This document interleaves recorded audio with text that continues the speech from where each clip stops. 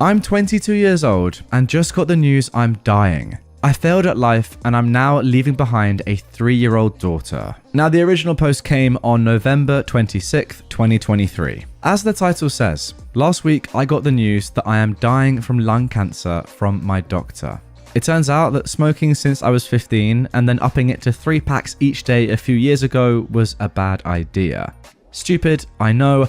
I thought it wouldn't come so soon though. It's stage 4, and as of now, I have months to live. Please don't feel bad for me. I've done nothing good in life, except have my daughter, to really be sad about losing me. I've got no family, because I grew up in the foster system and I aged out at 18. My daughter's father is in prison for serious crimes to the extent that even if he got out, he wouldn't be allowed to be in her life. My daughter is only 3. We don't live in a good area, and when I go to work, I have to leave her with an elderly neighbour that always gets her name wrong every day. I don't want her to grow up like I did, in that foster care system. I feel like it's the reason why I messed up and did nothing good with my life. Yeah, I know it's not the only reason, and my own stupidity caused most of my issues, but if I just had some family or a support system to keep me in check, it could have been better. I just want to give her some chance to have a better shot than I did. The thing is, I do have an idea for who could take care of her. One of my closest friends is a co-worker at my job, and she's amazing. While I'm at the bottom of the job, like if they need to lay off people, I would definitely be the first to go, she is their prized worker and makes serious bank. She has a good husband and a kid. I want to ask her if she'd be okay with adopting my little girl once I'm gone, but I know it won't go well. The thing is, my co-worker and her family are black, and me and my daughter are white. Like we both have blue eyes and can't tan white. There's no way I can ask my friend to adopt my daughter and force her to deal with those kind of issues an adoption like that will bring to her family. But then that just leaves my little girl to grow up like I did, in a trashy system with only a will of about $1,000 to help her and a necklace my mother had that I'm going to give her. I don't know if I should bite the bullet and ask my close friend if she's willing to take my daughter, or just suck it up and try to work as hard as I can to get as much money into my will for my girl. But either way, I failed as a mother, and that is a regret I am literally taking to my grave. Now that is the end of the original post, although OP has added a little edit after pretty much the entirety of the comments were saying, no, you have to ask your friend, let her make that decision, but you have to at least ask her to see if she would be willing to adopt your daughter when you're gone, no matter how sad this story is. OP says, okay, I reached out to her and we were able to set up a place to meet. It's some simple, cheap bakery you can eat inside. I'm going to ask her if she can adopt my daughter. That way, if she says no, I can have more time to go to an adoption agency near us. Thank you for the support, everyone. Okay, let's get straight into the update. This was posted on December the 12th, 6 months ago, roughly 2023. All right, I'm back now. A day after my post, I was able to meet up with my friend / co-worker. And after telling her about my diagnosis, which is something I haven't told anyone at work, I asked her if she was willing to adopt my little girl. She was shocked and tried to comfort me about my upcoming death, but she told me she couldn't give me her answer right then and there. Well, it turns out that she does want a daughter, but something happened in her second pregnancy and caused her issues that I don't feel right in sharing. So she does want to consider adopting, but she first needed to talk to her husband and talk about planning if he agrees. I understood since it was a big change in their family. I said okay, and after we ate, she gave me a hug and told me she will miss me. This is embarrassing, but I actually started crying. By the way, not at all embarrassing. I also started making the emails. It gave me this idea and I thought it was amazing. So I created an email for my daughter and started pre-recording videos for stuff. It's nowhere near ready, but I already have some ideas and recorded some videos for her birthdays and some big life events like first crushes and prom and first job. Sad to say, but I realized planning it that most of the videos will be don't do what I did. My friend reached out to me a few days ago and said that after having a long talk with her husband, they both are considering it. Apparently they do this thing where after talking about a huge change in their lives, they'll come to something to agree on and then wait for a while, and if they're still on the same page, then it sounds like a good idea. She did tell me that it wasn't a yes though, there are some issues they want to fix first. She said that while they both really like the idea, they barely know anything about my little girl. Her husband and 6-year-old son haven't even seen her, and while she has seen and heard about her, it's from me. So she told me about a plan they came up with. For the rest of this month, I'm going to have to get up 2 hours earlier than normal to drop off my daughter at their house so her husband can watch over her as he works at home. Then I'll go to work with my co-worker. This way, her husband and son can get to know her. She also said she wants us to celebrate Christmas with them, so that's something to look forward to in the future. This all started yesterday, and when I went to go and pick up my little girl, she was the happiest I've ever seen her in a long time. My friend's husband said that they went off on the wrong foot at the start. He said she was really scared a bit and didn't want to play with their son yet, but since it was their first day, he thinks she'll get better. We did it again today, and he said she mostly watched their son play, but it was already better than yesterday. So that's what's happening right now. I'm scared this will be for nothing, but at the very least, now my daughter is getting better at their house. So even if they say no, in the end, she already has some better memories than when she was with me. Okay, that is the end of the update. There is another couple to come though. Let's first of all jump into some comments. Somebody said, "Sending you so much love, sweetheart. I hope you're able to enjoy your little girl and find peace knowing she'll be with a loving family. And even if it ends up not working out, you did and are doing your best to provide her with the best possible future." Yeah, I mean, it's clear that OP is the sort of person that is extremely harsh on themselves. And I would say that OP is going too far. I don't think she can possibly be as bad a mother as she is explaining or expressing that she is. Yeah, look, she's just in a terrible situation. I mean, having lung cancer, despite smoking a lot, having lung cancer at the age of 22 that is terminal is extraordinarily tough. I mean, I think we can all agree on that.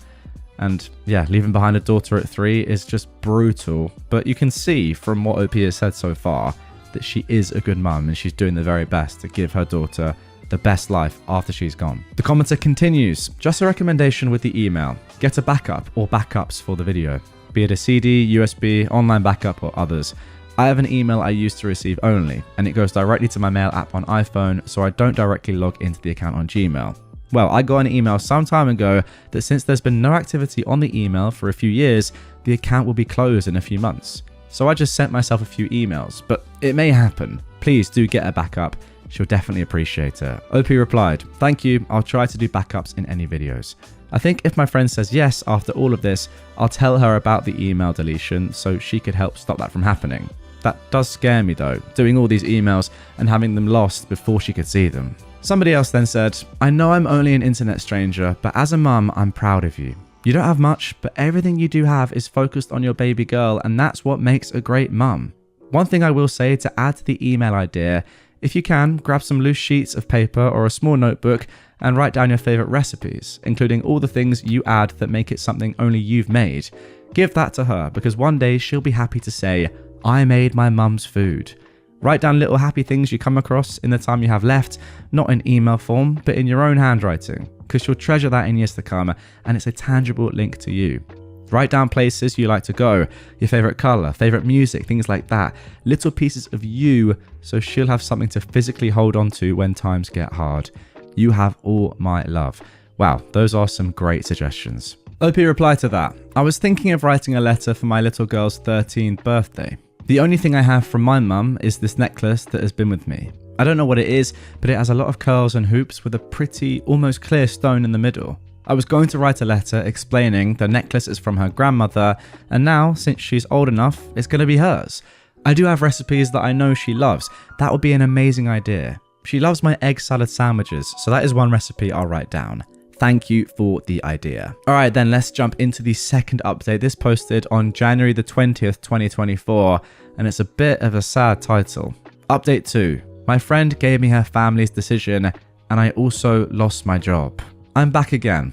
I'm sorry for being gone so long. A lot has happened, and this will be my last post. So this is going to be long. Sorry. First, I started feeling really sick days after Christmas. My whole chest was hurting, like someone was hitting it with a hammer over and over, and I was coughing up blood. My best friend was terrified that I caught something, because the doctors have said that me getting sick right now could be deadly, so we had to go to the doctor. Thankfully, I didn't get anything. It was the symptoms getting worse. Also, thankfully at the time, I was still at work, so I didn't have to pay much for the bills. Yeah, that was another terrible thing that happened to me recently. After the trip to the hospital, my work called me in private. Remember how I said that if something were to happen, I'd be the first to go? Well, guess what? The bosses were telling me how they couldn't keep me there, as I'm dying because it wouldn't feel right, and how it's apparent to them that my illness was slowing me down and forcing my co-workers to work harder to make up for me, and that wouldn't be fair and all that. I know I was just causing more problems to my co-workers since I got diagnosed, but I didn't think they would complain about me to my bosses. I'm so stupid for that. Of course, I was being a pain. I was hoping to still be with them till the end of the month so I could pay my apartment rent, and I barely had enough money for bills, rent, groceries, public transport, and the hospital. This is where my best friend / former co-worker comes in. After testing out caring for my little girl for a few weeks and spending a big holiday with them, she and her husband agreed to adopt her. She was telling me about some of her plans, and I told her it would probably be for the best that my daughter moves in with them. She asked me why, and I told her our work fired me, and I wouldn't be able to care for both of us with so little money. She told me we both could move in with them. They have plenty of guest rooms that I could pick. I actually cannot believe the 3 paragraphs I've just read there, guys. I'll wait until the end of the update until I give my thoughts. But oh my goodness me, this is just 100% illegal. Anyway, let's carry on and get to the end of the update before I actually explode. What have I just read? Okay, OP continues. I swear, I tried to say no. Her family was already doing so much for us. I felt like this was too much. She told me I could be a huge help for them living there during my last months. Her husband could use the help looking after her as he works. I can help them decorate and fix up her new room, show them the foods my daughter likes to eat. So I promise I'm not going to be a bother to them, and we are hard at work getting the needed papers together for the adoption after I'm gone. Besides, me living there could help my little girl become more comfortable in her new home. And guess how rich her family are? They have a personal family lawyer. When I haven't been feeling sick, we've been working with him to make sure the adoption goes through. Okay, maybe also get that lawyer to have a word with your bosses that fired you because you were ill. Something that is 100% illegal. Okay, after all of that, I do want to share some other fun news. Christmas with them was probably the best Christmas my daughter and even I have ever had our entire lives. My friend's family had like 5 Christmas trees in their entire house. 5? I mean, that's too much. 1, good amount. 2 or 3, that's quite a few. 4 is getting a little bit silly, I'd say. 5? Wow, they really must be rich. Thanks to my friend, I was able to make a really special Christmas gift for my daughter. A Build-A-Bear. Well, it was really a bunny, but still. I made a voice recording telling her how much I love and will always try to keep her safe. And my friend knows about the emails. I'm almost done with them actually, just a few more left. I gave her the password to both the email and this Reddit account, so once I pass, she could delete this one. Sorry, but I've been getting so many messages. I don't want people to message me when I'm gone. And about the messages, I've gotten a lot since I updated. Apparently my story was shared on TikTok. That's cool. It's weird that I've gotten so many people reaching out to me and messaging me wanting to talk. I've never had that happen in my life. It's funny how it happens once I'm dying. Tons saying how if my friend said no, they would love to adopt my little girl. Thank you, but thankfully my friend did say yes. But if you still want to adopt, please reach out to a foster care system in your state. There are still children struggling in the system going through what I did. Give those kids the life I could never have. I've also had some people saying how they would love to pay me money to help. Please don't bother. Sorry, but it feels weird accepting money. My whole life I've worked for everything I've had, so it feels wrong accepting money and help from strangers just because I'm dying. This actually makes me go back to the title of the post in its entirety. Just want to remind you guys of it. OP says that she failed at life. I mean, it's so like self-deprecating in the worst possible way because it's just not true. It's just not true at all. Anyway, let's carry on. OP says finally that she does want to address a few messages that she's gotten about race. Most were about why I cared about my friend's family and me and my daughter's race being different. It wasn't a lot, but a few called me a racist for caring about that. I want to say that my nerves about that isn't because I think me and my daughter being white makes us better than my friend or anything. Far from it. I've seen a lot of stuff in the system and talked with other kids of different races, and those kids of different races were put into care with people who were also a different race from them. They would tell me the problems they face from the parents. Not that I'm scared my friend will do that, but also from the outside world. Being called names and insulted. One kid told me how she got screamed at by some older lady at a restaurant, and the parents did try to get involved and it got into a nasty fight. So yeah, I was scared her family and my daughter would face the same bigotry the foster kids I knew from before faced. but I can't let my fears about some bigots ruin my daughter's chances. Anyway, this will be the last time I'm going to probably post on here. I don't want to waste my last days. I've thought about taking up painting again actually. I used to paint when I was in high school before I dropped out, and once in the same school, we read a classic book about a world where books are banned. I don't remember a lot from the story, but I do remember at the ending when a character said, "You didn't waste life when you make something to leave behind." That always stuck with me. I want to paint something. Maybe my friend could hang it up or keep it in their attic, but as long as I've left something behind, my life wasn't for nothing, right? I also need to help my friend's family and my daughter settle into their new lives.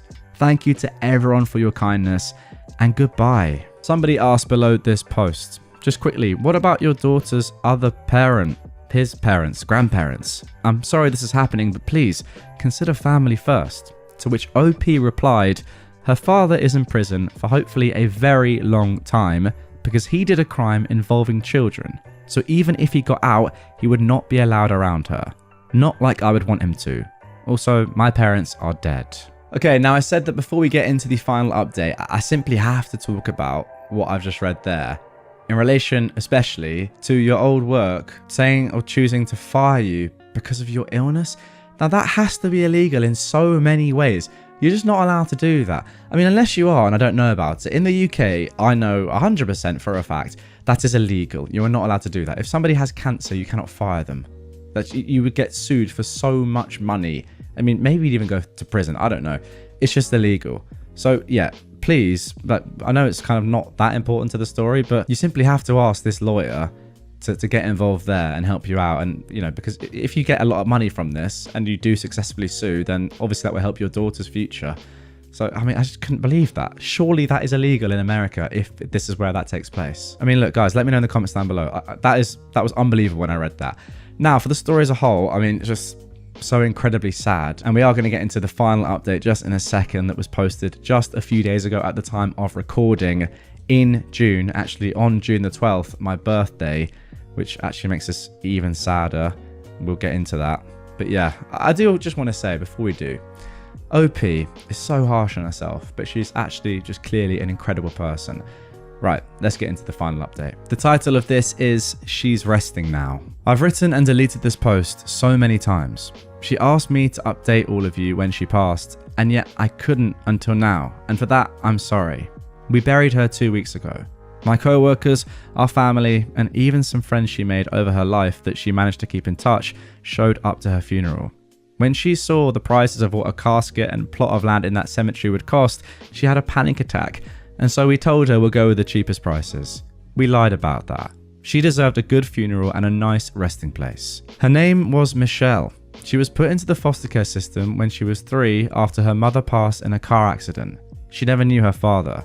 When she was 16, the man who was supposed to be caring for her took her out of high school. She found out she was pregnant from him when she was 18, and it was discovered he had horrible images and videos of children on his computer, and so was arrested. Ever since, she was working and doing her dang best to make ends meet for her and her daughter. She got a job at our workplace just a few weeks after she turned 19. I only discovered just a few months ago that she actually lied to get the job. I asked Michelle why she did that, and she responded, "Why would it be a big deal? They taught me everything anyways." That is the Michelle I knew. It shocks me reading over her messages she left behind, how little she thought of herself. She was always so confident, at least how we all saw her. She walked head held high and with a purpose. She never appeared out of control of a situation, except for the past few months, and honestly, I believe she was allowed to have moments of panic and grief. Nothing went past her too. She seemed to know everything that was going on around her at all times. It also seemed like Michelle wasn't afraid of anything. She even made friends with some homeless people around the area she lived in before moving in with us. One of them was Ted, who she knew because he was around a gas station besides the bus stop. Before her cancer took a turn for the worst and she was taken to a hospital, she asked me to drive her there. I thought at the time she wanted to see some familiar sights, but instead she walked into the gas station, bought a sandwich, and then walked around the side and handed it to who I learned was Ted. Ted showed up to her funeral. I don't want to describe her last few weeks when she was alive. It was in the hospital and she was so weak and frail, just not like her. We visited her as much as we could. Our children hated seeing her in such a state though. All of us did. but we couldn't just ignore her and leave her behind. I wonder if it was the right thing to do though. Our last visit, I just had a feeling it was the end. She was asleep when she finally passed on. She had gladioli and poppies at her funeral. We all loved the meaning behind the gladioli flower, and she picked poppies because she loved calling our daughter her little poppy. We painted little poppies on her bedroom walls. She keeps asking us where her mother is, and always sleeps with the bunny build-a-bear Michelle made. Michelle never got to finish her painting, but I think that makes it more special. We're gonna hang it up in our daughter's room when she gets older. The emails are finished, and she's going to see her first one on her 4th birthday. We have all the letters and recipes she was able to write down tucked away in a safe location. Like the painting, we'll give them to her as she grows older. We also were able to apply our daughter for full Social Security survivors benefits, and we'll be putting those into a savings account for future college or life use. That is all I can think of right now. According to Michelle's wishes, I'll be deleting this account in a few weeks. My husband and I promise we'll raise our daughter to the very best we can and make sure she is as loved as Michelle loved her. Thank you for all your kind words and support. Wow, and there we go. That is the end of that one. I'm lost for words as to what to say there. Just so sad. I really don't even know how to react to that. Sometimes you read a story and it just hits you, and that was one of those stories, no doubt about it.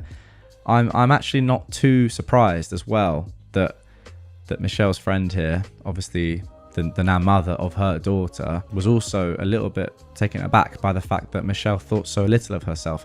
Because based on her actions in real life and just day to day and how amazing she seemed as a mother, you would have thought that she just was like, you know, really confident in her own ability, brave, courageous, just, yeah, backed herself and did the right thing a lot.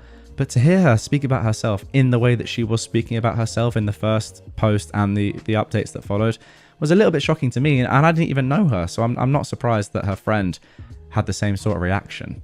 But yeah, again, all I can really say is Michelle's a great woman, and by the way, so is her friend, Michelle's daughter's new mum, adopted mum, for taking her on and yeah, just giving her a great life. It seems like they are a great family, and fair play to Michelle for not, you know, sending her daughter to the care system or letting her daughter go to the care system as she would have done, but doing this instead. Damn, what a story, eh guys? Maid of honor kicked out of wedding on wedding day. Things escalate. This was originally posted on May the 31st, 2024. This was originally posted on May the 31st, 2024 with the title, "I tried to warn the bride that her bridesmaid dresses wouldn't work for me, but she insisted, and now she's annoyed because I look like the bride." I'm supposed to be the maid of honor tonight for a wedding. My husband is the best man, and we've been friends with this couple for a long time. The problem is that now I'm being kicked out for being black, and my husband wants to step down as best man because of it. It's causing a whole thing. To clarify, because this is important, the bride is not racist in any way, she's just kind of dumb for refusing to listen. My skin color is the issue, but not because she has a problem with it overall, just because she didn't realize that my skin would make a dress look different on me than on others. She's had this vision for her wedding forever, apparently. Her bridesmaid dresses are nearly identical to her wedding dress in style, except a different color. And on the bridesmaids' dresses, the detailing stops at the waist and they're not laced up in the back. My dress as maid of honor is an exact carbon copy of hers, just in the other color. Now here is where it gets to be a mess. She picked this color the company calls morning gray for her bridesmaid dresses.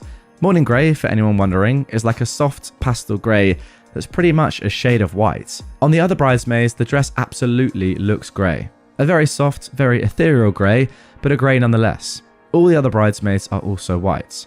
I'm not. I'm not only black, but as I've been to the beach for another wedding this year, I'm darker than I normally am.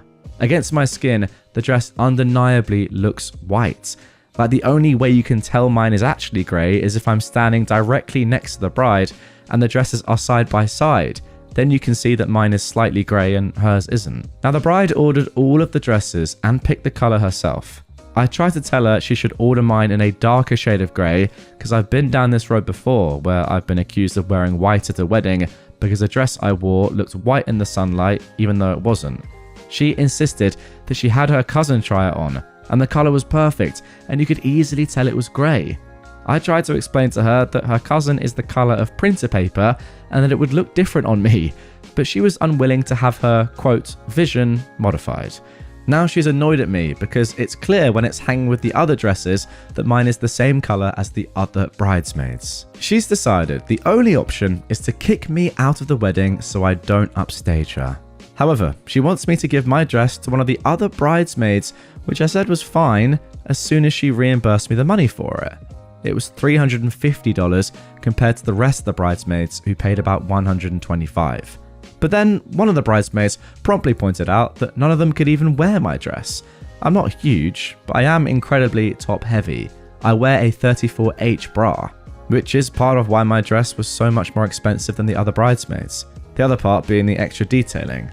So none of the other bridesmaids would be able to keep my dress up even if the lacing was pulled as tight as it would go. So now she's decided that I've ruined her perfect wedding. She screamed at me and told me that not only am I not in the wedding, but she doesn't even want me to attend as a guest, which annoyed my husband, A, because she was warned. I even sent her photos of a dress that I wore that was almost the same colour to a different wedding, and B, because he doesn't want to attend a wedding we travelled for without me, and he thinks it's BS since she insisted on that dress colour. Okay, so there we go. That is the original post. And before we get into the thoughts of some other people on Reddit who have commented down below, I just have to say a few things myself. First of all, are you 100% sure that the bride isn't actually racist? Now, I know you've said she isn't, but just based on a few things that I'm reading there in the first post, and I'm not talking about her saying, the bride saying that you need to leave because the dress doesn't look the right color on you. Not even that, just the tone and the way she was going about what eventually happened, as in not even inviting you to the wedding after all, even though you're meant to be one of her closest friends and were going to be the maid of honor. Like you could still just come as a guest, right? I don't know. Very, very strange behavior. Also, the fact that she's asking to replace you with someone that is white or lighter anyway. I mean, you can say it's not racist because it's about the color of the dress. It sounds pretty racist to me. I don't know. There are ways to go about it which would make her seem less racist, is all I'm going to say. I mean, overall, she just does seem like a terrible person, to be honest. But yeah, let's see what the comments are saying. It's worth saying as well that you did absolutely nothing wrong here, OP, at all, and the way you've been treated is horrible. Okay, so somebody said, you're not the jerk, you did nothing wrong, and I'd fully support your husband stepping out as well. Neither of you are ruining the wedding. The bride did that all on her own. What an absolute... Ugh, never mind. Also, you say she isn't racist, but this comes across as someone who might just be a little. Like someone who screams, I don't see colour, or who says, I can't be racist because I have friends of colour. Well, lady, your behaviour tells otherwise. And you, OP, you deserve so much better than this. Somebody else said, OP went out of her way to say her, maybe former, friend isn't racist, but this sounds pretty racist to me. She went from maid of honor to being screamed at and uninvited to the wedding and is being replaced by someone with lighter skin who doesn't compromise the bride's aesthetic. Yeah, I mean, that is exactly what I was saying. I don't know. It's weird though, because you wouldn't just suddenly become racist, and she was invited with a pretty major role at the beginning of this, you know, maid of honor. It's one of the most important roles there is at a wedding. So I'm not sure. Maybe she is just really, really strange and was genuinely horrified at how the color looked on you, and that's nothing to do with your skin, even though it is to do with your skin, but it's just purely an aesthetic thing. I don't know, is that racist anyway? I'm not sure. And then somebody else commented, describing the cousin's skin tone as a print paper is freaking funny. Thank you for that. Why can't she have you in a different colored dress? Some brides do that for their maid of honors. Just dye it or something. That's an extreme overreaction on her part, especially since you warned her. That is a great point. You could just get another dress and still be the maid of honor. She doesn't have to replace you. Maybe she is racist after all. The comment continues, you're clearly close since you're her maid of honor, so you'd think she'd trust what you look like in a certain color, but Bridezilla clearly lost their marbles. I'm thinking you dodged a bullet on this one, and hubby will too once he dips, but there has to be other solutions than straight kicking you out. If you really want to stay in it, ask her if you can find someone to dye the dress if she's amenable to you having a different shade. Now that whole thing is a very good point. Yeah, there are solutions here which do not involve just flat kicking you out of the entire wedding. Okay, let's move on to the update. This was posted on the same day for everyone who is asking what happened. So, after I posted, things got ugly and the groom called everything off. Actually, this is a very good point. So, when actually is the wedding? That's what we haven't actually been told yet, have we? I'm not entirely sure. But yeah, maybe this is the day before or the week before, but the wedding seems imminent. I initially offered to dye the dress since I was the only person not getting my hair done. My hair's been damaged more than once by stylists who don't know how to handle the texture, so I'm very limited in who I will let do it, and instead I usually do it myself. The groom thought this was a great idea and even offered to pay for the stuff needed to dye it and let me use his parents' place to do it. While he went to go talk to his parents though, my now ex-friend nixed that, because then I would stand out even more. So I asked what she meant by stand out even more, and a whole lot of truth came out. Apparently, she initially hadn't wanted me in the wedding at all, but her ex-fiancé is one of my oldest and best friends, and my husband was, note the past tense, one of hers. That's why we introduced them to each other in the first place, because we thought they would hit it off, and they did. Anyway, because my husband was the closest thing she has to a sibling, she really wanted him to be the man of honor at their wedding.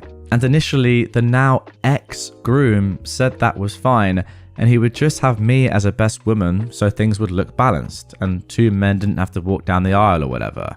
She really didn't like that, so they decided to switch it up, no big deal. Except apparently it was because I'm the only person of colour in the whole wedding party, and one of very few who will be at the wedding at all, and I'm going to stand out in every single picture. I asked her, what about the groom's parents? The groom is white, but he's adopted by a black couple and is quite close to both his biological and adoptive parents.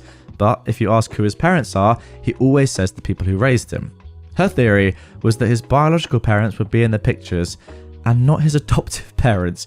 Oh my goodness, I'm only laughing because it's so insane. Well, when the groom came back and heard this, he flipped out, and then she said the dumbest thing she could have. Apparently, quote, "It's not his fault, he had no control over who adopted him, and the pictures should just be," another quote, "real family."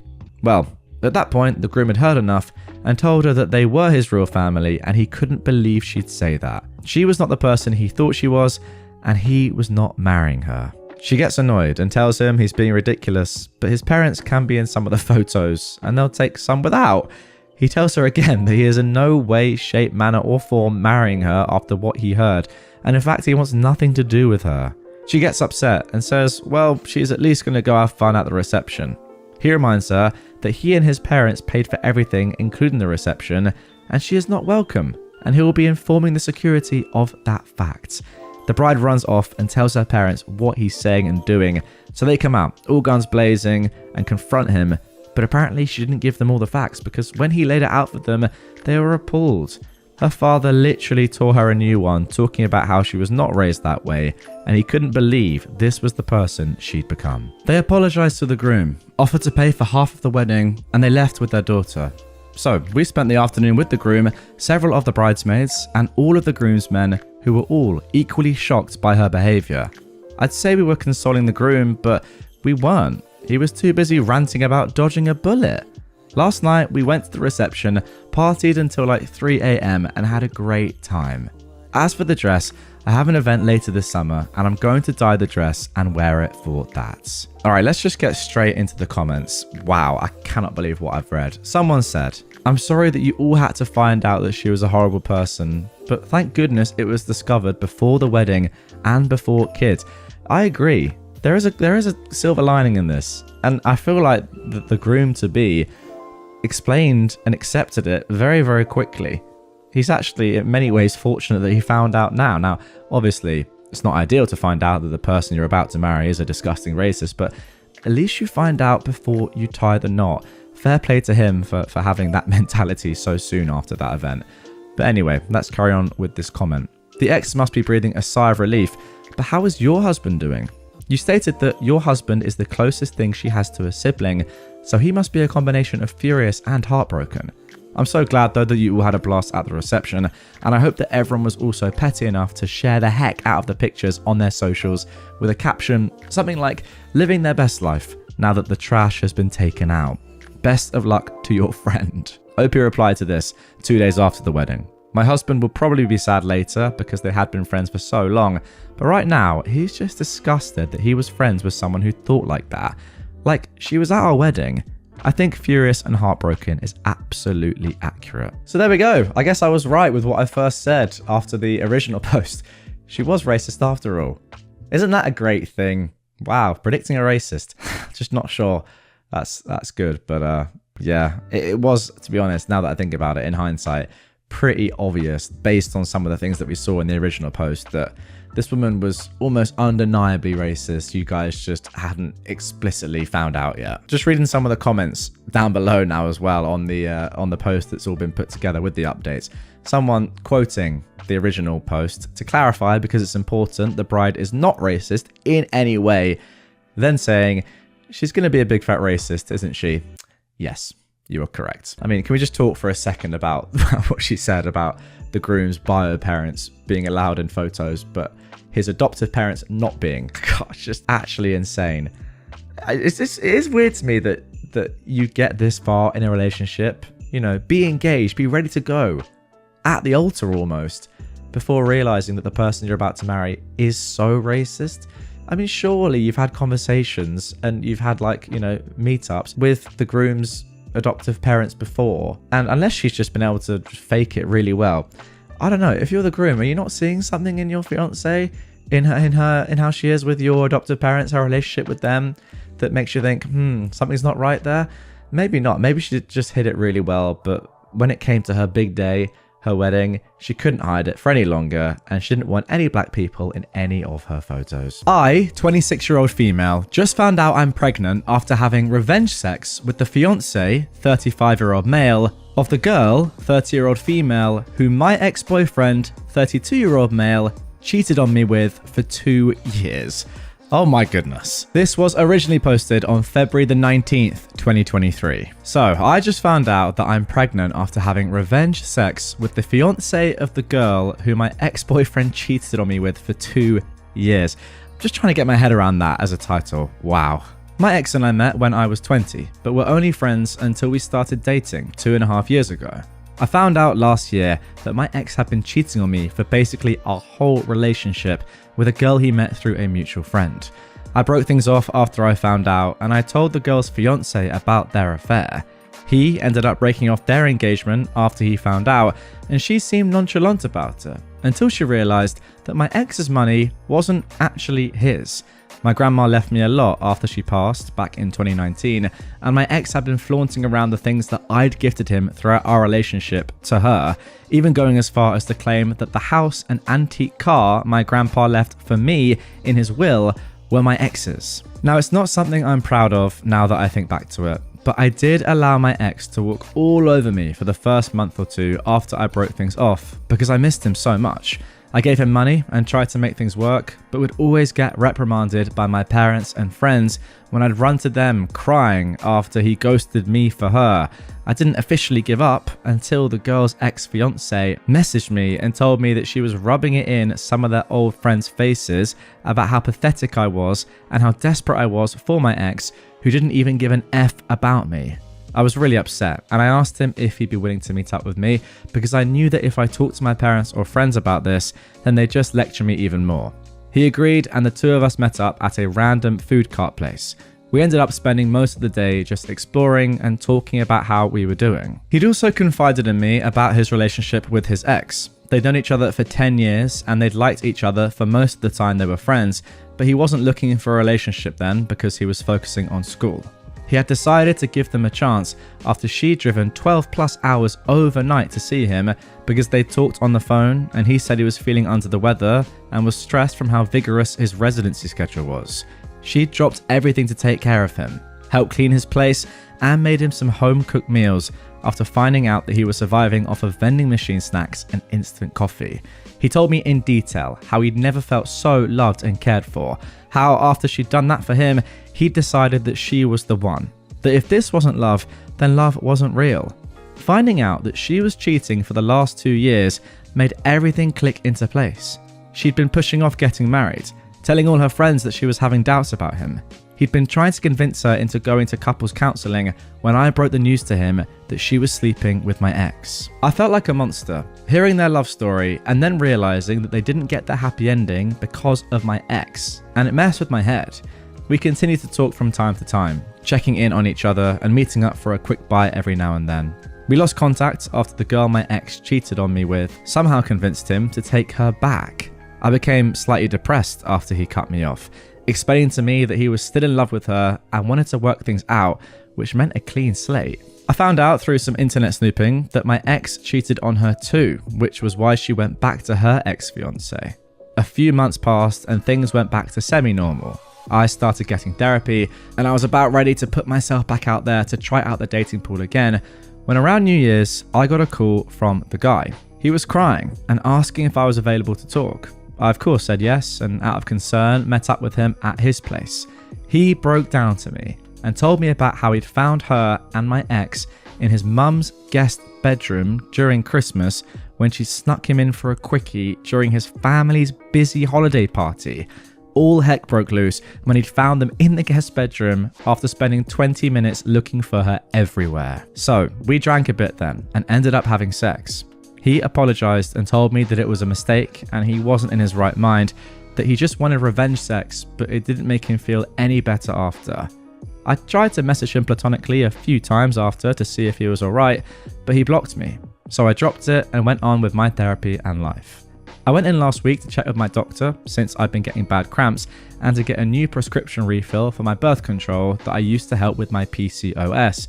I had to do a usual test to double check for the possibility of me being pregnant, and I was very surprised when it came back positive. I've been sitting on this new knowledge and I've been contemplating whether or not I should tell him, or if I should even keep the pregnancy. My doctor did inform me that since I'm still in the early stages, I am still at a big risk of having a miscarriage, so I don't know if I should even be worrying about it at all, since there's a chance I could lose it. And then it would just seem like I was trying to grab at his attention or something, especially after he'd made it clear to me that he wasn't comfortable talking to me anymore after we slept together. I've not told anyone, and I've been going crazy because I don't know what to do. And there it is. That is the end of the original post. And that is the beauty of Reddit, that people can come onto the platform and just post stuff anonymously. Nobody has to know it's them saying it, and they can get some real advice in the comments down below. Okay, and there we go. A lot to unpack there. And obviously there is an update to come, which was actually posted not too long ago on May the 20th of this year. So a good couple of months after the original. But yeah, just off the bat, I feel like you just got to tell the guy. I know you might miscarriage, but you also might not. He just needs to know. He does need to know. I mean, I put myself in that position. If somebody was out there that was pregnant with my child, you know, no matter what the context, I think I'd have to know. So for his sake, you've got to tell him. And then, yeah, ultimately, you know, it's your decision. You do what you want to do, but he's got to know. I really think you've got to tell him. Anyway, as I said, let's get into the update. I mean, just a crazy series of events, really. But yeah, without further ado, here we go. A lot has happened since my original post. I know a lot of people are against this, but I went through with the pregnancy and I am forever thankful for my beautiful baby. Hang on a second, guys. Okay, I've completely got this wrong. The original was posted February 19th, 2023, not 2024. So, you know, a year and 4 months ago. And this update is from just a couple of months ago, May 20th, 2024. Oh my goodness. OP continues. I had originally planned to get an abortion, but I found myself unable to go through with the appointment. I'm pro-choice and I always will be. Just because I chose to keep my baby doesn't mean that another woman or girl should be forced to keep a pregnancy they do not wish to continue. Everyone has a right to their own bodies. My parents were very upset with me and my whole family disowned me. I listened to what some of you said about letting the father know. We'll be referring to him as Dave. And after many failed attempts to reach out to him, I decided to go in person. Dave wasn't happy when I showed up at his place, but when I told him why, he agreed to talk with me. Dave let me know that he'd officially ended things with his ex and wanted to go no contact with me because I was another tie to his past with her, but he was willing to try and figure out a co-parenting plan with me if I agreed to a paternity test first. I of course felt a bit bad about the paternity test part, but I agreed to it since we both had only been acquaintances that bonded over our trauma. Everything was honestly easy cruising until I started to spot around the 26-week mark. My OBGYN explained that while spotting is normal while pregnant, mine was heavier and my blood sugar and blood pressure also both worried them because of gestational diabetes and preeclampsia risk. After a few nights of Dave insisting on sleeping on my couch, I had him help me move some of my things to his place since he lived close to the hospital. I'm very thankful I decided to semi-move in with him when I did, because I went into premature labour at 32 weeks. I'm very thankful to have had Dave and his family as my support system.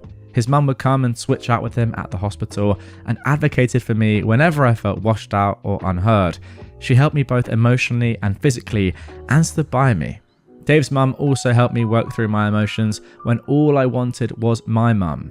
She and my dad had gone no contact with me after I decided to keep and have my baby. Dave's mum was an absolute godsend also because she's a retired nurse. She started in OB, went to NICU, and eventually later settled into lactation before retiring, and explained things to me when we found out that my baby had respiratory problems and had SUA, single umbilical artery, and that it could have been a factor into why I went into premature labour. She stayed with Dave and I so she could help me with pumping since I wasn't able to produce milk, and encouraged me when I felt like such a failure for not being able to take care of my son when he needed me the most. She drove me to and from the hospital while my son was in the NICU because I was healing and so mentally and physically exhausted. I really and truly believe that I didn't fall into deep postpartum depression because she held me and helped me with each step and was always so patient with me, even when I wasn't with myself. Dave's mum would constantly remind me that nothing was our fault and no one did anything wrong.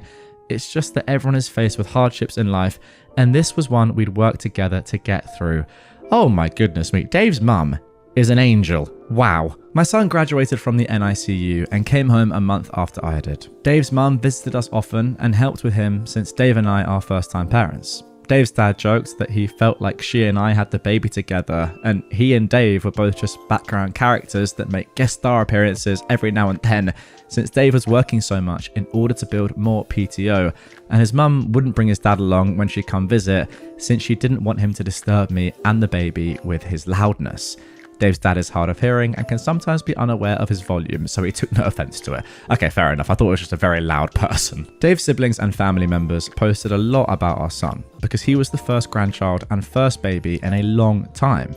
Dave's youngest cousin is 17, turning 18 this year. Now somehow, someone must have shared a photo or something, but pictures of us reached my family, and my parents demanded that I let them meet my son. Dave was supportive of whatever I chose to do and said that he'd agree to them meeting him if that's what I wanted. After thinking about it for a few days, I decided that I wanted to talk to my parents before I let them meet my son. When we met up to talk, my parents were offended that I hadn't brought my son with me and left him with Dave's parents. They said some really hurtful things, and then my dad started to question when Dave was going to ask him for permission for us to get married since we didn't already have a shotgun wedding while I was pregnant.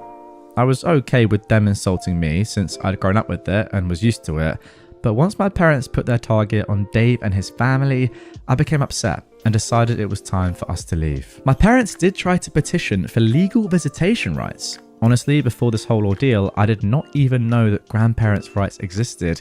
Actually, neither did I. Comment down below if you knew that was a thing. Wow. But they were denied because my son is still very young and because both Dave and I are very much on good terms. We're living in the same household, and they couldn't find or prove that there was any danger to our son's well-being. My family did try to reach out to us and claim that we were horrible people for denying my parents their grandchild, but no one ever seemed to be able to make a peep when Dave's family would defend us and point out that my family had been the one to disown me and that no one cared to see if I was okay until after I had the baby and everything was handled. Dave's mum and my mum got in a verbal, almost physical altercation after my mum had made false reports to CPS and called the police to do multiple welfare checks on us. My mum was given a police warning for harassing us after one specific incident where she threw a tantrum and caused a scene when the police found nothing wrong in the welfare check and refused to listen to her demands to have my son temporarily taken away from us and put in her custody for his safety. That's in quotes.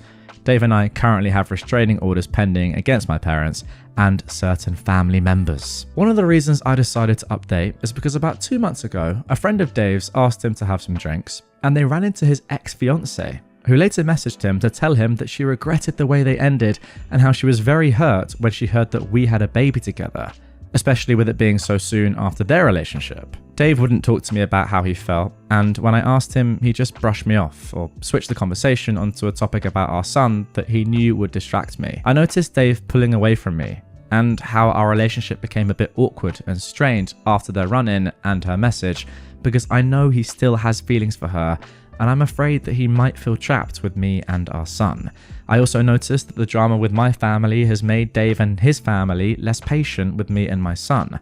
During Mother's Day, I overheard a few of his family members make comments to Dave about me being at their family barbecue, since I was just my son's mum and not really part of the family.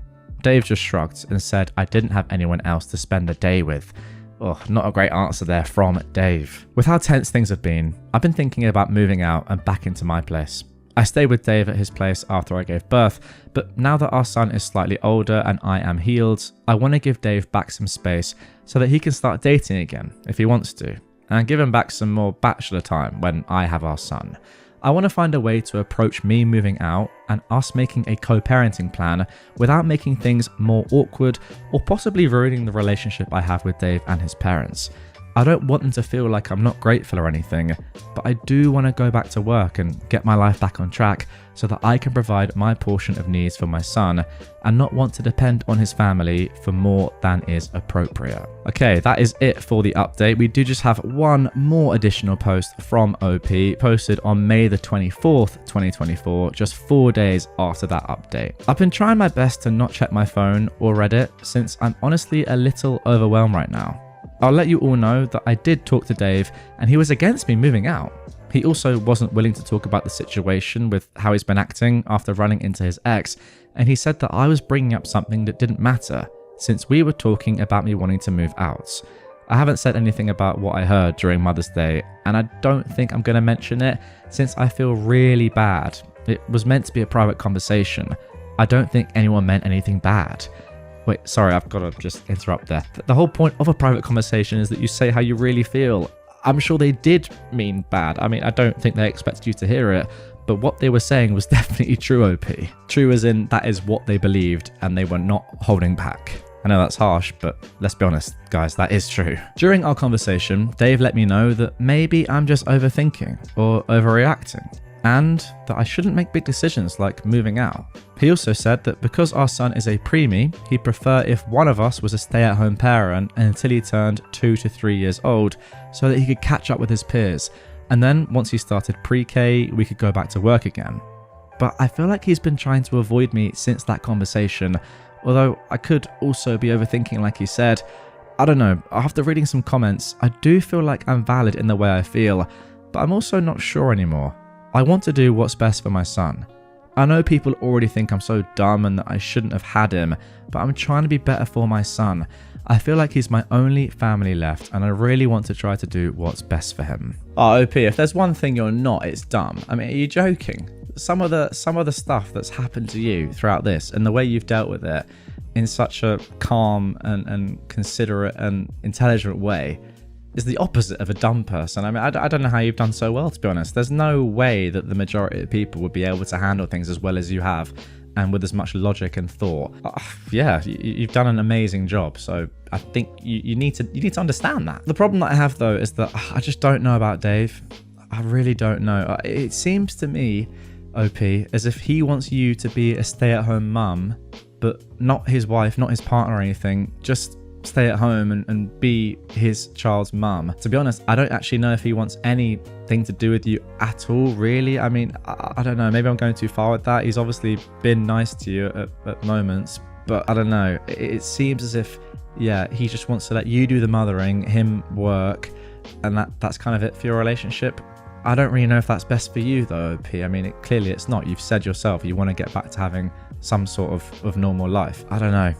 Yeah, maybe I'm reading into that a little bit too much, but I don't know. It's a weird one, him saying, no, I want you to stay and just stay at home, but we're not in a relationship, but we're co-parenting. I don't know. What do you think? Let me know in the comments down below, guys. Yeah, to be honest, the more I think about it, the more I think that you should just move out, OP. It's what you want to do, and you don't want to be a stay-at-home mum. You've explicitly said that. So yeah, you don't just want to be gaslit by Dave into thinking that you're overthinking things when you're not. You just want to do what you want to do, and obviously you've got every right to do that. I would say, if you can, move out. Simple as that. Am I wrong for ending a 20-year marriage because I learned my wife cheated on me while we were dating? This was originally posted on January the 8th, 2024. My wife, who is 44, and I, a 43-year-old man, have been married for 20 years. We started dating in high school when I was a junior and she was a senior. We were long distance for her first 2 years of college while I was in high school and did 1 year at community college. Then we went to college in the same city for a year and have lived together since. We got married the summer after I graduated college. Now, our marriage has been pretty great so far, but I initiated a divorce after I discovered that she was sleeping with multiple other men for the 2 years we were long distance. Just after Christmas, we got together with a few friends of hers from college to catch up, have dinner, and hang out. We talked about a lot of stuff, and my wife mentioned that we met in high school. Not that we dated, just that we met. Her old college roommate commented that it was crazy that we met in high school, had a few wild years in college, then ended up together. I played along and commented that I didn't know if my wife was as crazy as I was. The roommate started to tell a story, but my wife cut her off and said she was uncomfortable about it. I sensed something was up, so I said that we actually started dating in high school and were together for my wife's entire time at college. All of my wife's friends got real quiet and the rest of the dinner was awkward. On the way out, one of her other roommates took me aside and said that I should have an honest conversation, that's in quotes, about what happened at college. So I asked my wife on the way home and she kind of blew me off. I told her it was important that she was honest with me, and again, she said it wasn't important. When we got home, I told her I was going to stay at my brother's house until she was ready to talk about what happened in college. The next day, she came over and admitted to sleeping with several men during her first 2 years at college. She said she didn't consider it a big deal at the time because we were long distance, and she didn't think a high school romance would last. I pressed for more details, and she said it was at least 10 different men, including at least 3 guys she introduced to me as friends when I came to visit on weekends, and one guy that she was still in contact with. I told her that I wanted a divorce and would be starting the paperwork as soon as I could, which I did on January the 2nd. Wow. Her family and most of my family is telling me I shouldn't throw away my marriage over a few mistakes. I've stood by my belief that cheating on me with multiple men for years is unacceptable, no matter when it happened. And the fact that she continued to maintain relationships with these guys right in front of me was an unacceptable amount of disrespect. We have 2 children, but they are 17 and 19, and I believe they will understand why I need to end the marriage. Am I wrong for leaving? I feel like I'm going crazy with the amount of people telling me to overlook years of infidelity and decades of lies. Now that is the end of the original post, but OP has added in a few edits to answer some common questions. First of all, he says, the reason I posted this is that my wife and a few friends have been saying it's common to sleep with other folk when you're in a long distance relationship, and that I'm kind of the odd one out for not sleeping around. Okay, that is crazy. I felt like I was being gaslit, but I wanted an outside perspective. We live in a state with a waiting period to finalize a divorce, so I felt it was a reasonable idea to get some insight before things are finalized. After these comments, I see a handful of folk saying it's normal to sleep around during a long distance relationship, but it seems to be a significant minority. Yeah, obviously. He then says, we saw each other a couple of weekends a month during the 2-year college period. I lived about 3 hours away from her college, so it was long distance, but not like cross country. This was not a situation where we went months without seeing each other. The 3 guys I met while she was in college were meetups that happened during parties. The subject of me being a boyfriend didn't really come up, so I honestly don't know if these guys knew anything. The one guy we're still in contact with married a mutual friend from college. This is not some guy she secretly messages on the side, it's somebody we've talked to regularly for years. I've talked to him a few times since I've learned about my wife. He said he didn't know we were dating at the time and has since blocked her on social media. Wow. Some people have asked how the roommates didn't realize at our wedding that the timelines didn't work out. Now the main reason is that my wife and I had a very small ceremony with just close family in Texas, then went back to the East Coast to have a big party with friends. The typical reception or sharing of details about how we met stuff didn't really happen, so her roommates didn't realize we started dating before college. It sounds like they thought we only dated for the year we were both in the same city, then moved in together. He says he was open to therapy or some kind of attempt to save the marriage, but her insistence that this whole thing is common and I'm the one who's out of line is just too much for me. The only time she showed any remorse or even offered to reconcile is when I started filing paperwork. In the last week, she's gone back to saying she's right and I'm overreacting. This is also while I feel like I'm being gaslit. It seems obvious that this is a major issue, but I've got my wife and others telling me it's normal and I'm overreacting. Also, I'm not getting a paternity test unless my kids want one. I don't have any doubts that they are biologically mine and no test will make them not my kids. I love them more than anything in the world and my wife's infidelity won't change that, even if one or both of them is not biologically mine. They've been my kids for 19 years and they'll be my kids until I stop breathing. He also says we were definitely exclusive at the time. First, dating culture was a lot different 20-ish years ago, and exclusive was kind of the default for most people. Second, we had a long and difficult discussion before she left for college about continuing the relationship long distance. She specifically wanted to stay together and even joked about her dad coming after me if I started sleeping around with girls at my school. Finally, at my senior prom, she was not able to attend and was very upset when I proposed going with a platonic female friend of mine. As a result, I ended up skipping my prom and hanging out with her instead. While we never said the word exclusive, I think the above reasons, combined with the general relationship before she left, are enough to assume exclusivity. And finally, based on some comments here, I followed up with the friend that said I should have an honest conversation. She told me that, quote, 10 guys would be on the low end, and that her biggest concern was that there was apparently at least one pregnancy scare that I didn't know about. I honestly don't really think that changes much. It's less about the number for me and more about the fact that she seems incapable of recognizing why this was wrong or why I feel betrayed. Okay, wow, what a roller coaster of a first post. Let's get straight into the update posted on February 5th, 2024. I want to provide some updates here as my original post got a lot of traction. First, let's talk about the things I learned about the situation in college. After talking to my wife in sessions and texting with two of her roommates, it's clear that her roommates knew something was up in college. They said they thought the situation was weird and likely involved cheating. My wife had told them that we both had some wild times in college and worked it out before we got married, so that's why they never really brought it up. The roommate who pulled me aside recently was uncomfortable with the fact that my wife clearly didn't talk it through with me and wanted me to know. As far as being introduced to guys that she slept with, apparently that was not intended. For one of the guys, he ended up dating and then marrying one of our mutual friends from college. This is the guy she was in contact with. In the other situations, she initially blamed me in a counselling session we've been to, but has now agreed it was bad. When I went to visit her, she planned to hang out in the room or just hang out together alone, but I wanted to go to a few parties, as in high school and community college, I didn't really have any to go to. She didn't expect me to meet those guys, but they were at those parties, and she felt she didn't really have a choice. Now, I still think this is kind of trashy, but not as bad as her intentionally parading me in front of them. Most of our discussion in therapy has been talking about why I think it's a big deal and she doesn't. She initially said that none of these guys were in relationships with her and it was mostly one-night stands or friends with benefits. Since she didn't view them as romantic relationships, she didn't see the big deal. Those are her words, not mine. Now that is absolutely ridiculous, by the way. Just because you don't see yourself as being in a romantic relationship with somebody that you're cheating on your boyfriend with doesn't change the fact that you're cheating on your boyfriend. How dumb is she? Anyway, OP continues.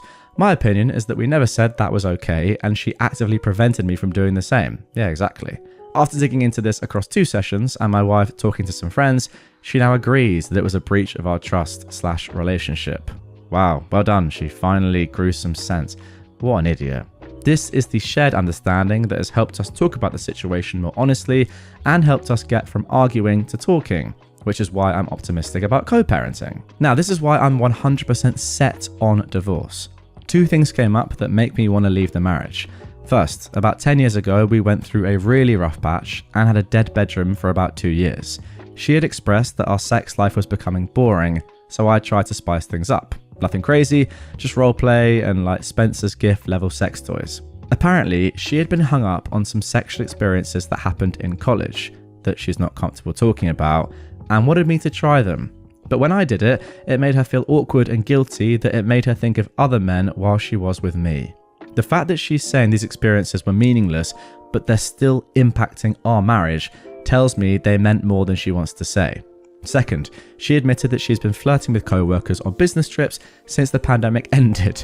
Oh my god. She says she's never slept with anybody, but it got as far as going on a date with one of her male co-workers. That was the absolute deal breaker for me.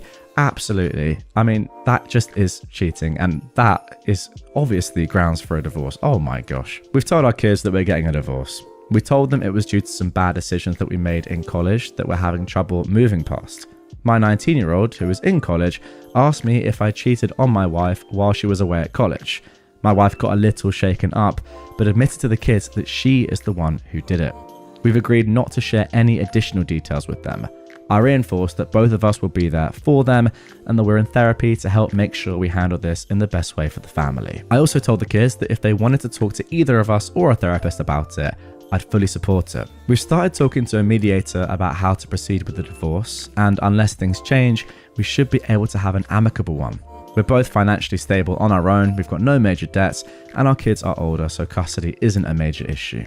This has been a bad couple of months for me, but I'm doing okay now, and I honestly am grateful that my last post blew up because it both validated some of my feelings, but also motivated me to go to counselling with my wife. Okay, and that is it for the first update. Let's get into some comments. Somebody said, "Sorry, but this is for the best. She's been keeping you in the dark for over 20 years. Quote, she says she's never slept with anybody, but it got as far as going on a date with one of her male co-workers. If you believe this, then I got a bridge on Mars to sell you. Dead bedrooms for young couples usually mean someone is getting somewhere else." Ooh, I didn't think about that. That is a very, very good point. And I agree, actually.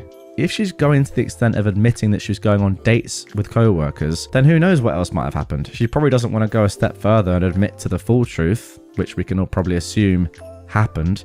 Wow, that's crazy. I didn't even think about that. But to be honest, yeah, I had to say I'm 99% confident now that that has happened. OP replied, "I don't really believe it, but I also don't think it's worth it to dig into more. I'm getting an STD panel done to make sure I'm safe, and I really don't need to know anymore, because if it was just a date, we're getting divorced.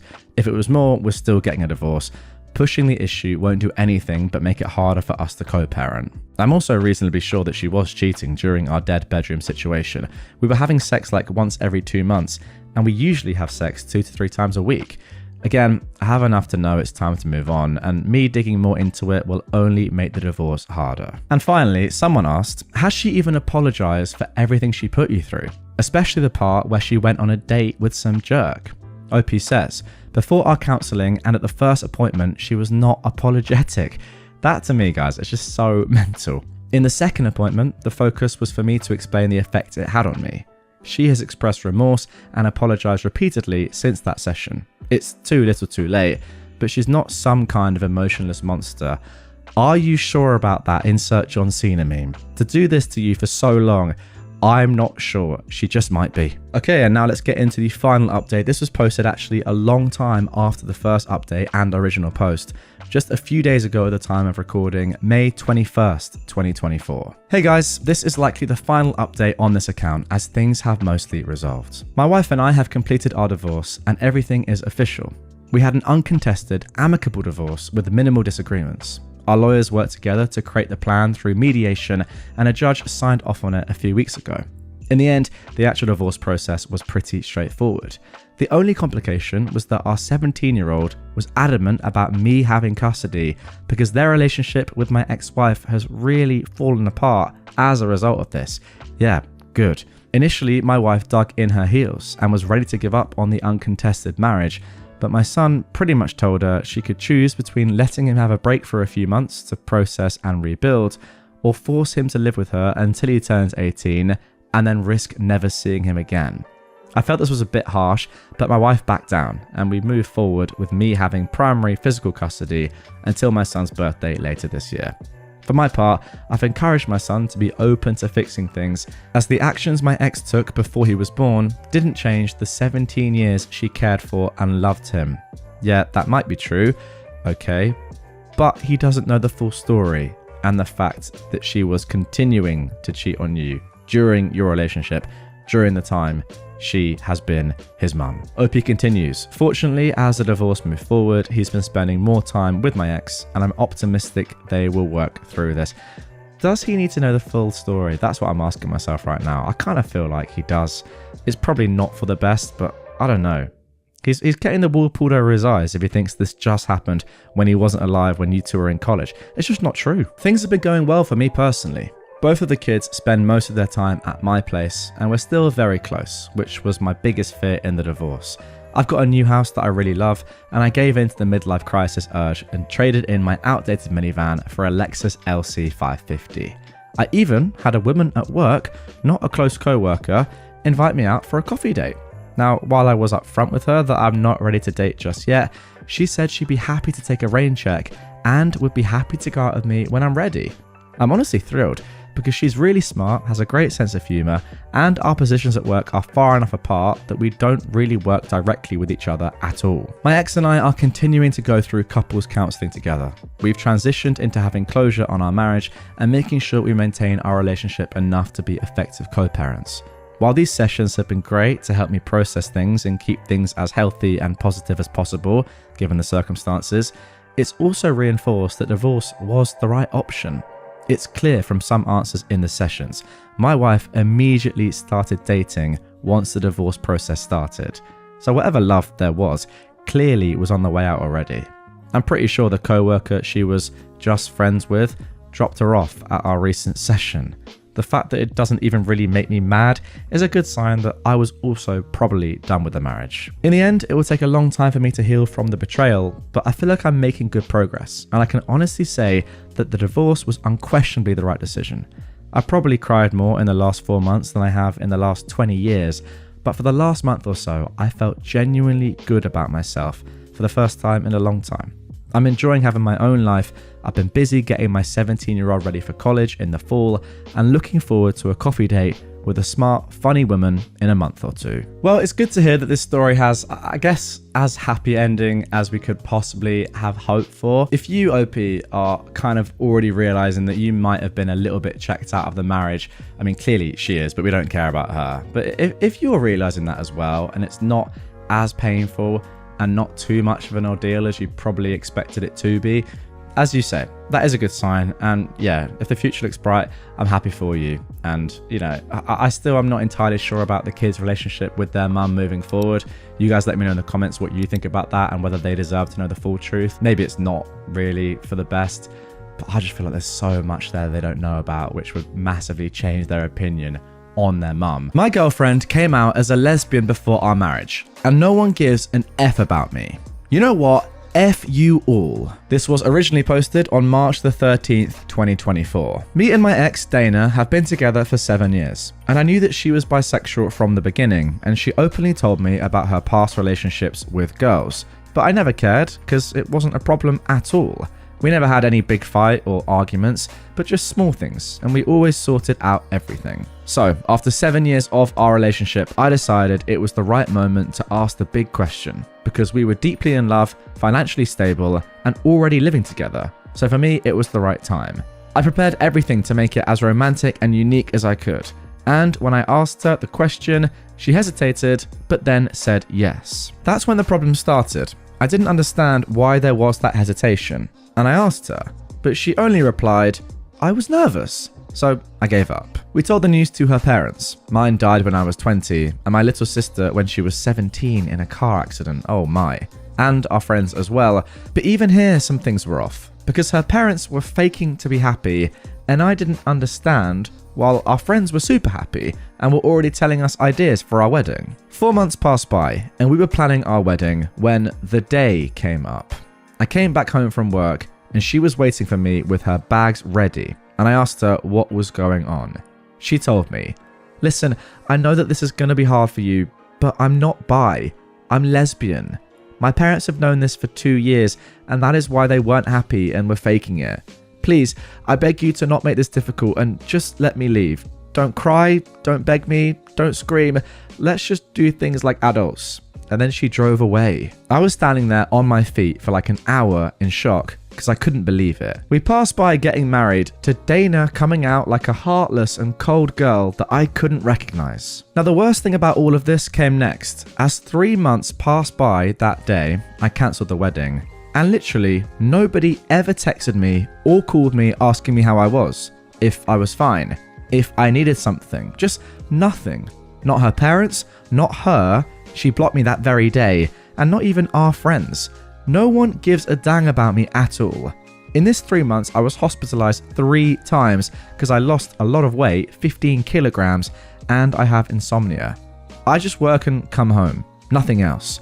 While everyone else is praising her for her coming out, how good she is to finally realize she was lesbian, and her courage to be herself after years of fighting to find her true identity. Right now, I'm not even capable of being mad. I'm just in disbelief as to what's happened, how fast it all happened, and that no one gives an F about me because her coming out is more important than her ex. You know what? Screw them all. They showed me their true colors, and screw my ex as well. Okay, so there we go for the first post. Let's get straight into some top comments on that before I give my thoughts. Somebody said, she did not solve her problem like an adult. She avoided it and then ran away like a little kid.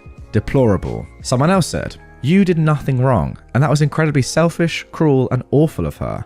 As soon as she realized she was a lesbian, she should have broken it off. She wasted a minimum of 2 years of your life that she knew for sure she was a lesbian, and she strung you along. Nothing makes that okay to do. Now, it will get better. Give yourself the time you need to grieve and heal. Be kind to yourself. Treat yourself. Don't rush the healing. You'll be okay. And finally, someone else said, I'm so sorry that you were deceived and that nobody gave you any sympathy. For your own mental health, you need to put all of these people behind you. They are not going to give you what you need. It will be hard, but you need to start rebuilding a new life for yourself.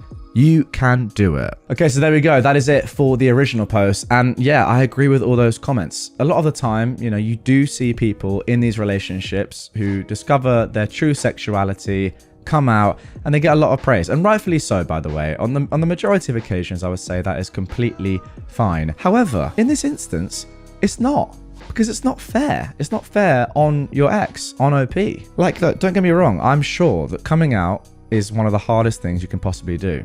But in this situation, you are screwing over the person that you're in a relationship with, and that ultimately is selfish, despite how hard it is to come out. If you've known this for 2 years and you haven't told your partner, I'm sorry, but that is selfish. I mean, in England, not too long ago, we saw the same with a famous TV presenter, Philip Schofield, now in a lot of controversy, but before that, he was getting a lot of praise for finally coming out.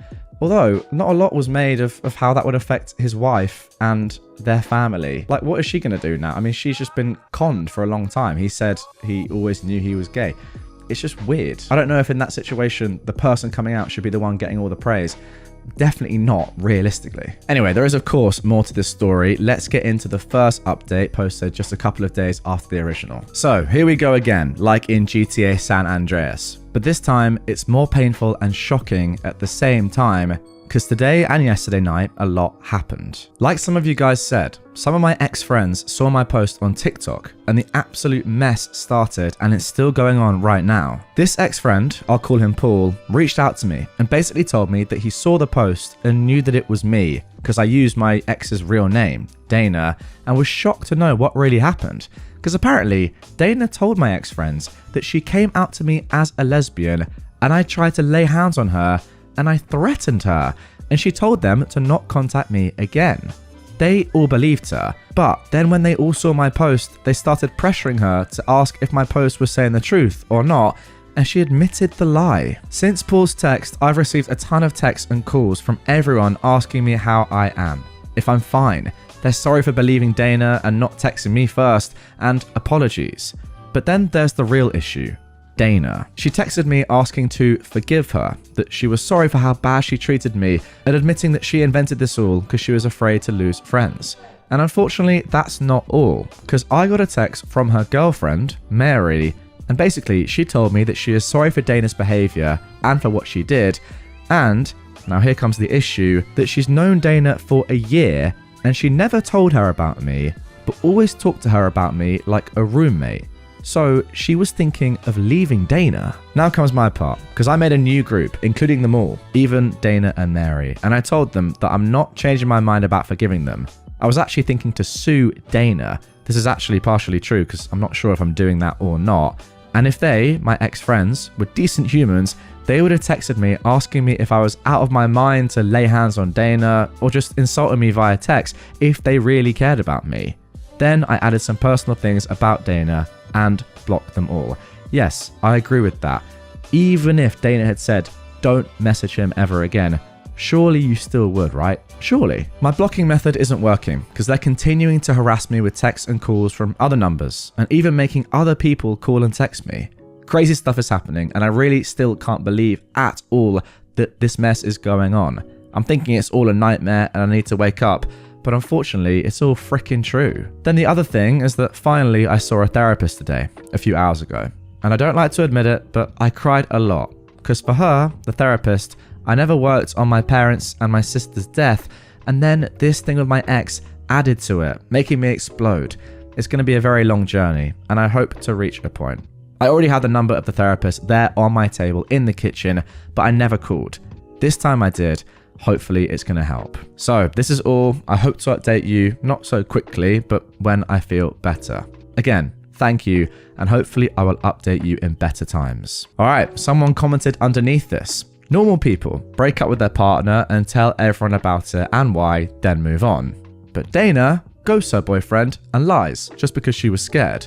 Honestly, I would definitely sue for defamation, man. You have the evidence, and I don't think it could go wrong. What do her parents think? OP replies, I forgot to write this little part, but the quick resume is that I never had a good relationship with them, so we never got along well. They always said that I wasn't the right guy for their daughter, so I never really cared about them. But this time, they asked me to think wisely and to not sue Dana because she was afraid, and they even justified her actions. That's all. And in fact, I wasn't surprised about their reaction to the news of marrying her. Someone else said, dang, you were absolutely correct calling the ex-friends out because, yeah, any good friend would have called you out on problematic behavior, or at least been like, dude, what were you thinking exactly? Also, there's no shame in crying. Good luck on your healing journey, and those folks can kick rocks. Also, I would create a template response for when folks message you and just copy paste it. It's funny how they had no problem ghosting you, but now can't accept you telling them to F off. And then finally someone said, OP, just change your phone number so your ex and toxic friends won't call you again. Focus on your healing, and I pray you find the happiness and love you deserve. All right, now let's get straight into the third update. This was posted on April the 15th, so about a month after the first update. A month has passed since my first post, and here I am again. I know that I promised to be here again when things would be better, and I hope for that very much. But unfortunately, my life isn't better at all, and things are going worse than I expected. I'm going to talk in the same way how I talk with my therapist, because you guys are a little bit like my therapist. Now, you know I'm not an expert of therapy and these things, and I hope that in a short time things would change and I'd feel better, but it's more difficult and longer than I expected and imagined.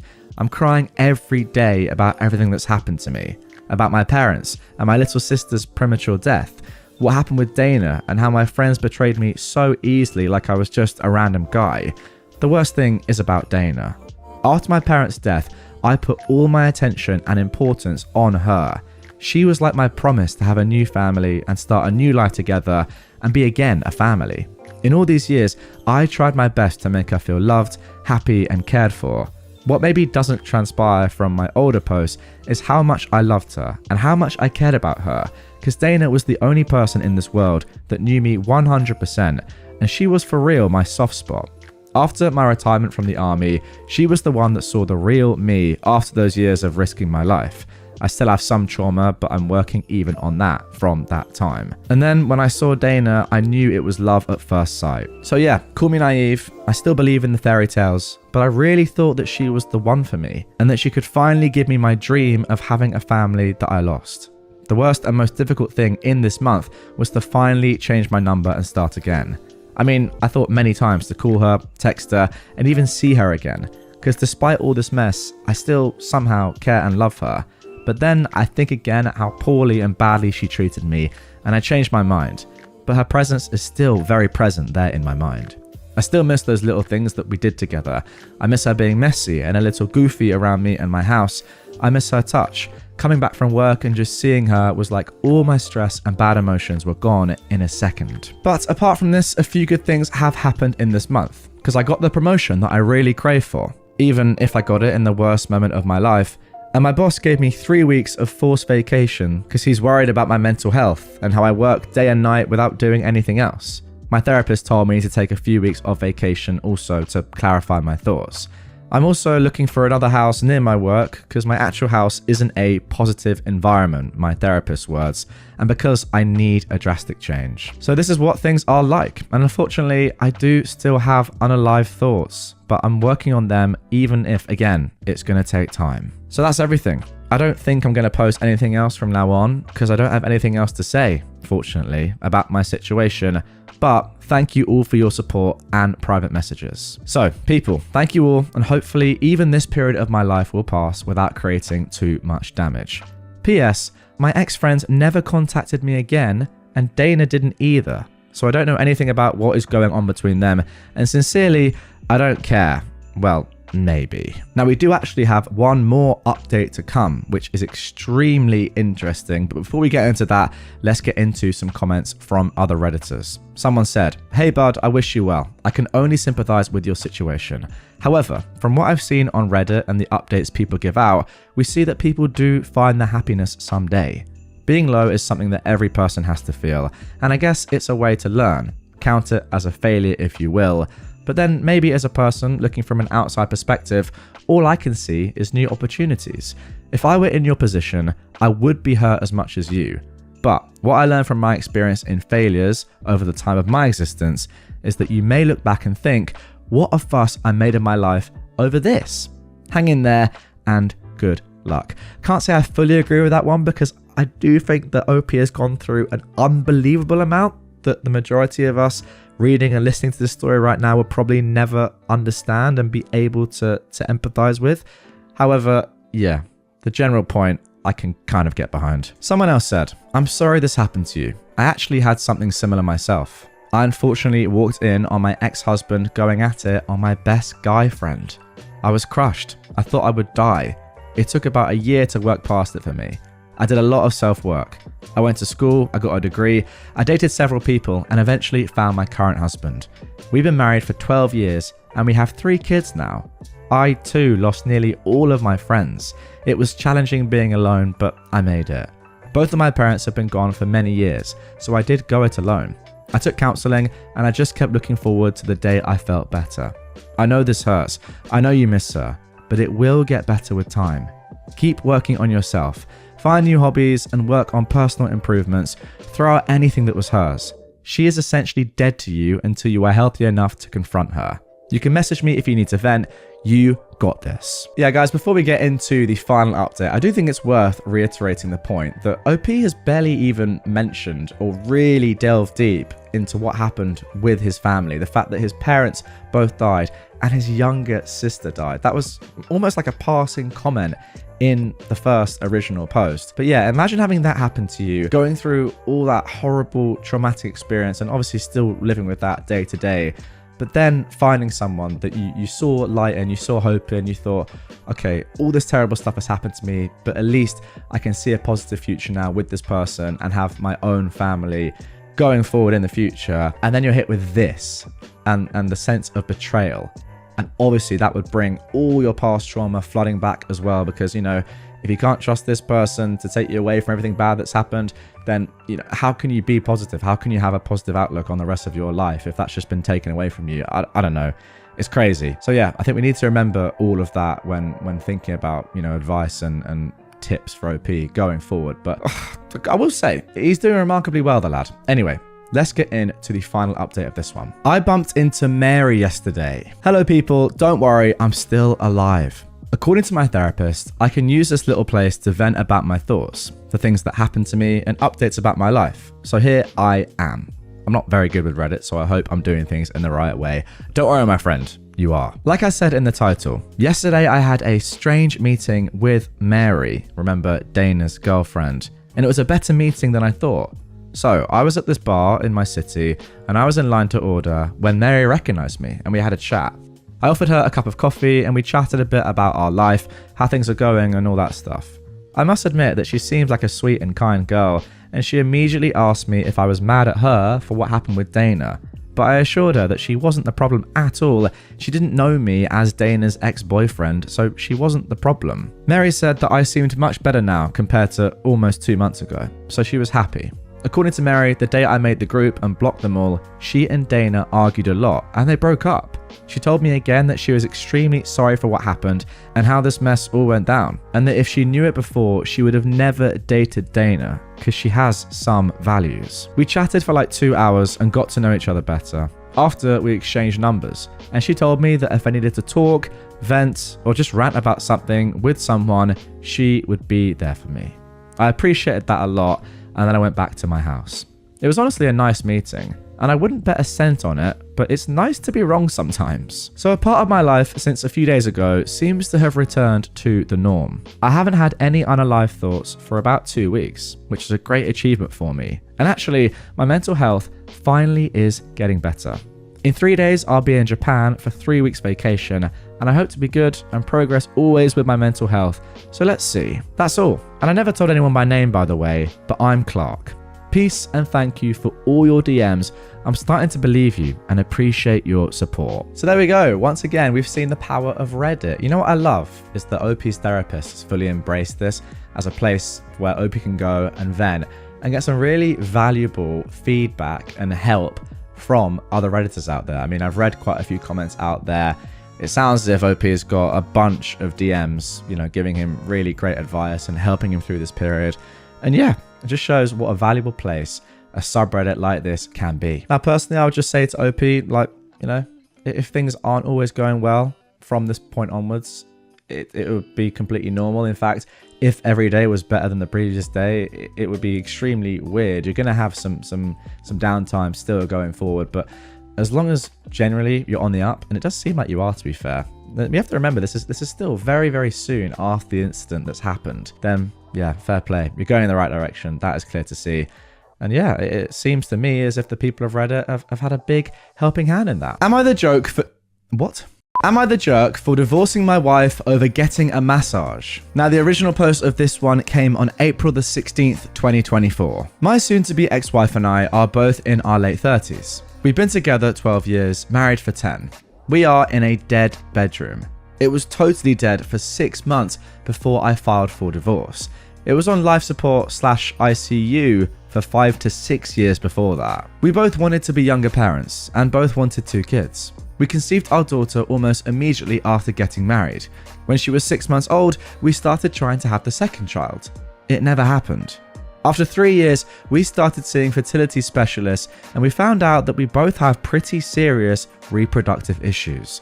The doctor told us that our daughter was nothing short of a miracle and said that it was against all odds that we not only conceived but carried to term. It was after this that the sex life began to seriously decline. Initially, I thought it was just the pain of finding out and knowing we wouldn't be able to afford the fertility options, and figured it would get better over time. It never did though, it only got worse.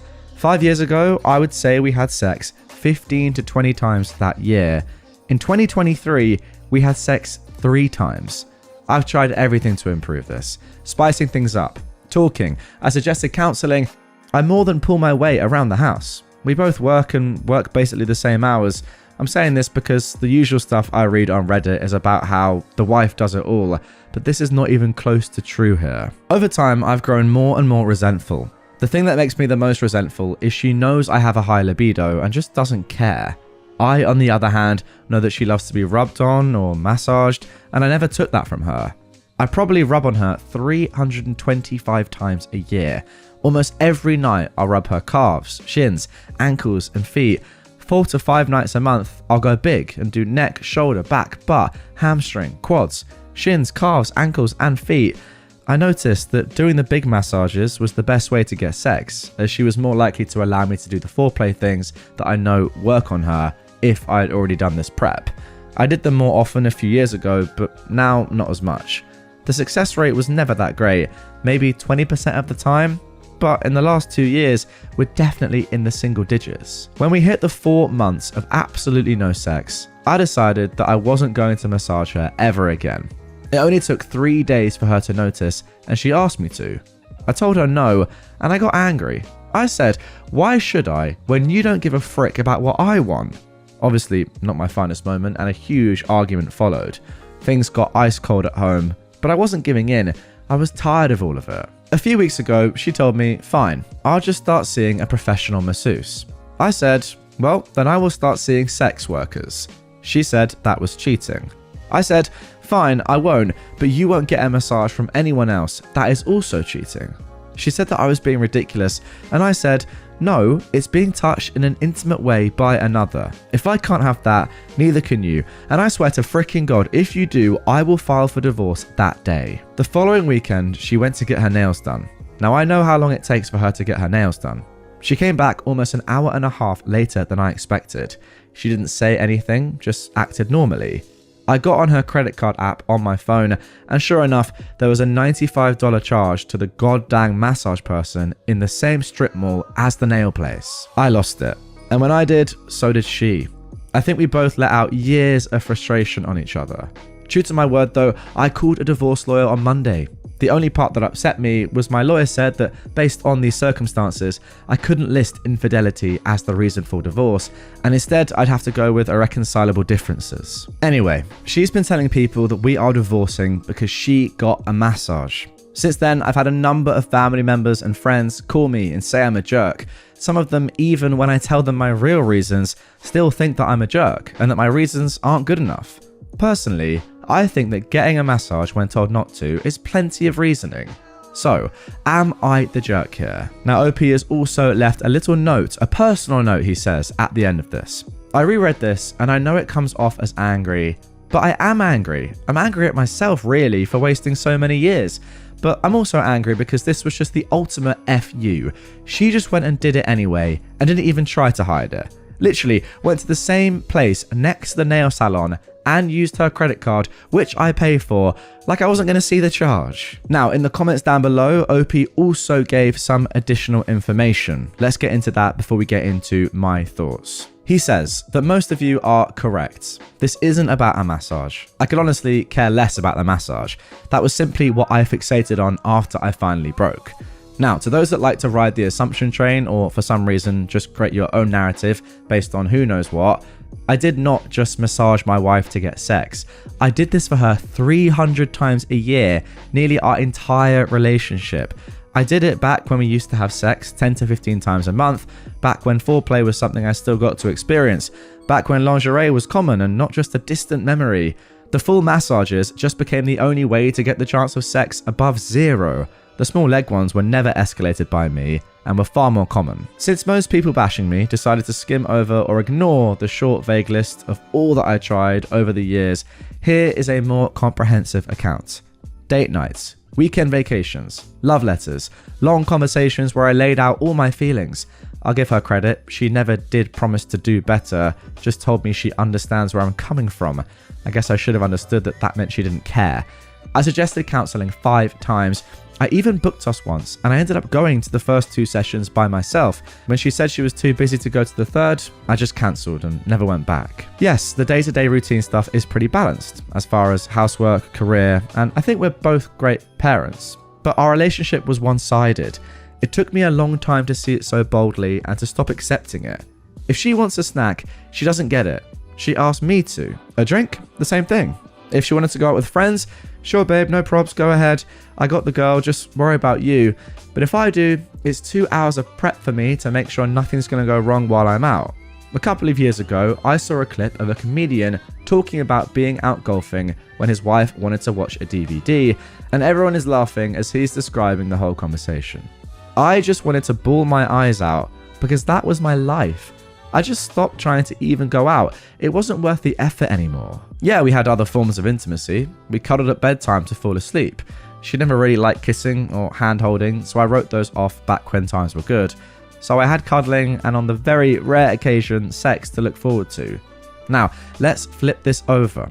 Besides the near daily rub-downs, also pretty common was for me to brush her hair. She likes that. She'll ask for that.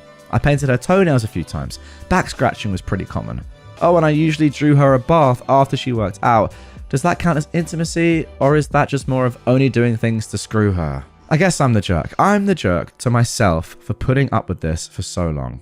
And I get it, you're all right. We both do have unprocessed trauma from having our dreams dashed. But I didn't quit.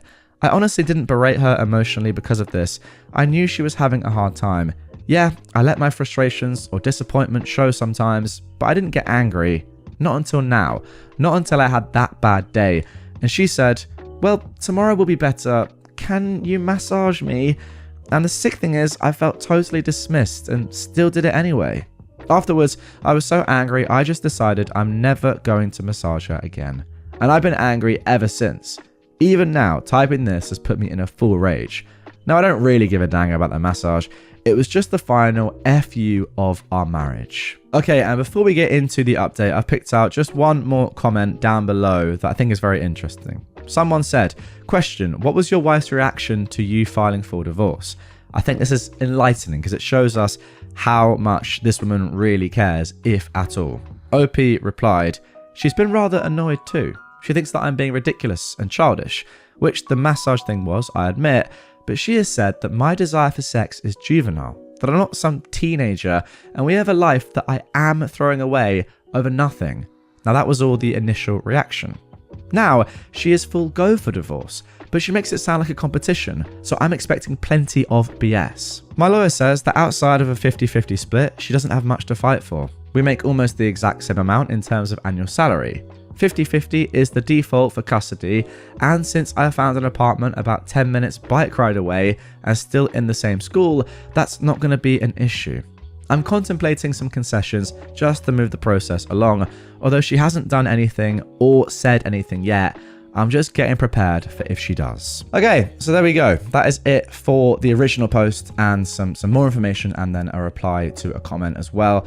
Yeah, I think this is a pretty cut and dry one, to be honest. I don't really think that she's that into you anymore. Or at least if she is, her version of a relationship or what she needs from a partner is now completely different to yours, to the extent that sadly, I just don't think you are compatible anymore. Now, I would put that more on her, because from her point of view, she is getting everything that she wants, it seems, out of you, and you're getting very little that you want out of her. Now, I know what some of you are probably thinking, like no one owes anyone else sex, which is obviously completely true.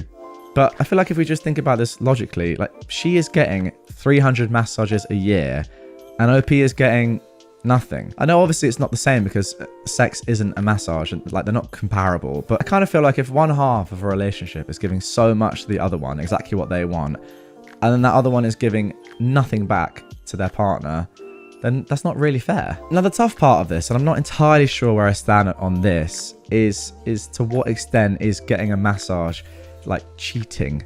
Because if you are doing it for intimacy reasons or even sexual reasons, but I mean, it does sound like sort of intimacy reasons, right? I don't think it sounds too much like it's like for muscular relaxation or like rehab or kind of a physio sort of massage. It does sound like it's more emotional, more intimate. And I think you could argue that that is cheating. I know it's like it's not necessarily seen as cheating and it's done in a professional sense, but I don't know. I would go as far to say that is, especially given the fact that your husband has said, I explicitly do not want you to do that. So he is not on board with it. I think that is cheating. Now, yes, of course, going to a sex worker and employing their services would probably be a little bit more, I guess, emphatic than getting a massage.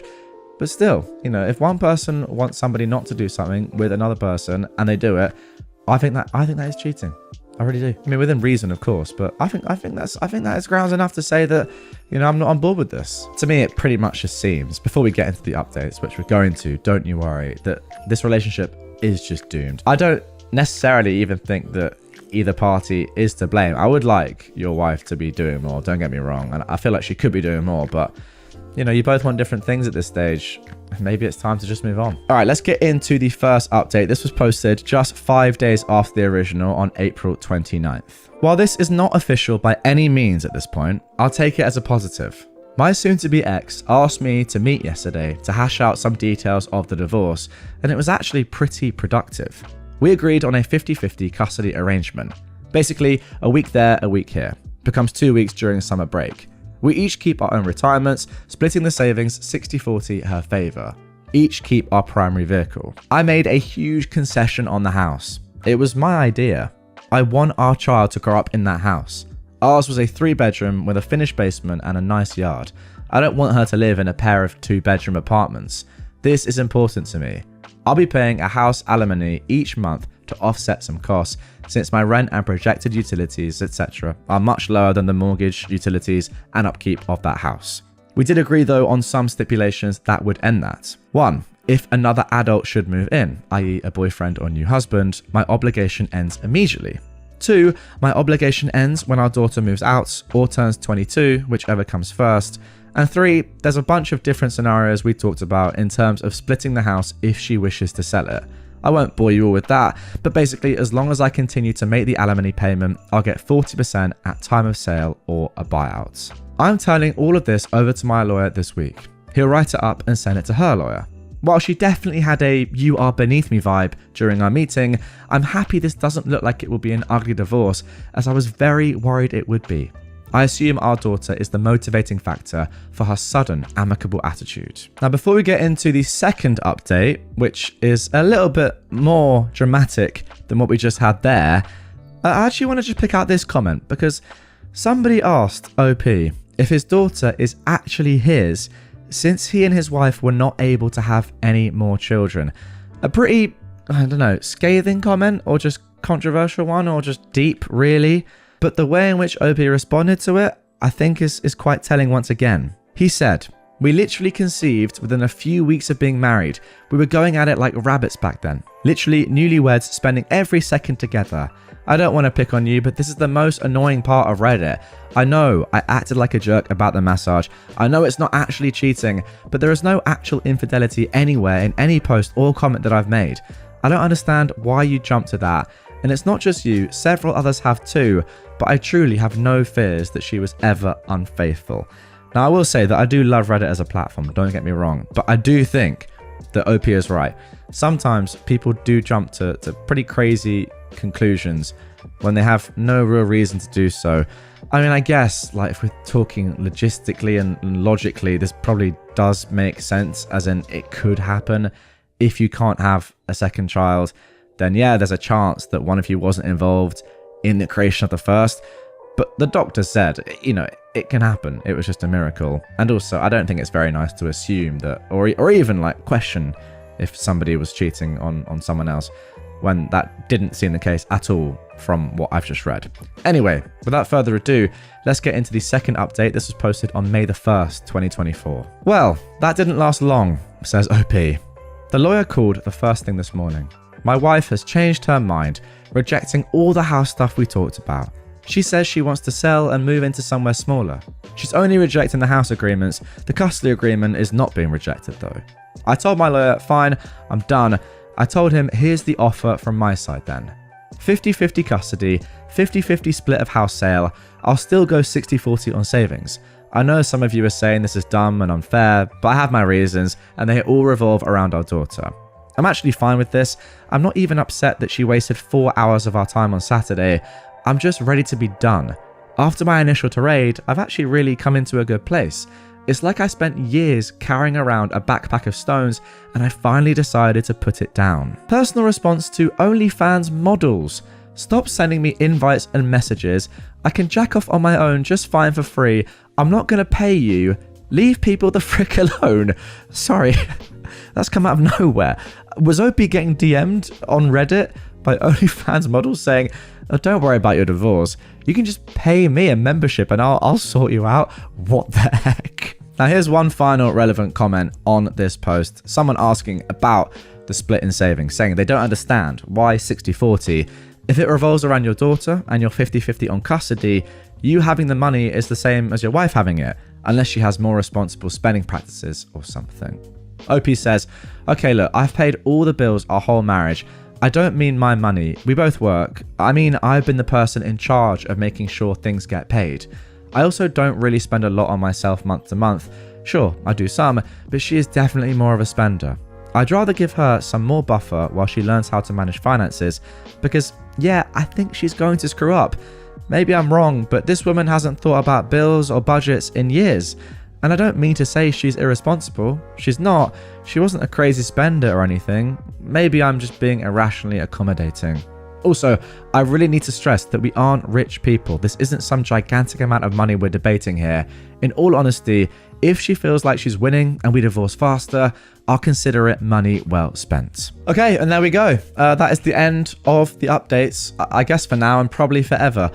This does seem like a good conclusion to the story, I'm not gonna lie. I feel like from the very beginning, it was painfully obvious that these two, maybe they were back in the day, and I'm sure they had a happy marriage at first, but for the last, few years, and especially now, it's just clear that they're not compatible and they're not good together.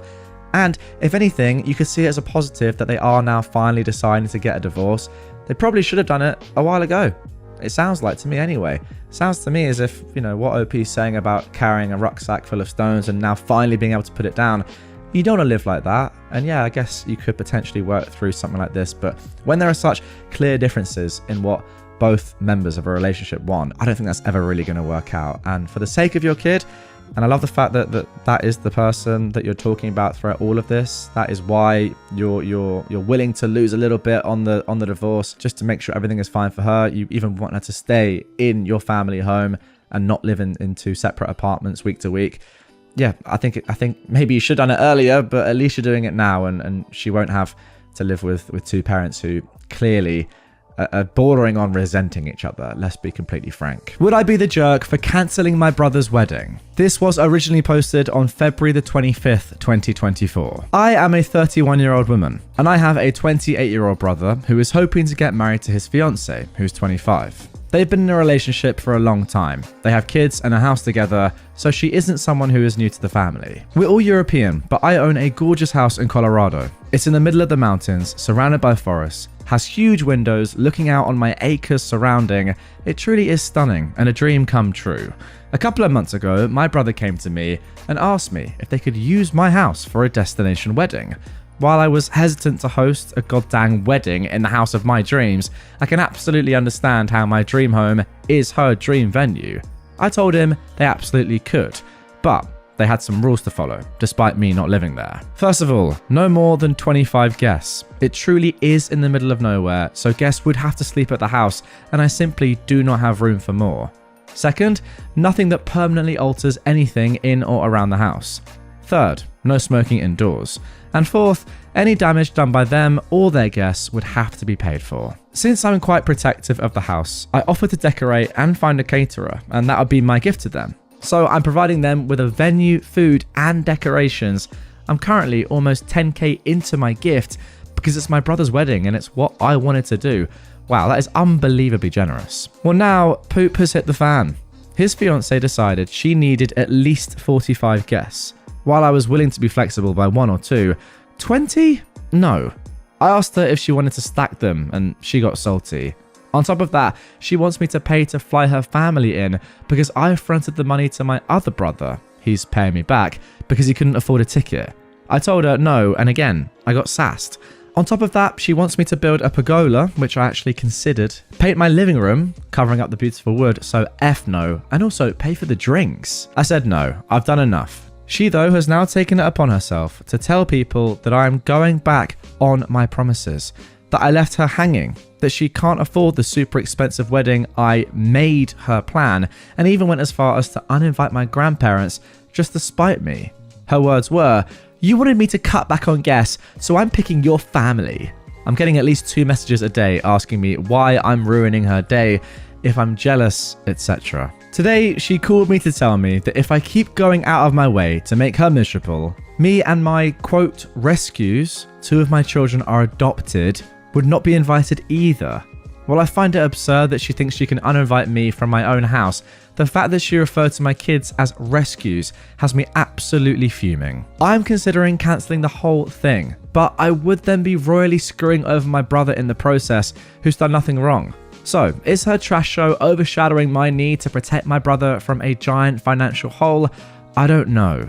Okay, now before we get into my thoughts on this, first of all, there's a little bit more context needed. OP answered a few comments down below. A lot of people are asking about the second house in general.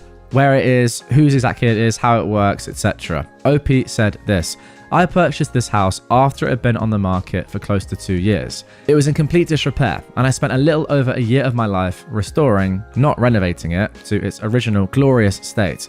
I've spent a lot of money, love, and time on this house, and had anyone wanted it, it would have been purchased somewhere in the 2 years it was on the market. By that logic, should I no longer buy that last block of cheese at the supermarket because someone else might want it? Not park anywhere because someone else could want to park there? I might move into this home, I might not. Now, OP actually added before that they do not live in Colorado. They all live in their home country in Europe. But, I mean, there's nothing wrong with having a second house, I don't think. I mean, who am I kidding? If I had enough money to have a second house, I'd definitely have one. OP continues saying, also, happy to see you're getting your cardio in by jumping to conclusions. The house is currently being used by a friend who needs to get back on his feet and has been for the past 8 months. Now, I think this sort of line and tone from OP is coming as a response to a few commenters saying, why are you being so kind of, I guess, selfish in a way? No one's living in that house. No one's using that house. Yes, you own it, of course, but you're not in it at that time. Why not just let your brother and his fiance have it and don't be difficult about it? Now, that's not what I would personally think here at all. In fact, I think the complete opposite. But OP ends by saying, I work hard for what I have, and if I want to spend it having the home of my dreams, just in case I someday want to live there, that is my choice. I completely agree on that. Now, someone else asked for some more information. Does your brother know that she is behaving in this way? Have you spoken to him about this behavior? OP says, I have. Almost everything goes through text message, so I screen grab the outrageous nonsense.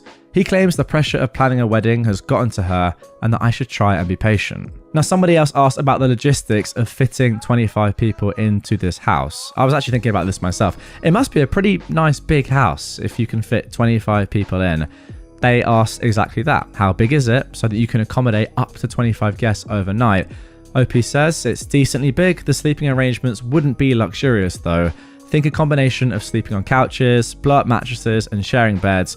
Not ideal, but it would have worked for 1 or 2 nights. I guess the conclusion here is that, yes, 25 is doable at a push, but any more is really not feasible. And 20 more, taking it to 45 guests in total, is just never ever gonna happen. Okay, so my initial thoughts off the bat after reading the original post and getting the context of these comments here is that if it's your house, you can do whatever you want with it. Simple as that. I don't think there's any sort of requirement or need for you to share it with somebody just because they are a relation to you or they're in a time of need or whatever. Like, yes, it's a nice thing to do. And let's be honest, OP has been so selfless here. I mean, not just the saying, yes, you can use the house, obviously for the venue, but all the other stuff as well. You know, 10,000, whatever currency it is, $10,000 or euros has been put into the gift of, you know, redecorating, getting the food in, etc. Then you're housing everyone as well afterwards. It's not just the venue. You're saying, okay, 25 people can stay there. Like, you're putting in a lot of work here just to be nice to your brother, and it's just getting thrown back in your face by his, I'm sorry to say it, but terribly entitled fiance. Like, why is she trying to extract as much from you as she can? Can she not just be really like grateful that you're doing so much anyway? Why does it have to be another 20 guests? Why is it, oh, now are you jealous? Are you trying to ruin my life? Well, no, ruining your life, or I guess not helping you, would be saying, okay, where's my invite to the wedding? Where's the venue? You know, where's all the guests? Yeah, I'll get you a gift or whatever, but I mean, you're going to have to pay a lot of money for all this. I mean, like tens of thousands of dollars. But no, you're getting all that for free because you have a very kind future sister-in-law, but you just can't see that? I don't know. Anyway, let's get into the first update for this one. This was posted just 5 days after the original. Then there's actually another update that was posted just a few days ago at the time of recording. Okay, then here we go. First of all, I do want to address one thing. To those claiming that I'm a jerk because I'm contributing to the housing crisis by owning a house I don't live in, I'm not. This is a house so deep in the mountains that I need to drive 50 minutes to go do groceries. The internet is so bad that I'm waiting for even Starlink to start covering the area. And when it snows, you sure as heck aren't going anywhere. This is not a house built for living in full time. On top of that, it was on the market for close to 2 years and was in complete disrepair. I did not steal some family's home. Nobody wanted it. The fact that this is a dream home is because I spent a year of my life restoring the whole thing myself. Okay, I understand now. So I guess that's what people were annoyed with, the fact that somebody owns 2 homes.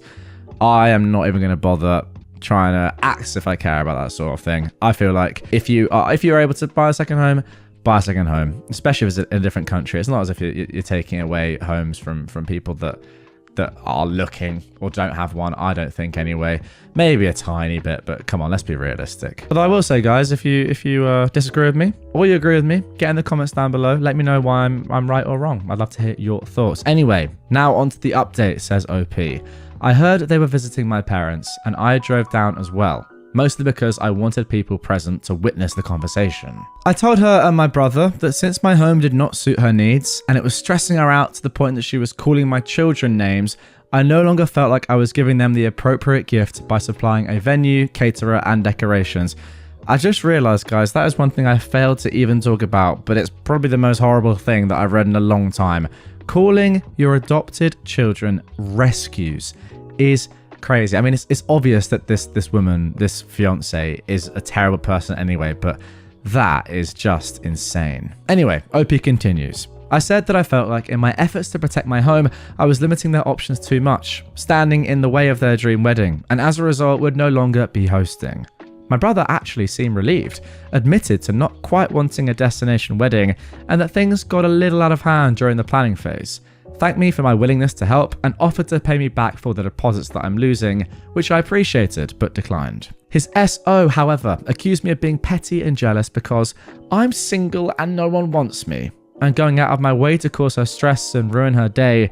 She then pointed at my 2 youngest children and said, "You're doing more for strangers than you are your own family."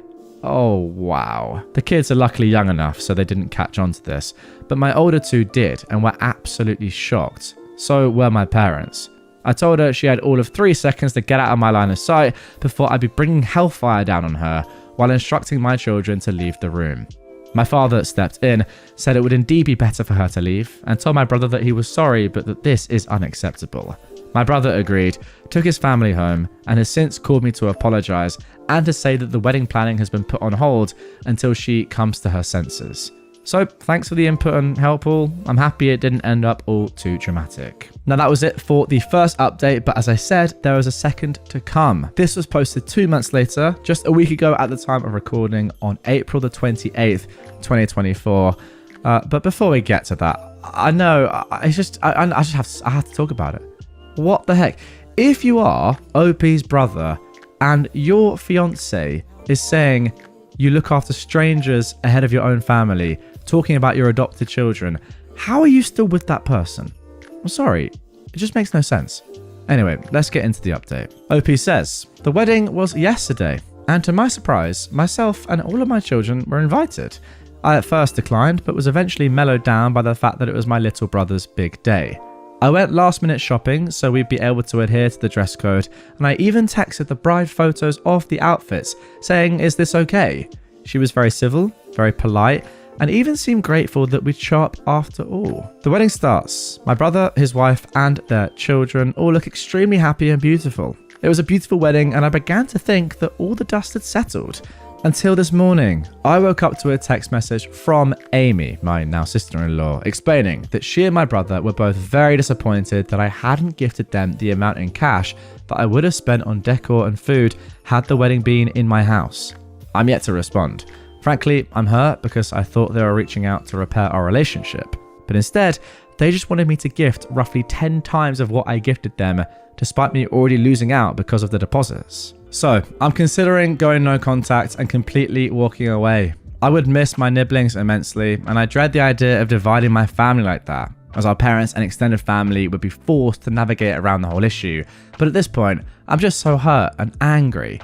So, to those of you whose relationship survived the whole Bridezilla saga, what did you do? How did you do it? Was it worth it?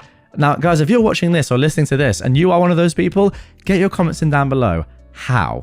Now, OP has actually added one more little update just a day later, saying this. As many of you suggested, I contacted my brother, and in the midst of small talk, I asked him if he was pleased with my gift. He expressed being surprised with the fact they still got one, given the fact that I'd already lost money in the deposits. Yes, I mean, that is so obvious, by the way. Clearly, the brother didn't say, oh yeah, I'm disappointed with only getting 1k. It was obvious that his new wife had said, oh yeah, it's actually me and him as well that were really disappointed with only getting 1k, when in reality, it was obviously just her. When I tell you my blood boils, continued OP. Now, I have never in my life done something petty, recovering people pleaser here. But in that moment, I decided to return the jerkery in kind. Family dynamics be danged. First of all, I told my brother. He apologized and told me to ignore it. I told him I wouldn't be doing that. He said, well, I can't stop you, and said he'd never take away my spot in my nibbling's life. So I screen grabbed everything and I took it to social media. I tagged her, my brother, our parents, her siblings and parents, and went on this incredibly passive-aggressive, childish rant on how I wanted to avoid misunderstandings within my social and family circle, and how sorry I was that my efforts weren't to the bride's liking. Now that is such a good way of doing it, by the way. Not just going full throttle at her, saying, look everyone, this person's horrible and this is why. Saying, oh, I've tried my best, but I just couldn't do enough. In reality, showing people how horrible she is, but not forcing that down their throats. Anyway, OP says, my post went up about 3 hours ago, and the only message I've opened so far is my brother's, stating, roughly translated, woke up and chose violence, huh? He doesn't seem to care. I'll be going no contact with my sister-in-law for the foreseeable future, and I'm now 100% done with this nonsense. Thank you for the advice all. Yeah, I think that's a logical conclusion to this one, really. I think that is what you had to do. Again, I'm not entirely sure why your brother is still with this woman. The fact that they do have kids gives me more of a reason as to why that might be the case. But still, surely like you look at your partner's actions throughout all of this and think, do I really want to be with them? Like, it is a choice being with somebody, in a relationship. I know you've got kids, but come on. Like, how can you be with someone like that? I don't personally know. But maybe your brother's just so used to it now, or there's other stuff and she actually is all right at certain times. She just can be horrible like this, and your brother's like, you know what? When she's being like this, I don't care. When she's nice, yeah, that's why I'm with her. Who knows? I think we need some more context there. But just from what we've seen, based on OP's post here, I don't get it. Let me know in the comments down below. Do you reckon that OP is only telling us the bad side or the bad parts about her new sister-in-law? Or do you think she is just a terrible person? I mean, again, I go back to it. The rescues comment is mental. My brother-in-law just told my wife he is in love with her. So, yesterday, my brother-in-law, out of the blue, asked my wife if she can meet him for lunch. There is something he needs to talk to her about. My wife tells me about it before accepting and asks if it might have something to do with my sister. Maybe they're having problems and he wants to discuss with another woman. I find it odd, but I tell her to go and find out. So she accepts and they meet for lunch at a place near her office the next day. That is where he tells her that he is in love with her. He lays it on thick. How beautiful she is, how she makes him feel, how he would treat her if she were his, how it was love at first sight, blah blah blah. Mind you, this man is married to my sister and has 2 kids. He and my wife had a friendly relationship. Our families see each other often as we are a close family. He does text her frequently, but there was nothing overly sexual. My brother-in-law texts and calls my mum too, so none of us thought anything of it. I want to stop for a moment and emphasize that my wife isn't cheating on me with him. My wife and I share an iPad and I see every one of her texts from there. We're also looking at each other's phones all the time, so none of that is going on. So she doesn't let him finish. She walks out and calls me immediately to tell me what happened. While she's on the phone with me, the text from him starts. He didn't mean it, he thinks it's only infatuation, blah blah blah. She leaves work early to come home to talk to me about this, and her phone is blowing up the entire time with calls and texts from him. I tell her to answer and she puts him on speaker so I can hear. He is crying, begging not to tell my sister. Apparently, when we were together this past weekend, he thought that she was flirting with him, and he thought they had a moment when they were alone in our kitchen.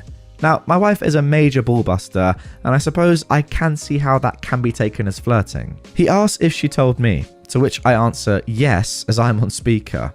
Then he starts begging me. This went on for a while. My main question was whether he had cheated on my sister before. He said no and swore on his kids' lives. It's just my wife. He said I should understand. So I'm done listening at that point, and I told him I wasn't going to do anything tonight and I would call him tomorrow. That is where we are right now, and I really don't know what to do. My wife says drive over there right now and tell my sister, but the idea of wrecking my sister's family is killing me. Thinking about what it will do to my nieces makes me want to vomit. I know the right thing to do is to tell my sister, but I'm also thinking about my wife as well. It's not her fault, but there is sure to be resentment towards her from my family. Even if my sister doesn't divorce him and they reconcile, I can't see how we're ever together again like we were before, if at all. This whole episode can tear my family apart. I don't give a dang about him, he tried to destroy my family, but I do care about everyone else. I don't know what to do. Any advice will help. Okay, so as I said in the intro, there are a couple of updates to this one, so we are going to see how this was resolved. But off the bat, I do just have to say that personally, in this situation, you have to tell your sister, like, as quickly as you can. It's not going to be a good conversation. It's not going to be fun, but I think you need to tell her. I'm sorry, there's no other way around it. Also, yeah, I agree with you. There might be some resentment towards your wife from your family, but ultimately, it's not her fault. It is your brother-in-law that's done this. And the main thing is, yeah, you got to tell your sister as quickly as you can. Well, that's my opinion anyway. Let's see what actually happened. So, everyone that told me last night that I couldn't wait to tell my sister was right. A little after 12 last night, I get a call from my sister, and she says that she has to tell me that my wife tried to begin an affair with her husband. So he tried to pin it on her. I told her that's not the case, and I'll be right over. So I get on the phone, wake my mother and father, tell them what's going on. I wake my younger brother. I tell him. My mum and dad head to my sister's to sit with their kids, and my brother comes to our house to sit with ours, and my wife and I head over. My sister is out on the front porch with my brother-in-law when we get there. He looks beaten. He knows we have texts and voicemail. I really don't know what he was hoping to accomplish. My wife gives my sister her phone. She sees the text, listens to the voicemails, and he starts sobbing before she can say anything. My brother-in-law is a firefighter, a big, tough guy, so this is a scene. My sister's pretty tough. She tells him to stop it, pack a bag, and go. She can't stand to look at him. There's more begging, but she has no patience for it. My sister walks off to talk with my wife. I see them hugging, so at least I feel like they are okay. They've actually been friends since college. I met my wife through my sister, so they're tight. The thought of this wrecking her friendship had been weighing on me. This leaves me with my brother-in-law. He is broken, so I feel more sympathy than anger. He says he's sorry, he just couldn't help it. It's not hard to fall in love with my wife, so I get it, but dang, man. He eventually picks himself up and leaves. So we're there all night. My sister starts asking my wife why her husband would think any of this would work out. He had to have some reason to believe that she felt the same way. My sister says they hadn't been having any problems. Everything was as it always had been. My wife is crying at this point and says there's nothing you haven't seen. She gives my sister her phone again, and they read every text ever sent over the past 2 years. There's nothing there. My wife was just herself. Yeah, she has a playful personality, and so does my brother-in-law, so they tease each other. She does the same to my mum and younger brother as well. The only thing she could think of was the moment in the kitchen this past weekend he referenced. They both went for the fridge at the same time, and they playfully jostled for who would get there first. He lets her win, but he reaches around her waist to get a beer slowly, and she did feel that the way that he did it was a little inappropriate. She says she should have called him on it, but didn't want to make it a big thing. She feels maybe the fact that she didn't gave him hope. My sister doesn't blame her, so at least that is good. So then my sister starts going through his MacBook to see what else she doesn't know about. She is angry and frantic at this point. She guesses the password, starts searching, and finds a lot of pictures of my wife on that computer. They went back years and always isolated on just her. We'd gone as couples to the Caribbean a few years earlier. My wife wore a bikini. She usually doesn't, but since it was adults only, she did. There were probably 50 of her in that bathing suit. So he's been secretly snapping these for years. Does this now enter restraining order territory? This has taken a creepy turn. I'll update when I have more. Alright, there is another update to get into, of course, but first of all, let's jump into some comments from Redditors down below. Somebody said, the fact that you so casually said that you wouldn't do anything tonight and you would call him tomorrow and not tell your sister ASAP is highly suspect. I can't imagine a situation where any man would want to have lunch with my wife alone to share something with her, and I'd be okay with that. You really said wait until tomorrow after he professed his undying love to your wife? Something is afoot, and there's more to the story that you're not sharing. Now, OP replied to this saying, we are all pretty close. My sister and my wife are college friends, and we are family. I know this guy well. He's not a stranger. I just needed some time to process. My whole life just changed. Yeah, I completely agree with OP here. I think there's a lot more nuance to this than just saying, oh my goodness, some random man wants to have a lunch alone with my wife and has professed his undying love for her. Not really, there's a lot more going on, surely. I mean, you have to think about multiple people involved here, not just the fact that this one thing has happened. So yeah, I feel like what OP did was kind of fair. But again, I do think perhaps he should have gone immediately and just said, realistically, we've got to tell her. Now, someone else quoted OP when he said he does text her frequently, but there was nothing overly sexual, saying, so since the constant texts to your wife from your sister's husband were only a bit sexual, you let it slide? Anyways, I can't believe you didn't go straight to your sister and tell her and beat his butt. OP replied, the text never crossed a line. I've seen all of them and he knows that. We are family. It never occurred to me or my wife that things could take this turn. Like I said, my wife is a ballbuster and she treated him like a brother, like family. Yeah, I will agree a little bit with the original commenter here saying that he does text her frequently, but there was nothing overly sexual. Is a bit of a weird thing to say. I mean, you'd hope that there'd be nothing sexual at all. I mean, not even a little bit in conversations with your wife and your brother-in-law, but I mean, who knows? Anyway, let's get on to the next updates. I've shared many of your comments with my wife. It makes her feel better that virtually everyone here holds her blameless, so thank you. Yeah, I mean, she's definitely not to blame. Being a little bit flirty, I mean, not that she's being flirty, but even entertaining a little bit of a joke or something with a family member, right, is not even close to sort of opening yourself up to being hit on or something like that, or, you know, encouraging someone to say, I'm in love with you. This guy is just in love with you, and that's not her own fault. Well, I mean, he's not really in love, is he? He's just completely infatuated, but yeah, she's not to blame for that. OP continues. Unfortunately, the mess continues. My sister agreed to talk to her husband last night and let him explain. She puts my wife on FaceTime during this conversation, so there will be no lying. I'm listening in as well off camera.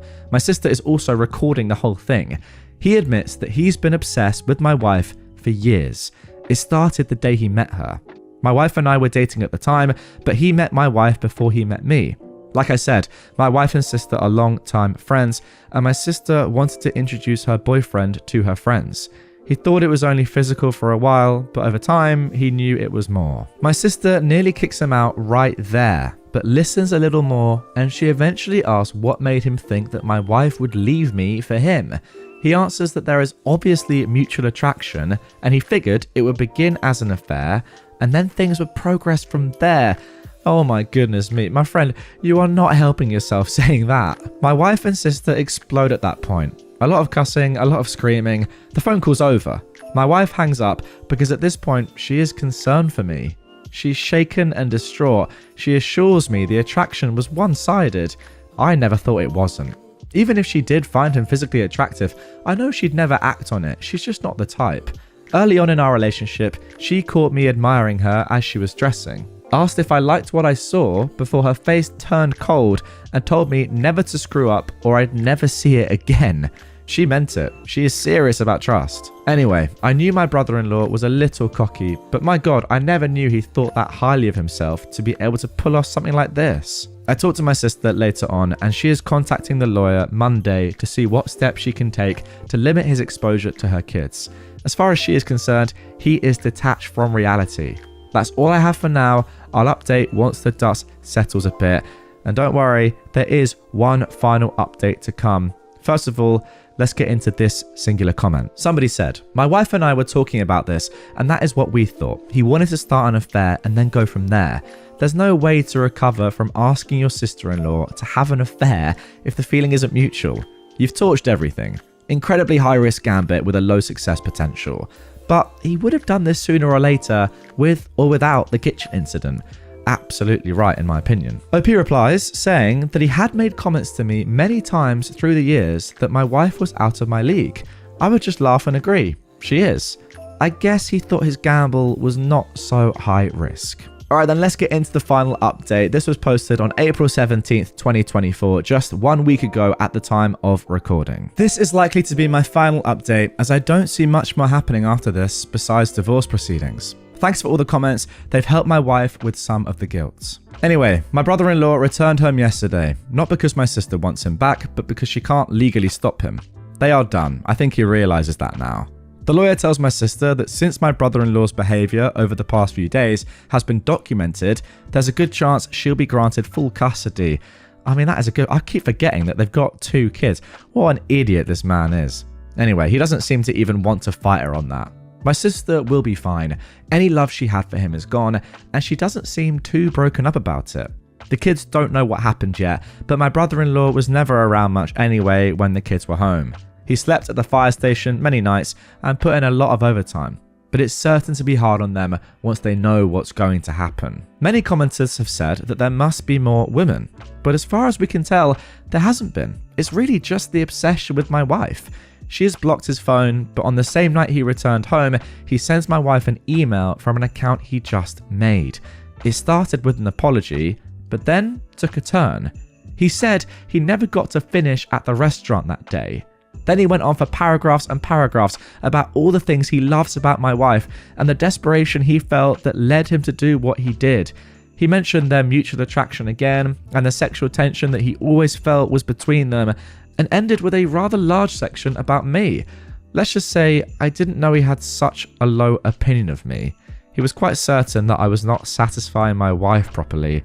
This guy is just a creep. Finally, my wife isn't great, but she's doing better every day. She does blame herself for being too comfortable around my brother-in-law. She's always careful to set boundaries with other men. In case you haven't figured it out already, my wife is pretty stunning and gets a lot of male attention. But with my brother-in-law, she felt safe to be herself since it was family. Surely no lines would be crossed. She and my sister are cool and there doesn't appear to be any resentment, so that makes me happy. We will all be okay, it will just take time. Thanks to all who commented and voiced their supports. Right then, let's round things off with a couple of comments. Somebody said, "What a bomb that he threw in to blow everything up. Please take steps to secure your home and car. Recommend a restraining order so he can't come around trying to explain or convince or apologize to your wife.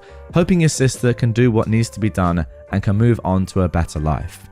OP replied, "I don't think my brother-in-law is dangerous, just conceited. The guy was quite the ladies' man before getting married and still got plenty of attention even after. His ego is bruised, but I do have cameras and an alarm." Somebody else said, "Thank you for sharing this sad story. It's been helpful for me. My wife has been casually pursued by a married member of my club, and she is usually too surprised and modest to assume what he's after. When he first started, my wife thought it was just harmless banter, but I didn't, and I told her I didn't think so. As it continued, she finally realized I was right. So when I had to tell him to knock it off, she was relieved. It took 3 incidents for him to finally get the message." OP replied, "My wife is mad at herself because she is usually so careful. She's had so many incidents when she was younger with guys she was friendly to that ended up making unwanted advances." And that's good and all, but I do agree with OP that surely you wouldn't have to think about that sort of thing around your own family. Like, surely there's a barrier there where you think, okay, I can fully be myself now. I'm around people who aren't attracted to me, or at least, I mean, that's a weird thing to say, thinking that, you know, aren't attracted to me, but at least aren't going to pursue me. You'd hope they're not attracted to you anyway. But yeah, you think at least they're not going to try and, like, you know, get with me or something, or profess their undying love to me.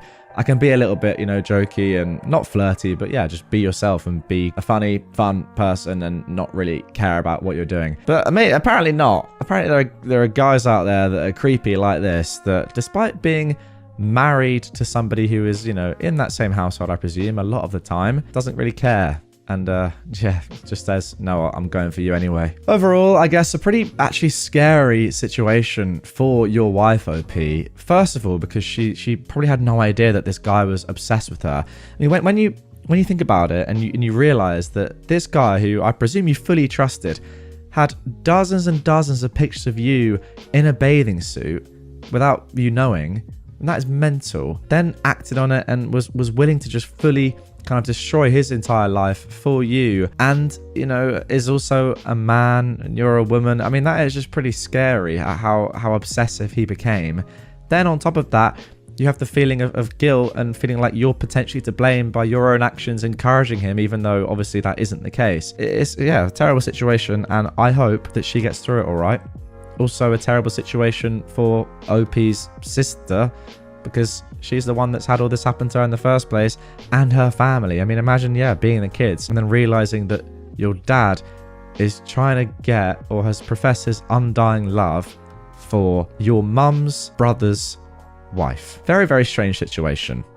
So yeah, I feel for everyone involved in this, apart from, of course, this idiot. I found a friend looking for gay sex on Grindr. He's publicly straight and engaged to a female mutual friend.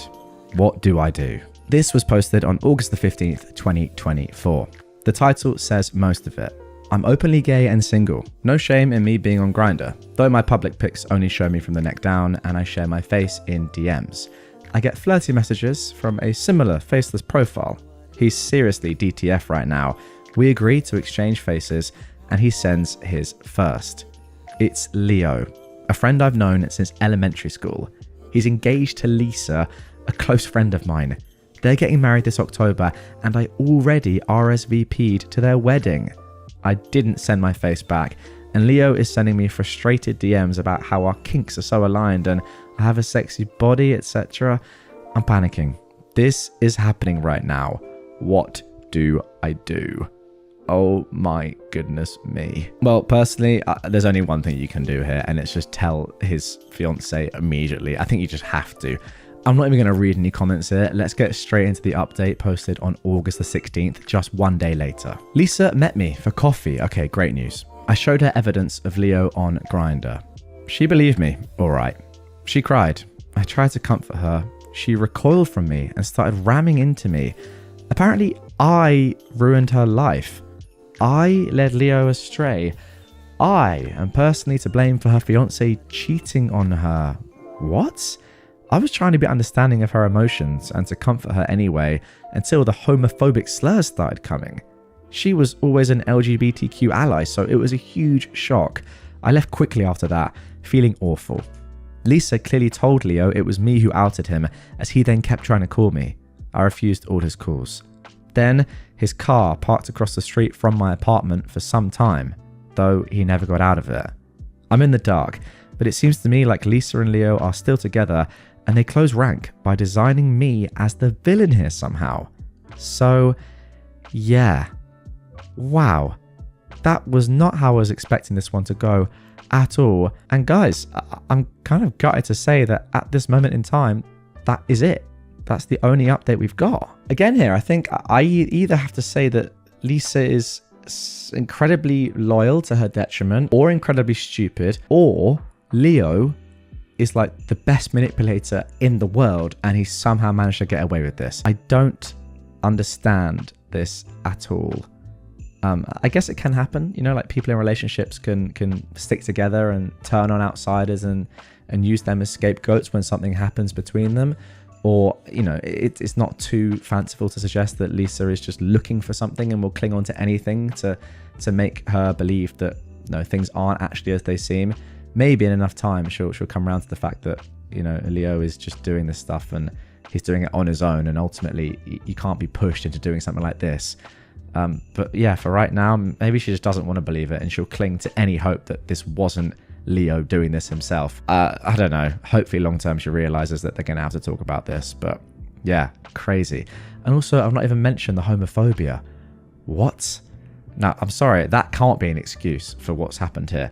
If you're using if you're being homophobic and you're using homophobic slurs, then you are just homophobic, which is crazy. I don't really know how she's gotten away with this for all this time. You said she was an LGBTQ ally. Clearly she wasn't. She was probably just good at covering up the fact that she is homophobic. Absolutely insane. Guys, comment down below. What was the most insane story there? The first one or this one? The first one was probably much more of a weird twist that I didn't expect. But then in the same vein, I could never have expected this either. And yeah, as I say, sadly at the time of recording, there's not another update. That's all we've got. Let me know in the comments down below if you want me to look out for it, and I'll pay attention to this account. But wow, some story there. My mother-in-law, 56 female, deliberately infected my 27 female daughter, 1 female, with chickenpox. I'm livid. She doesn't think it's a big deal. This was originally posted on December the 29th, 2015. I can hardly type this out because thinking about it makes me so angry. Earlier this year, my husband, who is 31, and I decided to spend Christmas with his family for the first time since my daughter was born last September. Since they live 12 hours away, we decided to stay for a few weeks before Christmas so they could spend loads of time with Annie, who is 13 months old. We arrived early like we planned, and everything was great. I've had a few disagreements with my mother-in-law Trish, who is 56, in the past over my parenting style. She criticized me for using disposable diapers, buying baby food from the supermarket, and not raising Annie as an organic baby. But everything seemed great. After a day or two settling in, my husband and I decided to pick up a few gifts from a mall around an hour away before the last-minute rush kicked in. My father-in-law, 60 years old, tagged along. Trish said she was happy to take care of Annie. We got back a few hours later, and Annie was down for a nap on a blanket I didn't recognize. Trish said that one of her friends dropped by and gave it as an early Christmas gift. It looked pretty old and worn, but I figured one of her hippie friends was just recycling it. The next 2 weeks were fine, aside from Trish making a point to prepare meals for Annie from scratch. I mentioned this to my husband, and he just said to let her be. Annie mostly mushed the food Trish gave her with her hands and threw the bowls on the floor, as she's been doing that at the moment. Trish said it would take her a while to get used to nutritious meals. Now, I was getting sick of her meddling, but it was only for a few weeks, so for the sake of the holidays, I let it slide. The day after Christmas, Annie was really unsettled and wouldn't stop fidgeting and crying. I took her temperature and she had a fever, so I kept an eye on her for the next few days, and it thankfully started to go down. This morning, she started to get a rash and blisters on her arms and legs, and I freaked out. I was packing a bag to drive to see a doctor when Trish asked where I was going. I told her that Annie had a rash and I was taking her to see a doctor. She got a weird, smug smile on her face and told me there was nothing to worry about. When I asked her what she was talking about, she said, without even looking at Annie, that what she had was just chickenpox. I asked her how she could possibly know that, and she casually admitted that one of her friend's grandkids had chickenpox a few weeks ago, so she asked them to wipe a blanket over the child's arms, legs, and face and bring it to her house. At this point, I couldn't believe what I was hearing, so I asked if that blanket was the gift that Annie was sleeping on. She said it was. I lost my mind. To be honest, I don't really remember what I said because I was up most of the night for 2 days checking on Annie. I just unleashed on Trish, asking what the frick was wrong with her. My husband and father-in-law came to try and calm things down, and Trish dug in her heels and said that chickenpox was, quote, the best and most natural thing for Annie to build up her immunity. I already have a vaccination schedule in place with my pediatrician, and she was booked in to get immunized for chickenpox at 18 months. We drove to see the doctor, and he confirmed that she had it. He said I'll have to cut Annie's nails short and might have to tape socks on her hands while she sleeps because kids so young can scratch until they bleed, and that will leave scars. On the drive back, my husband started making excuses for his mum, that she was only doing what she thought was best. I couldn't believe he was defending her, and we fought most of the way home until I told him to stop talking to me. Annie's been scratching like crazy, and I just had to tape socks over her hands. Trish tried to talk to me when we got back, and I told her to get out of my sight. We were meant to stay until Wednesday, but I just finished packing up our stuff so we can leave first thing in the morning. I'm so angry I can't even think. Whenever I hear Trish moving around in the kitchen, my heart starts beating faster, and I feel like going out there and grabbing her by the hair. I don't ever want to see her again, or let my daughter see her again. What can I say to make her and my husband realize the enormity of what she's done? I don't think I can speak coherently to their faces until Annie gets better. Okay, that is it for the original post. Before we get into the update, let's have a look at some comments. Somebody asked why her daughter wasn't already vaccinated for chickenpox.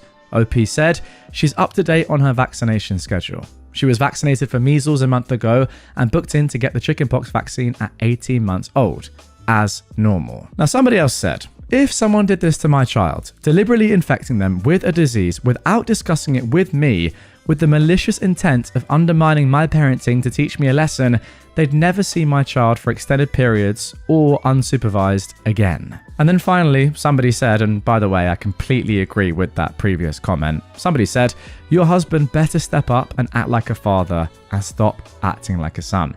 I agree with that as well. Why is he enabling his own mum's behavior? Come on, you're better than that. Now, I think the most important part about this entire post is that even if OP's mother-in-law was doing this with the best of intentions and perhaps, back when she was a child or had her son, that was the way that they did things.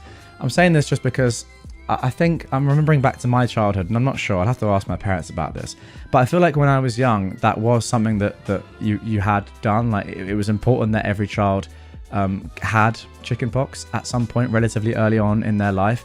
Now let me know in the comments down below if times have changed now or things are done differently, but I'm pretty sure that you didn't get immunized, or maybe this is just in the UK, but I'm not sure that there was immunization that was a thing. I think it was more just you got it, so it was a good thing to get. Like, if your kid had chickenpox, you would have chickenpox parties, for example. There was an actual thing where you would, your kid would meet with other kids that had chickenpox and then get it, and that was actually like the done thing. I don't know if that's still a thing right now, if that's the thing these days anymore, or maybe that was just a weird thing that we did.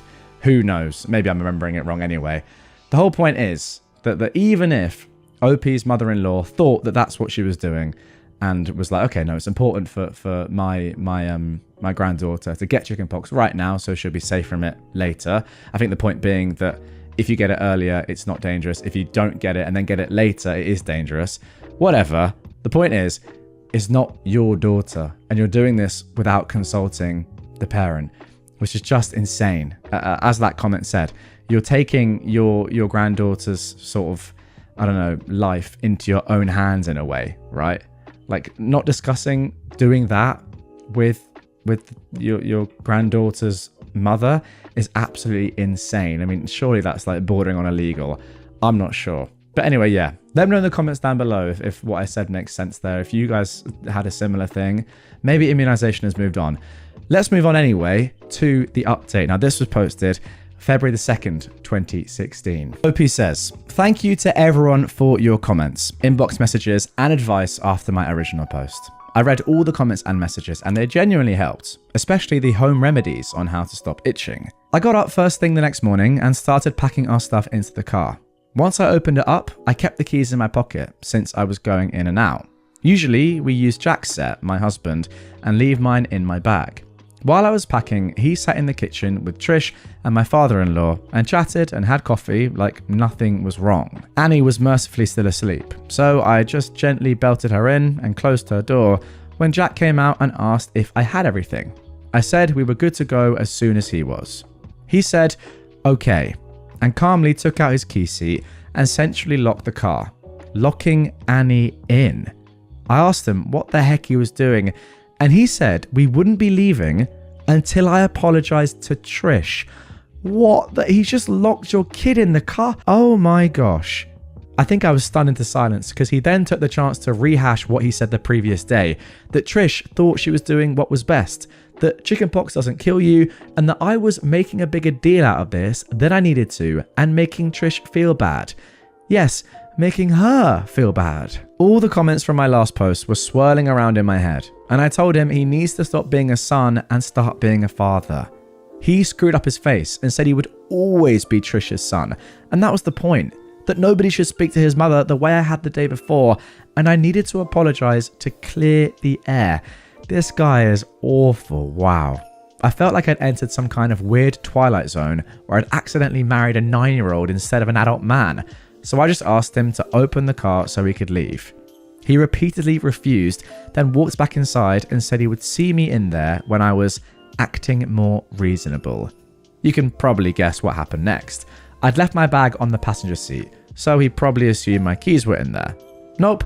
I waited 30 seconds, then just hopped into the car and drove away. My phone blew up with a million calls from him, Trish, and my father-in-law. Eventually, my mum and dad and my sister Jess, who I'm super close with, called as well.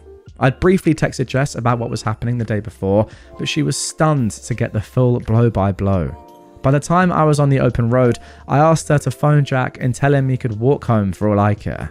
Once she heard my side of the story and not Jack's, which was apparently that I'd gone crazy, frightened Trish, snatched Annie and sped away, she calmed way down.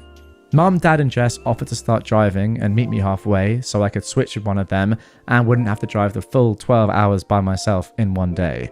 I was so grateful to see them, I pretty much broke down in a truck stop parking lot while I blubbered that I loved them. Fair play to them, by the way. I mean, you'd hope that someone that you love that much, your family, would do that, but it's still a big shift to drive 12 hours, right? 6 hours there, 6 hours back. So respect. They all took turns driving while I had a rest.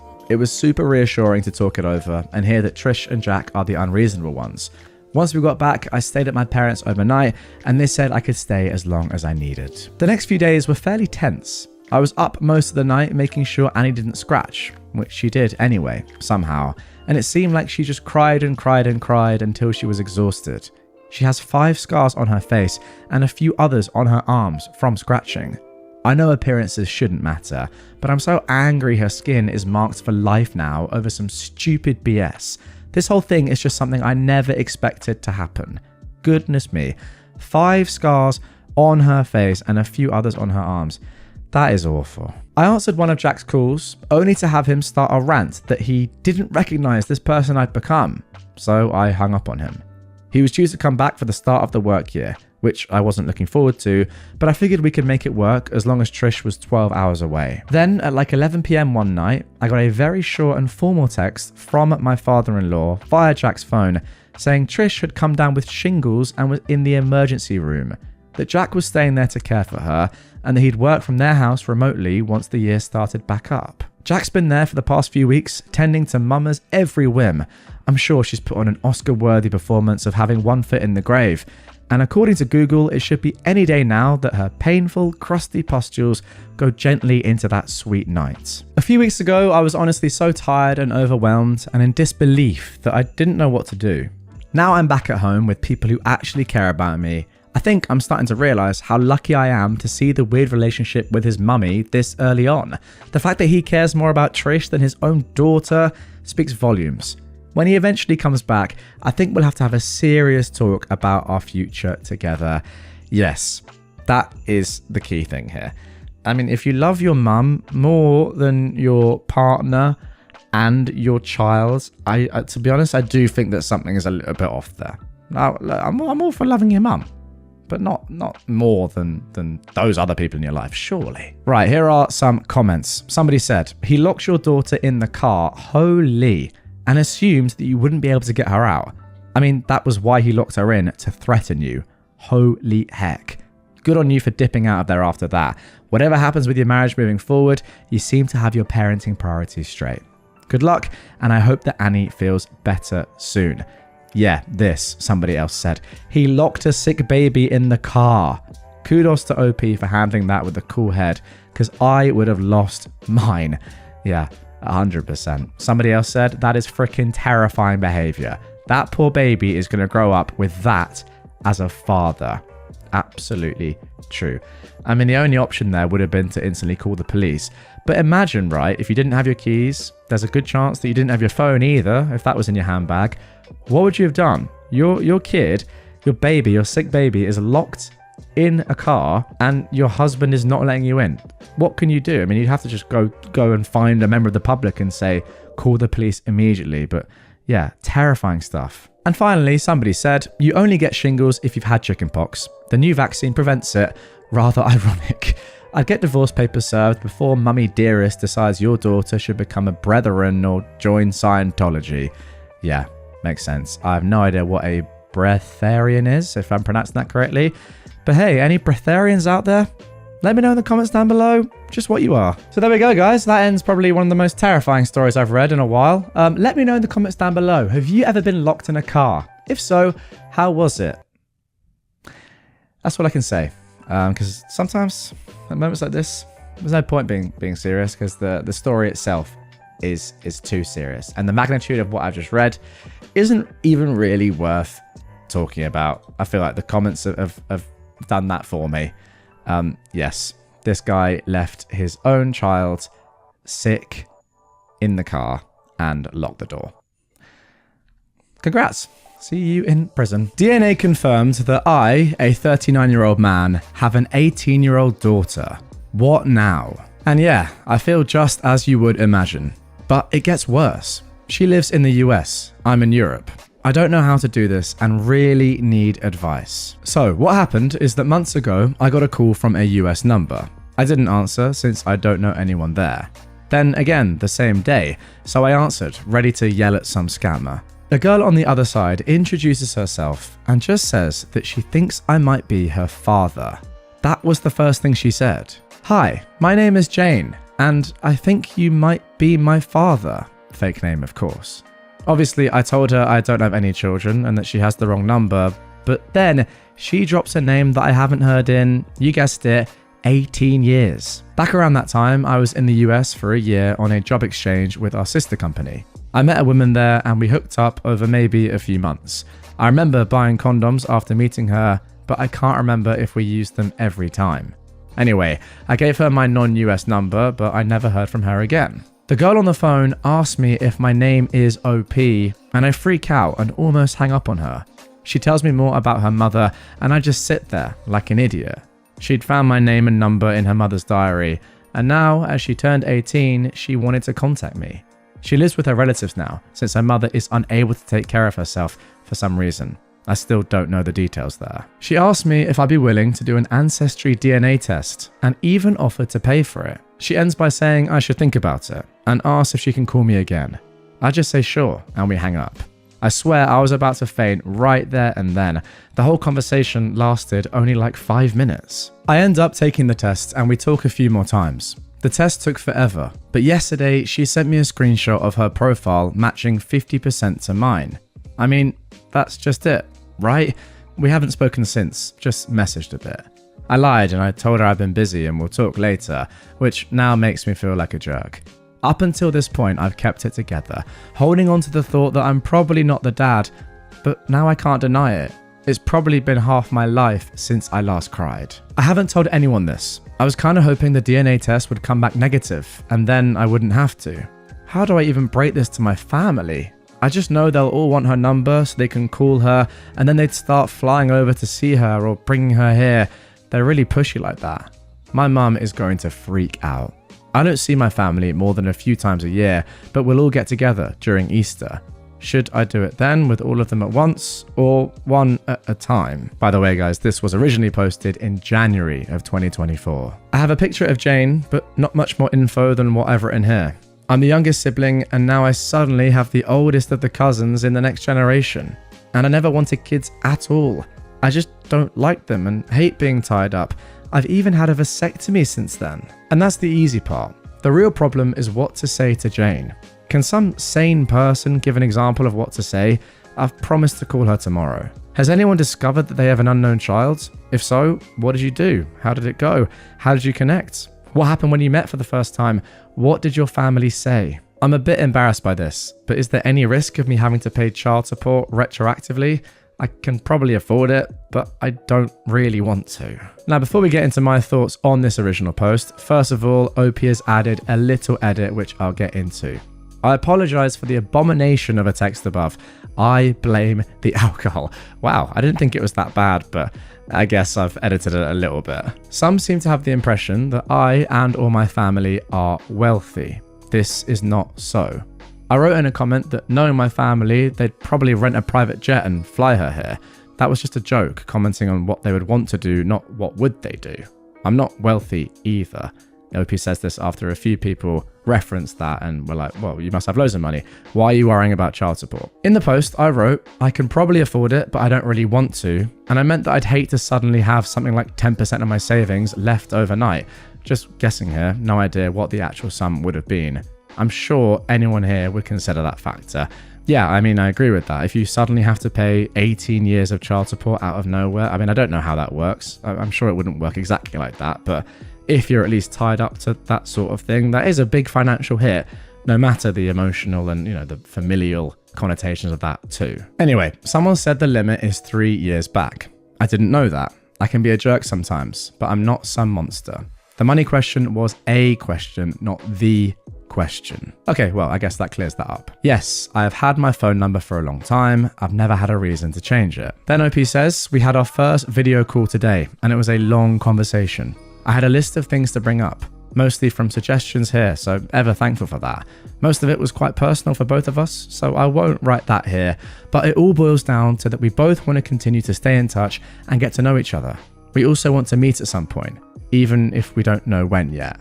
Her family knows of me, and they will join a call in the future so I can speak to them as well.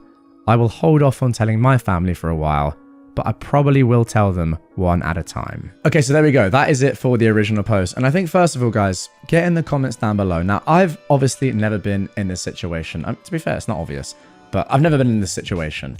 If you have been in this spot, now obviously it's not a very likely or common spot to be in, but I'm sure that a decent number of you watching right now have been in this situation. Get a comment in down below. What happened?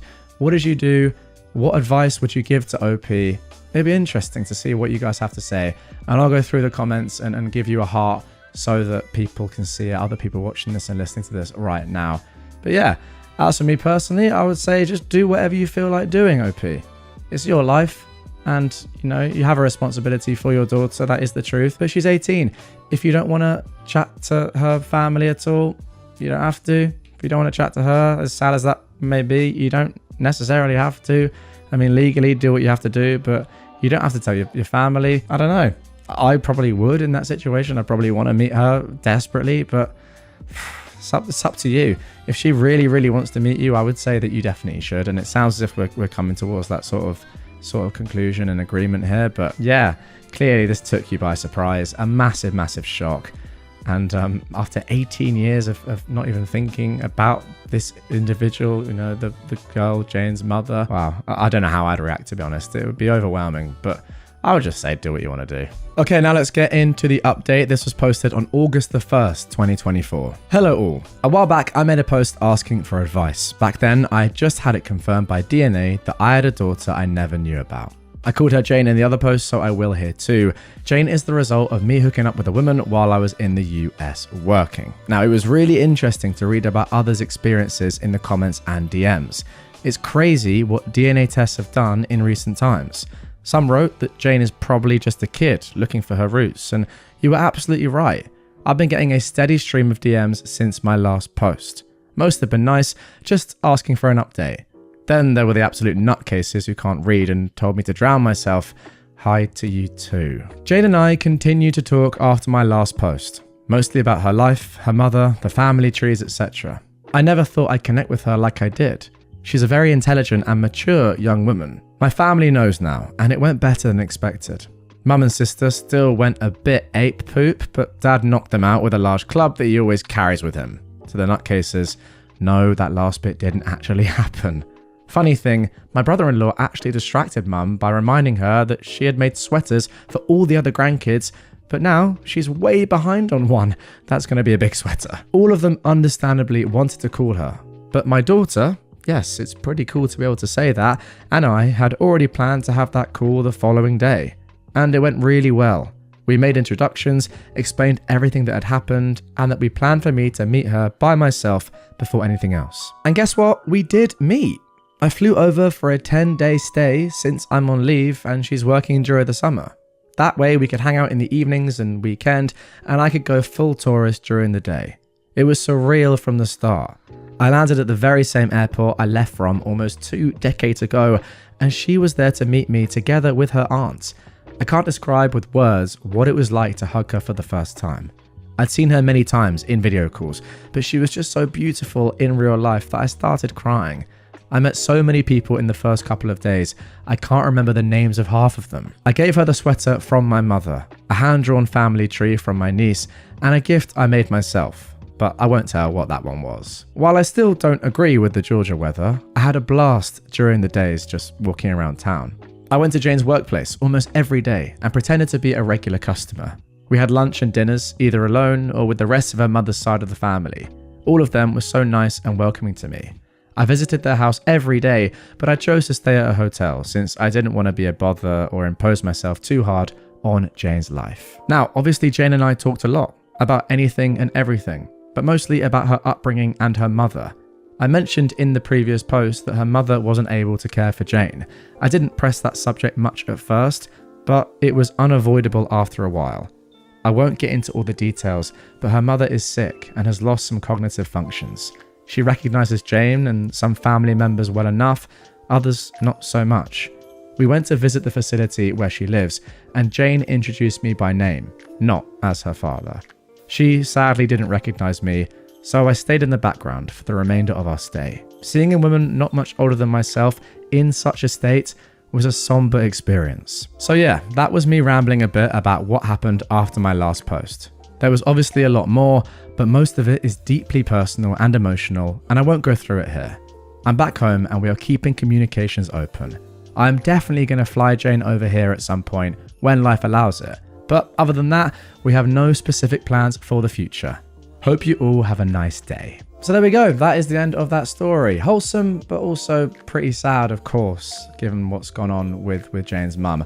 To be honest, I actually thought reading through this wrongly that something more selfish had happened with her mother. I don't know, I just instantly thought of like some sort of drug abuse or something like that. Her just putting herself in a state not to be a mother, not illness. That's my fault. I mean, maybe that's just the stories I tend to read on Reddit, but yeah. The sad thing about, I guess, this entire story and Jane's life is that it does sound as if she has an amazing support network. I mean, she was there with her aunt, which is great, but she hasn't had you, of course, OP, for her whole life, and her mother for who knows how long as well. But yeah, apart from that, I think if you can have a solid relationship now going forward, that'd be amazing. I mean, it couldn't have gone much better, right? You two meeting. So that is a positive thing. And it's great to see how OP's mind has sort of changed as he's accepted that he is now a father, even though he didn't know it for 18 years. I recorded my wife cheating on me and I can't stop watching it. This was originally posted on July the 3rd, 2024.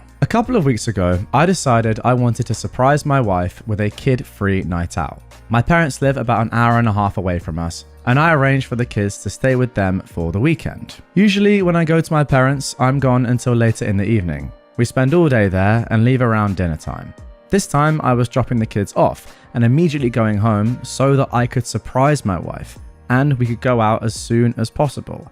I'd made reservations at a nice restaurant and I was hoping to go to a few places for some drinks first. I left at 8:30 and was back in our housing plan before 12:30. As I pulled onto my street, I saw a truck parked in front of my house. I didn't recognize it. I assumed it was someone seeing the neighbours though, because it's not that unusual for someone to park in front of our house. I parked a few houses away, thinking I would sneak into the house and surprise my wife instead of pulling into the driveway and going in the garage. I went in through a basement door. I was as quiet as possible, but as soon as I walked in, I heard her making sounds from the floor above. When I first heard it, I thought she was just by herself, maybe having some personal time. I didn't want to interrupt her privacy and embarrass her, so I was going to go back to my car and just go in the garage so that she would know I was home. Then, I heard a man's voice. I immediately felt sick. My heart felt like it was going to explode out of my chest. It's hard to describe how I felt in this moment. I decided to go upstairs. I had no desire to confront them, I just wanted to see what was going on. I moved slowly and quietly and went up the stairs. The door was halfway open. The kitchen was empty, but I could tell they were in the living room. It was obvious what was going on at this point by the sounds. There was no way for me to look in the living room without them seeing me. I pulled out my phone and opened my camera app. I put my phone just around the corner of the wall. Now this part is so hard to write. I could see my wife with a man I didn't recognize. I won't go into detail of what they were doing, but I think you can figure it out. I started recording it. I was thinking that I needed a record of it for whatever I decided to do in the future. I just stood there in my kitchen, watching this all unfold on my phone screen. I felt like I could just scream at any moment, but for some reason I just froze completely. This went on for several minutes. She finally jumped off of him and made a comment about going to the bedroom, and they went upstairs. She even made a comment about how much time they had left. I walked into the living room and found the guy's pants. I took his wallet out and took pictures of his driver's license. I know his name and his address now. I've never met him. I have no idea how my wife knows him. I left the house the same way I entered. I went back to my car and cried like the pathetic man I am. I decided to watch the video to make sure it recorded. I watched it all. I'll spare the details, but I sat in my car for at least half an hour. I couldn't drive to my parents and get the kids, as I'd have to explain why. I decided that I'd pull in the driveway, open the garage, and just pretend like I was there to surprise her. I took my time getting into the house. I made a lot of noise. When I saw her, she was very flustered, asking me why I was home, etc. She was in a robe and said she was just getting ready for a bath. I told her about my plans and she seemed excited. She poured us both a glass of wine and said we should pre-game before getting ready. I don't think I talked much, really. She took me into the living room. I'm not proud of what I let happen. I could faintly see the guy sneaking downstairs and going to the basement stairs, but I didn't say or do anything. I just let my wife continue doing what she was doing to me. Since that day, I've watched the video of her repeatedly. I can't bring myself to make any decisions on what I should do next. She seems to know that something is wrong with me because she's asked a few times if I'm okay. I feel worthless, and every time I hit a low point, I watch that video again. I feel like I've watched it at least 10 times a day since I caught them. Okay, crazy start to this one. Now, good news, there are a couple of updates to get into, but before we get into that, let's first of all jump into some comments from the people of Reddit on this original post. Somebody said, there are 2 things you should not do in this situation. 1, do not look for revenge against her and or the guy. It will just hurt you more and, worst case, put you in jail. And 2, don't let her hurt you like this again, because if you stay with her, she will. OP replied to that saying, I've spent multiple hours looking up this guy, and I'm considering options from the ULTP sub. That is the r/unethical life pro tips subreddit. Okay, pretty sure OP is just saying that he doesn't take this comment into account at all and might do something crazy. Somebody else said, so what happened to his pants and truck? He ran out without his pants? What did your wife say about the truck in the driveway? Did his wife kick his pants under the couch? OP replies, his truck was on the street. I don't know where the clothes went to, but I assume she panicked as soon as she heard the garage open. Now this is an interesting comment. Somebody said, OP, I'm a bit confused here. You were still able to go through with your plan to take her out on a surprise date, and you were able to look her in the face, eat dinner, and act like there's nothing wrong? Not really, OP replied. We didn't stay out late and we went home early. She did ask a few times if something was wrong. I tried getting drunk to get through it, but it was just too hard. Okay, let's get into the first update here, posted just 10 days later, which will reveal a lot more about the situation. I stopped watching the video after reading all the comments on my first post. It's helped clear my mind and allowed me to focus on the next steps. This has allowed me to be mostly back to my normal self for both my kids and my job. I've gone through my wife's phone and found nothing. I searched the guy's name from the driver's license. I figured out how they met. He's a landscaper. She was calling some a few months ago to clean up our yard and ended up getting some mulching and cleanup done. I've driven past his house many times. I think he's single, as I couldn't find any records of other people living at that address. I've only seen a truck parked in the driveway when I've driven by. I've been avoiding my wife after the kids are in bed to try to limit one-on-one time.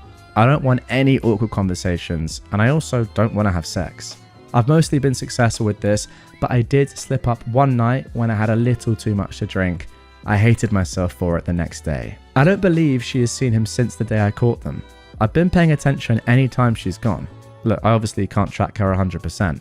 I've read about Apple AirTags, but I use Android.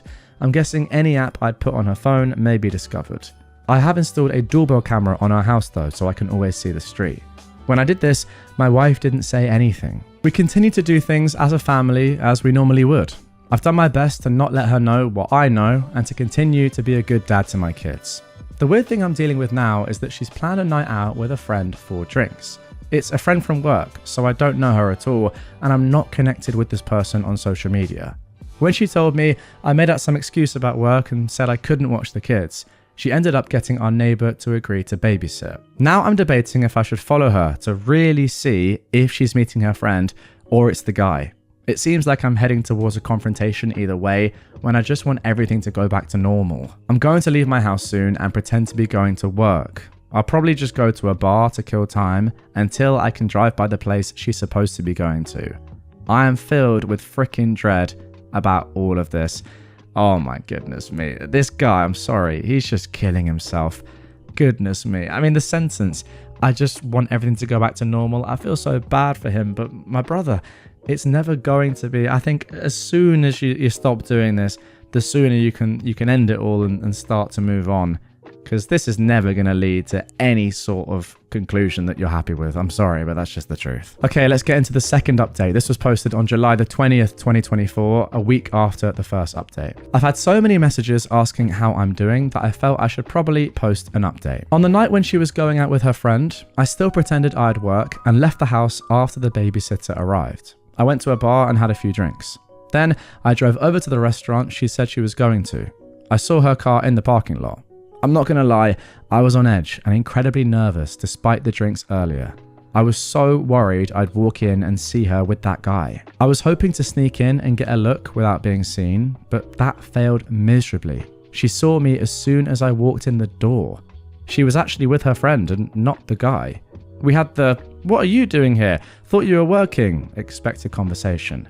I told her work ended early, so I wanted to stop by to say hi since we had a babysitter. I left after a couple of drinks and went home to relieve the sitter. So many of you have commented on my last post that I need to confront her, and I decided in that moment that I would. I couldn't hold it in any longer.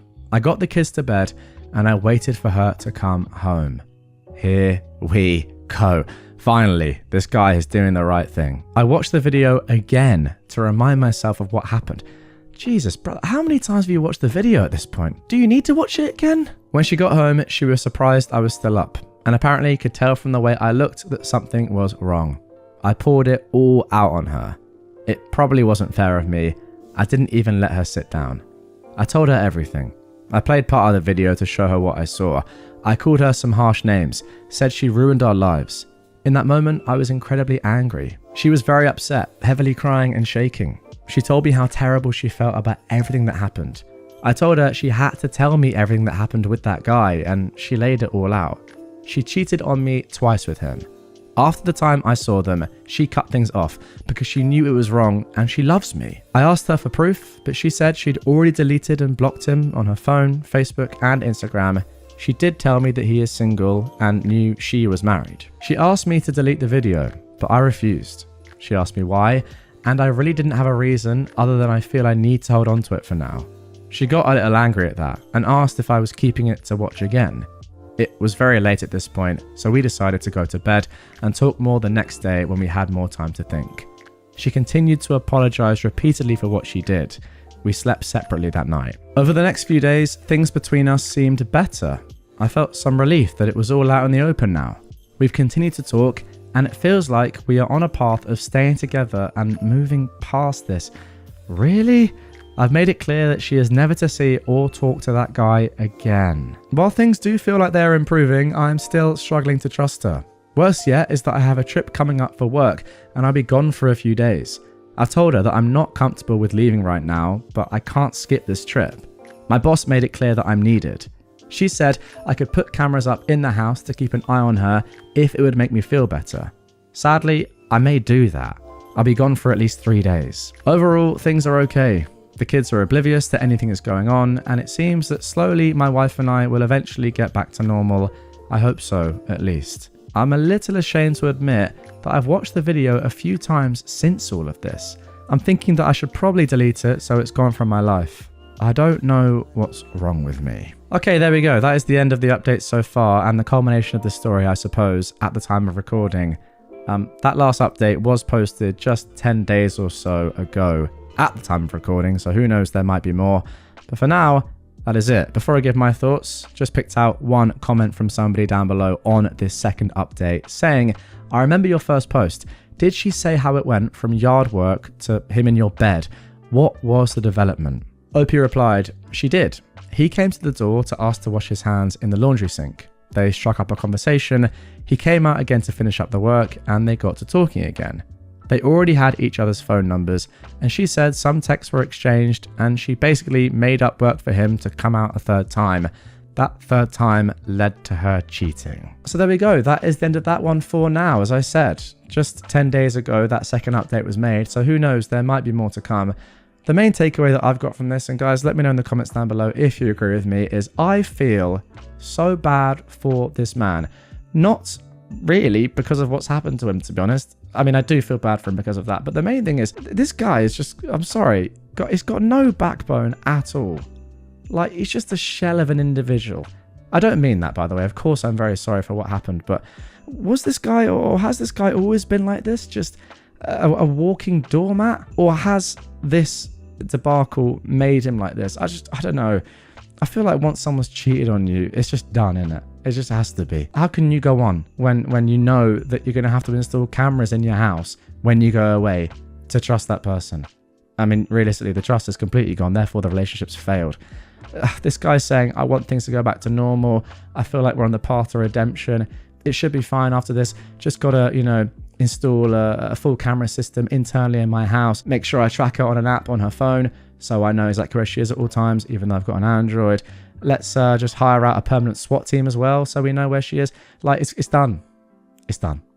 I feel bad for this guy that he hasn't just sacked things off already. I'm just reading through the comments on the Best of Redditor updates post where everything is collated. People are saying, quote, I just want things to go back to normal. Oh boy. And someone has said, some people just cannot seem to love themselves. Again, someone said, we've continued to talk and it feels like we're on a path of staying together and moving past this, in quotes. Then saying, boy, if I had $1. Exactly how I feel. Comment down below, guys. What do you think? Am I being too harsh? Is there a road to redemption here? I just don't think there is at all. But yeah, as always, interested to see if you guys agree or disagree with me. Am I wrong? Invited to a wedding, but there's a catch. This was originally posted on July the 11th, 2024. I was so happy to see a wedding invitation in my mailbox. I pulled it out and a little note fell out on an index card, but I looked at the invitation first. It was truly beautiful, and I immediately stuck it to my fridge like the work of art it was. It was addressed to my husband and me, and I was beyond stoked. I love weddings. I tend to get teary-eyed and smile until my face hurts at the joy of new beginnings and all the love. I was even a wedding singer. That's how much I love them. I picked up the note card and read that while me and my husband were invited, I'd be in another room helping to babysit all the children there with several other female invitees. There's a special room for children at the church, and that is where I'd be. For everything. I'd still need to dress for a wedding in case I wind up in any photos, but I'd be taking my reception meal with the children, and I'd be with all the kids for the ceremony. Then there was a link for their gift registry. Oh, and the meals for my husband and myself would be $100 each, and we have a link to pay it when we digitally RSVP. The first problem here is that I am disabled at 50 years old. Legally. I use oxygen. I use a walker when I need to walk long distances. I sometimes have to give up the walker entirely and use a wheelchair. I'm not proud of it, but there it is. I could happily sit in a room and look at kids, but I'd be pretty useless to prevent a fall or stop a child from choking or anything else that would require me to move quickly. Second, my husband isn't the one who has been friends with these people since childhood. I am. Why would he be invited to watch the ceremony and be part of the reception, but not me? He said he'd happily watch the kids and let me attend the wedding and reception, but the invitation specified that only other female invitees would be watching the kids, so I doubt they'd let him. Is this a normal thing at weddings now? Do you pick guests to babysit other guests' children? Should I call them up and explain my health situation even though they already know it and visit me during my multiple hospitalizations a year? I hate having to pull the health card, but honestly, what were they thinking? I confess that I feel offended and hurt that I'm nothing more than a babysitter to them who is expected to pay for my supper and babysit for free. Would I be wrong to simply tell them we won't be able to attend and to find another sitter? And if we don't go, do we still send a gift? No, you would not be wrong at all to tell them that. And there's no way you should send them a gift at all. It's obvious. It's just insane what is going on here. Now, there's way more to come in this story, I'm happy to say. Well, happy, you get what I'm saying. There's a lot more to come. There are about 3 or 4 updates. But first of all, I just want to give my immediate thoughts as to what I think is going on here. Actually, before I do that, get in the comments down below. Don't cheat. Don't skip ahead. What do you think is going on here? What do you think the reason is for this apparent switch up and the weirdest wedding invitation of all time? For me, I think we've got another case of just pure ableism here. And like we've seen before in other stories that I've narrated on this channel, I feel like, you know, this woman, this bride-to-be just perhaps doesn't want someone with a wheelchair or with a walker or oxygen tanks in her photos. I think that might be the reason. I don't want it to be, but that is the only thing I can think of. Let me know if you guys agree in the comments down below. But yeah, as it stands, I am sadly leaning towards that reason. Now, before we get into the first update here, there are a couple to come. OP has first of all answered just some more basic questions for further context. Let's get into that. Okay, then let's get straight into OP's first update, which addresses some questions. I know these folks because my mum, RIP mum, and the bride's grandma were besties. So I grew up with the bride's mum as an almost sister to me. We went to school together, graduated together, worked at the same place twice, and have been super close since. The bride is like a goddaughter. At least I thought she was. I'm gobsmacked here. The church where they're getting married is a Southern Baptist church. They aren't members. None of us are overly religious. They just liked the venue and booked it. I've never been inside, but it's lovely on the outside. And apparently it has a childcare room that is big enough for a bunch of women and kids to hole up comfortably for a wedding and reception. We're all American. The groom's family is related to my family via marriage, and the bride and groom met at my house at a cookout a few years ago.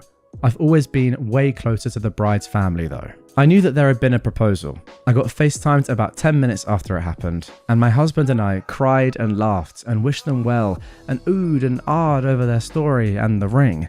I was expecting an invitation, sure, but not like this. The last time I had lunch with the bride's mum, she told me they're inviting around 200 people. So it will be a large wedding with, I'm assuming, a ton of children. No, I don't hate kids. I love kids. I would have loved to have kids of my own, but my body just wouldn't do it.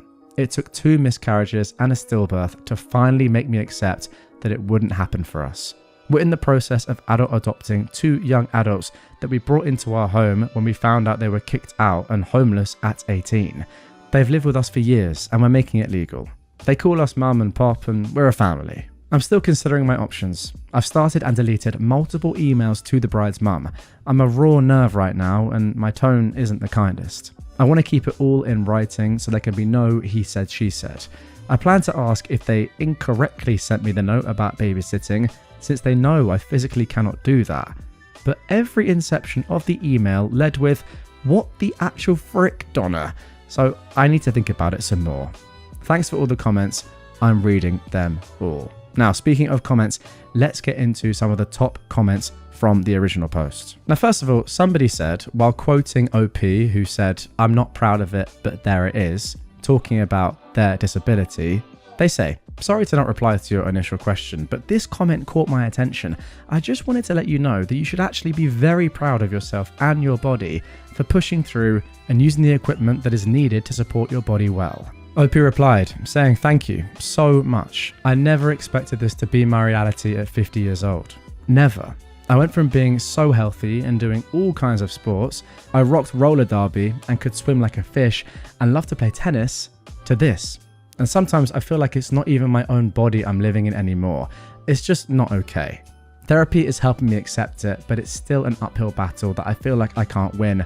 So thank you. From the bottom of my heart, thank you. Okay, now let's get into the first proper update posted 6 days later on July the 17th, 2024. I spoke to my friend, the mother of the bride, and I'm pretty upset.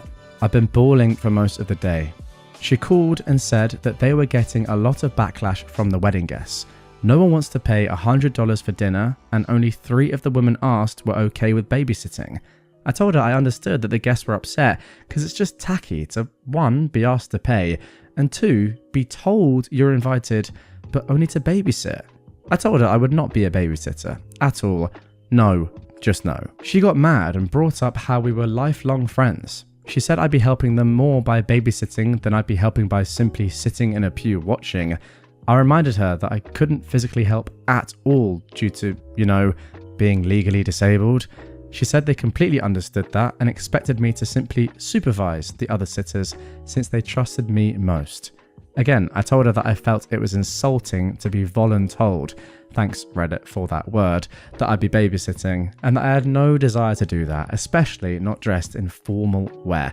I mean, being asked to babysit for free at one of your best friend's daughter's weddings is still just insane, doesn't matter about any of the logic. Then we got to the truth. She said that she didn't know if I'd be in a wheelchair that day or require a walker. That's fair. I don't always know which one I need. She said that they wanted everyone in pews for the wedding video, and me sitting in a wheelchair would make me stick out and ruin the video and photos. I told you guys, I was right. These guys are mother frickin' ableists. I knew it. I said, if I need a wheelchair that day, then I can move to a pew and my husband can put the wheelchair in another room or back in our car. I may not even need it that day. Then she says, well, space is limited in the pews. You'd take up the space of 2 people with your purse and oxygen tank. Oh my goodness. I replied, no, I would not. I wouldn't bring a purse in, and the oxygen tank either sits on my lap or between my feet. It's like a little backpack. Then she said, well, having you in oxygen in the photos would be distracting from the other people. And there you have it. Words were exchanged and she hung up on me. I haven't been removed from any social media yet, but I fully expect to be. I already feel awful for being this way at only 50 years old. I didn't choose this. I didn't want this. If she thinks it's awful to have it photographed, just imagine living with it. Which is what I told her before she hung up on me. I'm devastated. Just devastated. Goodness me. You think you know someone and then they do this. Absolutely insane. Let's get into the second update.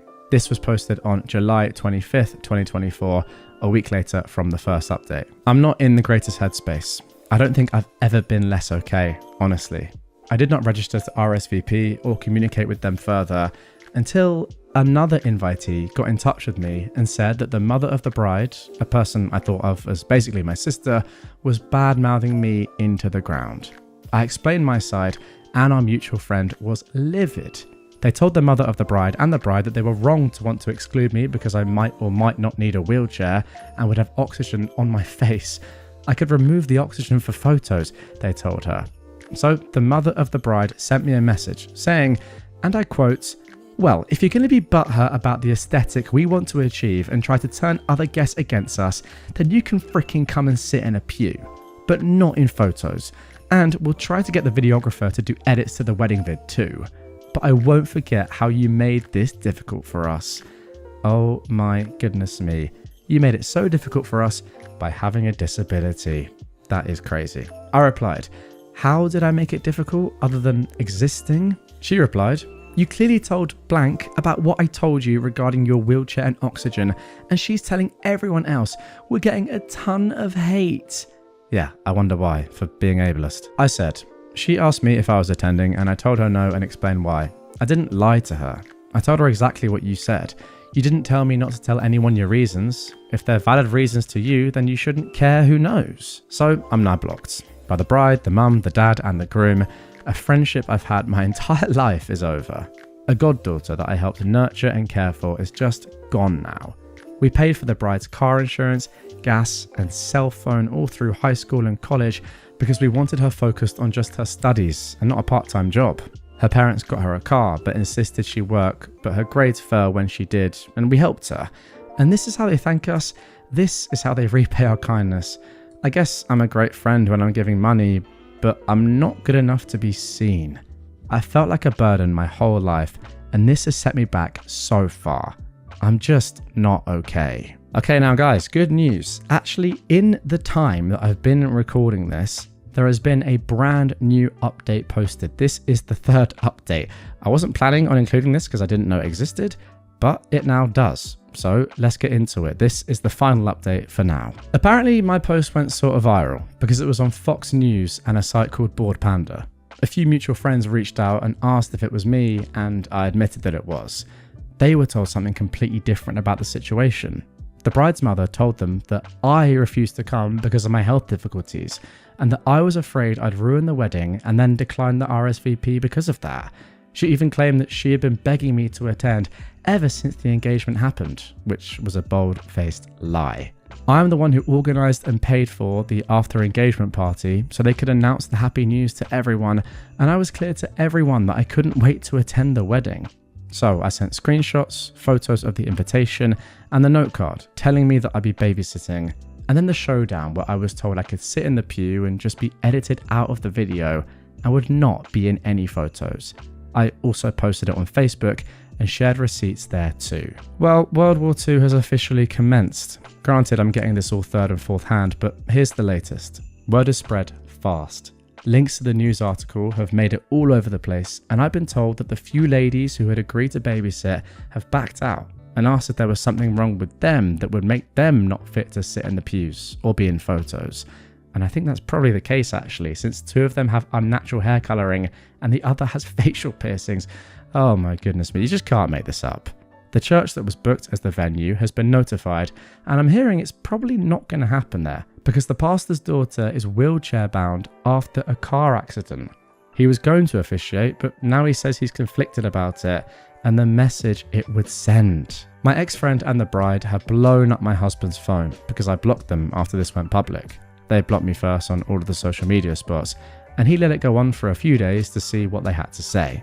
He's blocked them now, but the bulk of it is that I'm jealous that I was never blessed with any children of my own. Oh my gosh. So that is why I'm ruining this for them.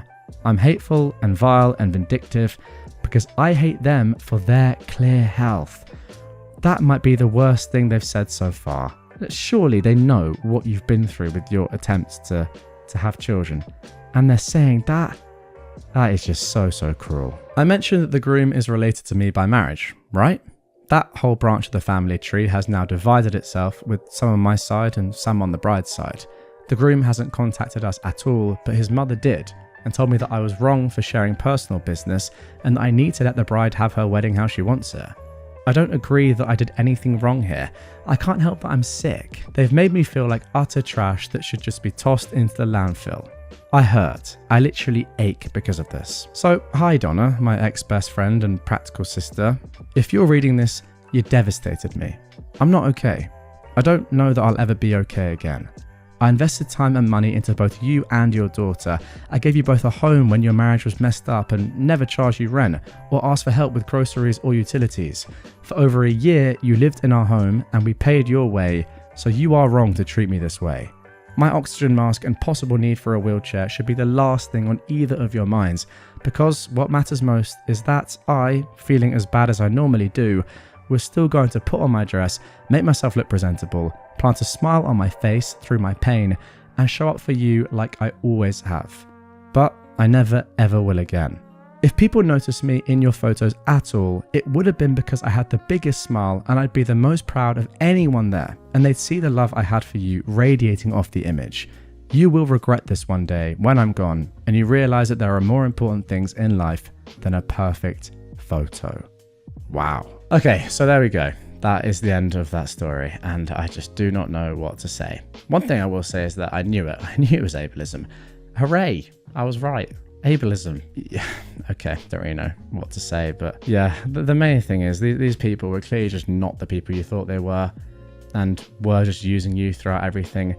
If there is some sort of silver lining for you that you can take from it, just think to yourself how much better of a person you are than these people. You and your husband are than these people. You mean you're so gracious. You gave up so much time, so much money to help them out, but this is how they repay you. I mean, you just got to sack them off and just, yeah, sadly say that sometimes in life this stuff does happen. You got extremely unlucky. They're just terrible people and you weren't to know. It's tough, but at least you know now. I mean, ultimately, looking at it from their perspective, they probably weren't friends with you the entire time. I don't know how they can have been and then do something like this. They were just using you, and that is going to take you a while to get over, but at least you know now. And yeah, as for the wedding, I mean, obviously don't go. Tell everyone about how they've treated you. It sounds like you're doing that, which is great. Hopefully the venue cancels, the pastor cancels, either the husband or bride-to-be cancels. I mean, I hope they get divorced immediately. That'd be great. Or the wedding just doesn't happen, pretty much, because they do not deserve to be married and have a happy life. That is for sure.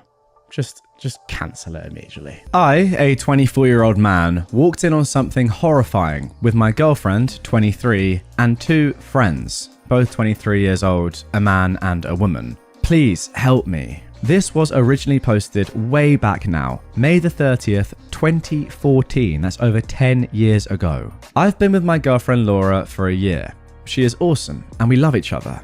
I've been friends with Jake and Shelley for 2 years. We weren't that close, seeing as I met them through my group of friends, but now we are, or were, very close.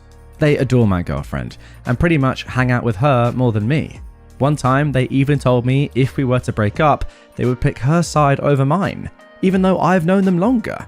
Anyway, I'll get to the point. So Laura just graduated college and wanted to celebrate. Let me start by saying she never drinks. In the year I've known her, I think she's only drank like once or twice. And honestly, that's because my group of friends kind of pressured her into it. She doesn't handle alcohol well since she's really small and has no tolerance. This will be important for later. So Jake and Shelly invite her over to their place while I'm at work, so I can't come. The plan was for them to pick her up and take them to their place, and for me to pick her up after work so that she doesn't drink and drive or have to spend the night. All is well, I trust them, and I know they are experienced drinkers and would watch her. I get off at 2 AM from work and head over to their place. At this point, I know Laura is drunk because of the sloppy texts I'm getting from her, so I knew that I'd have to take care of her. But then, I get to their house and I walk in on something terrible. Laura is passed out on the ground. Shelly is on top of her, making out with her, and Jake is recording it all with his phone. I freak out and I ask him what the frick is going on. I snatch his phone from him and delete the videos and pictures. He laughs and says it was all a joke, that they took the pictures to make fun of Laura in the morning and play a joke on her. I pick her up off the ground and we leave. Guys, she was so drunk she could barely walk. She was puking constantly, she was crying, she couldn't see straight, and my friends were completely sober. What the F? I put her to bed and then receive a text from Shelly saying that I shouldn't be mad since it was all a joke. I replied that they took advantage of her, and she agreed, but claimed they took advantage of her in a friendly way so that she would let loose and have fun since she's always studying. I was so disgusted that I didn't reply, and I cared for Laura all night since she wouldn't stop vomiting. The next day, Laura receives a bunch of text messages from them angrily berating her for getting them in trouble. They say she's a grown woman who can handle her own mistakes, that they don't give a frick what I think about what they did, that I am a little female dog, and that it's basically all her fault, and she pressured them into making the video. If you all saw how incoherent and blacked out my girlfriend was, you'd see that she couldn't even stand up, let alone pressure someone to do anything. She's been crying over it all day and switches between yes, it was all her fault, to no, they were being disgusting jerks. As for me, they keep berating me and insulting me for being angry, saying that I'm overreacting to a simple joke that they were going to play on her. I don't know what to do. Please, give me some advice. Am I wrong? Because I don't freaking think I am, but Jake and Shelly are going around spreading rumors about this, making me out to be a jealous, controlling jerk, and my girlfriend to be a dumb drunk who pressured them into acting badly. Okay, before I give my thoughts, let's get straight into some comments. Somebody said, does your girlfriend remember how much she had to drink before she started to black out? She sounds like she was really, really sick afterwards. And if she doesn't remember supposedly doing all these shots, I'd worry about how they got her into this bad of a state. Very good question. OP replies saying she does not, but she remembers that they didn't drink. And that is fishy to me. Yeah, I couldn't agree with that more. They're all going over to have a good time and drink, but the one person who doesn't drink that much is the one that gets completely blackout drunk, and the two that do are stone cold sober? That's odd. Someone asked about the text the friends sent. OP said the exact text they sent was, we really did take advantage of her, but in a friendly way. She wanted to take more shots and we wanted her to have fun since she's always stuck home studying. It was more of a joke to her sober self. I don't really know what that means though. Yeah, I don't know either. More of a joke to her sober self. Okay, that is a very, very strange excuse. Now, a lot of people in the comments, rightly so in my opinion, were telling OP that this is predatory behavior. These two are predators. Simple as that. OP said, you know what, I've suspected this, but I didn't want to believe it. I always felt left out because they would prefer to hang out with her and they told me so. I feel so guilty because if it weren't for me, my girlfriend would have never met them. I feel bad for letting her go there with them. Okay, so there we go. That is it for the original post. And I've got to say, just off the back of that most recent comment, OP, you can't feel like that. You can't. How could you possibly have known that these two people were actually like this?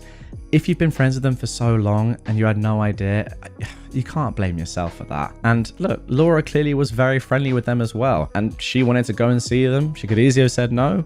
She wanted to. They clearly got on very well. It's just a really, really sad, tragic event that's happened that has exposed these people for who they really are. And now, as we move on to the update, I hope that they see some justice, to be honest. But yeah, I have no idea what they meant by that text. And I also have no idea why they didn't drink and she did. And look, obviously we don't know exactly what happened, but you can pretty well imagine that they were just saying, oh, go on, just have loads of shots. Maybe they were fake drinking. Maybe they were drinking a tiny bit. Maybe they just weren't drinking at all. And they knew that eventually something like this was going to happen. I don't know. It does seem slightly premeditated, the fact that they seemed or were sober and Laura was completely battered. But who knows? Let's get into the update. Okay, now let's get into the update. This was posted 2.5 months after the original on August 17th, 2014. So for several days after the incident, they constantly contacted my girlfriend, blaming her and telling her it was her fault. She did admit to them that she was blackout drunk and couldn't remember anything, and they pounced on that information by telling her false stories of what actually happened, and telling her that I was a lying and controlling jerk who just wanted to isolate her from her true friends. Since they've known me for a long time, they then proceeded to tell her horrible stories about my past, that I did drugs when I was 18 for God's sake, that I was once arrested for drunk driving. That was a mistake that I owned up to as soon as her and I met, and she's been aware of it since the beginning, and that I've slept with multiple women and that Laura is just another number to me. Guys, I'll admit, I used to be a party animal. I have a bad past, but I'm a changed person now and I love my girlfriend with all of my heart. It hurt that they were using my past against me in order to get her to come to their side. So I told her that she should go to the police and file a report, and she agreed. Well, that is good to hear. She warned them to quit harassing her, and they flipped the frick out. They showed up at our house late at night to try and talk to her. They left treats and presents for her at our door. They even got her parents involved. Now, her parents are not idiots, and as soon as I told them what they did to Laura, her parents banned them from the house and threatened to call the police if they ever showed up again. It was a crazy ordeal, considering they left handwritten notes for her parents to read, signed, "Love your favourite son and daughter." What the heck? Laura spent many nights crying into my arms, racked with guilt and confusion. Finally, we went to the police after weeks of this harassment and filed a report. She did not want to press charges. I'm working on building her self-esteem back up so she has the strength to do it if she ever wants to. The police officers said that she has enough evidence to press charges against them since she has the text where they admitted to taking advantage of her, and they also said that if she presses charges, they can confiscate their phones and search for their video. I'm still not sure how that would work, but I'm not questioning it. Laura just wanted to file a report just in case anything happens in the future, so there's a paper trail. She's contemplating putting a restraining order on them, but they've stopped and gone silent. We no longer have contact with them or any other friends that believe their lies. Laura is in therapy and is slowly starting to understand that she was SA'd, and sometimes I go with her to support her. The hardest part for her is not feeling like it's her fault. She brings up the fact that she was drunk, and if she hadn't gotten drunk, it all could have been avoided. I always tell her that is not her fault. We will see if she decides to press charges. I can't force her to do anything she doesn't want to, but I support her in anything she chooses. So there it is. I'm not sure what to make of the craziness that happened after that night. I don't get why they went psycho, leaving her notes and gifts and trying to talk to her parents. Maybe one of you guys could explain it. Well, personally, OP, I think the explanation is painfully obvious. They knew what they had done. They probably knew that it was criminal, and they've been trying everything they could possibly think of and do to make your girlfriend not press charges. I think it's as simple as that. To be honest, I think from the moment they were caught, they knew they were completely screwed because what you'd seen was SA. Now, I will say this. They are so dumb that some of the things they did after that, they've really not helped themselves. But I guess if you are SAing anyone, you're an absolute idiot and just a terrible person in the first place. So that's maybe not an important point. But yeah, in terms of the video as well, even if you delete a video off your phone, even on recently deleted, get rid of it, it's still there. It can be recovered if you have the right software. The police do that sort of thing all the time. Now, from Laura's point of view, I will say this. I do completely understand it. She's probably still trying to process what's gone on. She probably does genuinely think, oh, if I'd not got so drunk, this would never have happened. They're meant to be, or they thought they were, two of my best friends. This must be my fault. But no, I think what's really happened here is that you've just been exposed to who these guys really are as people. And yeah, there's no doubt about it in my mind. They are predators and they deserve to go to jail for what they did. My husband's open marriage suggestion backfired on him. This was originally posted on June 26th, 2024. My husband, Leo, who is 34, and I, a 30-year-old woman, have been together for 7 years, married for 4 of them. We don't have any kids, and we don't intend to. 2 years ago, Leo asked me for an open marriage. I was devastated at the time. I couldn't understand why he didn't just want me. I couldn't even comprehend the idea of sharing him, either. He gave me the same song and dance a lot of men give their spouses. Swore up and down that he loved me. I just wasn't fulfilling his needs. He needed more than what I could give. It was just to spice up our life. It was just sex, etc, etc. I did ask if there was someone else. He said no. To this day, I'm still not sure if I believed him. But at the time, I was angry and hurt and said no. He pestered me to change my mind for a week before giving me an ultimatum. Open marriage or divorce. Wow, he gave you just 1 week? That is insane. I chose the open marriage. I just couldn't bear the thought of him leaving me at the time. We have rules. We can't bring any partners home. We have to get tested for an STD every 3 months. 1 weekend out of the month must be left free for us time. Any money we spend on or with our partners must come from our personal accounts. I didn't partake in the open marriage myself for the first 3 months. Leo obviously did right away. He seemed to be gone or out late almost all the time. But he always acted so happy and loving towards me while I felt like I was dying inside. It killed me to think he was sleeping with other women, and I felt so lonely and unattractive and not good enough. Can we just get in the comments down below? Was this ever going to work out? I mean, I don't know. It's a tough spot for OP, but surely she should have just said, oh, I'm gone out of here. Love does crazy things, don't get me wrong, but this was never going to work, surely. I told my sister, OP says, Katie, 26, and a few close friends everything. Katie told me to just play his game and be part of the open marriage too. If he can sleep around, so can I. I honestly didn't have much confidence in myself at the time. I'm a bit overweight and I've never considered myself conventionally pretty. I was afraid this would just humiliate me further. Katie and my best friend Jessie set up my online dating profiles for me. I got so many matches, it was actually overwhelming. When I told Leo, he was surprised, but told me to do whatever I thought was best. Jessie helped me choose my first date, and I actually had a great time. He didn't pressure me for sex and took me out to drinks and dinner. We did have sex eventually, but it was all just casual and we didn't see each other after a couple of months of casual dating. That first guy really made me feel more confident in myself, so I kept going on dates with men. A lot of them wanted to treat me, so I didn't have to spend much of my own money. Not only that, but some of the men have given me the best sex I've ever had in my life. Almost like the kind of sex you read in romance novels. It's been amazing. I'm currently seeing 2 different men alongside Leo. One, Mark, who is 38, is more of a steady boyfriend I've been with for about 6 months.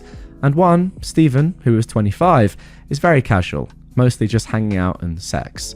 They know about my open marriage and other relationships and are fine with them. My husband, though, has not been so lucky. Yeah, in the beginning, he definitely was. He was always out and about and didn't seem to care even when I started dating too. But now he just complains a lot and hasn't been going out much. He whines about how he's usually the one spending money. A lot of the women he tries to be with want an emotional connection before sex. He often wants to be with younger women, but they want younger men. He's also been upset that I go out with random guys so often while he's at home alone all the time. Yeah, my friend. How do you like it, Leo? He hasn't asked to close the marriage yet, but I feel like he's going to soon. He keeps saying he misses us and wants to spend more time together. He tries to initiate sex a lot more too. He wants to go on dates and go on vacations and all that stuff more and more. And he gets upset when I tell him I can't because I've already scheduled to do stuff with my partners, mostly Mark. Honestly, I don't think I love Leo anymore. I care about him, but I just don't love him.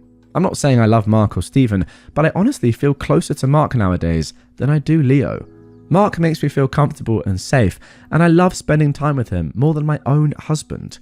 Stephen is funny and sweet and really good at sex. Katie and Jessie have been wanting me to divorce for a year now. But I was afraid of hurting him and thought I still loved him. But I think my love for him died when he asked for this open marriage in the first place.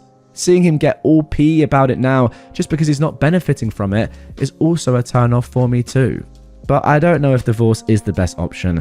I still care about him and I still don't want to hurt him. Maybe if he finally asks to close the marriage, we can talk about it then. Okay, so that is the original post. Let's get into some comments. Somebody said down below, just flat out, divorce. You're happier without him. He would only want to close the marriage because he can't get laid, not that he only loves you. And I couldn't agree more.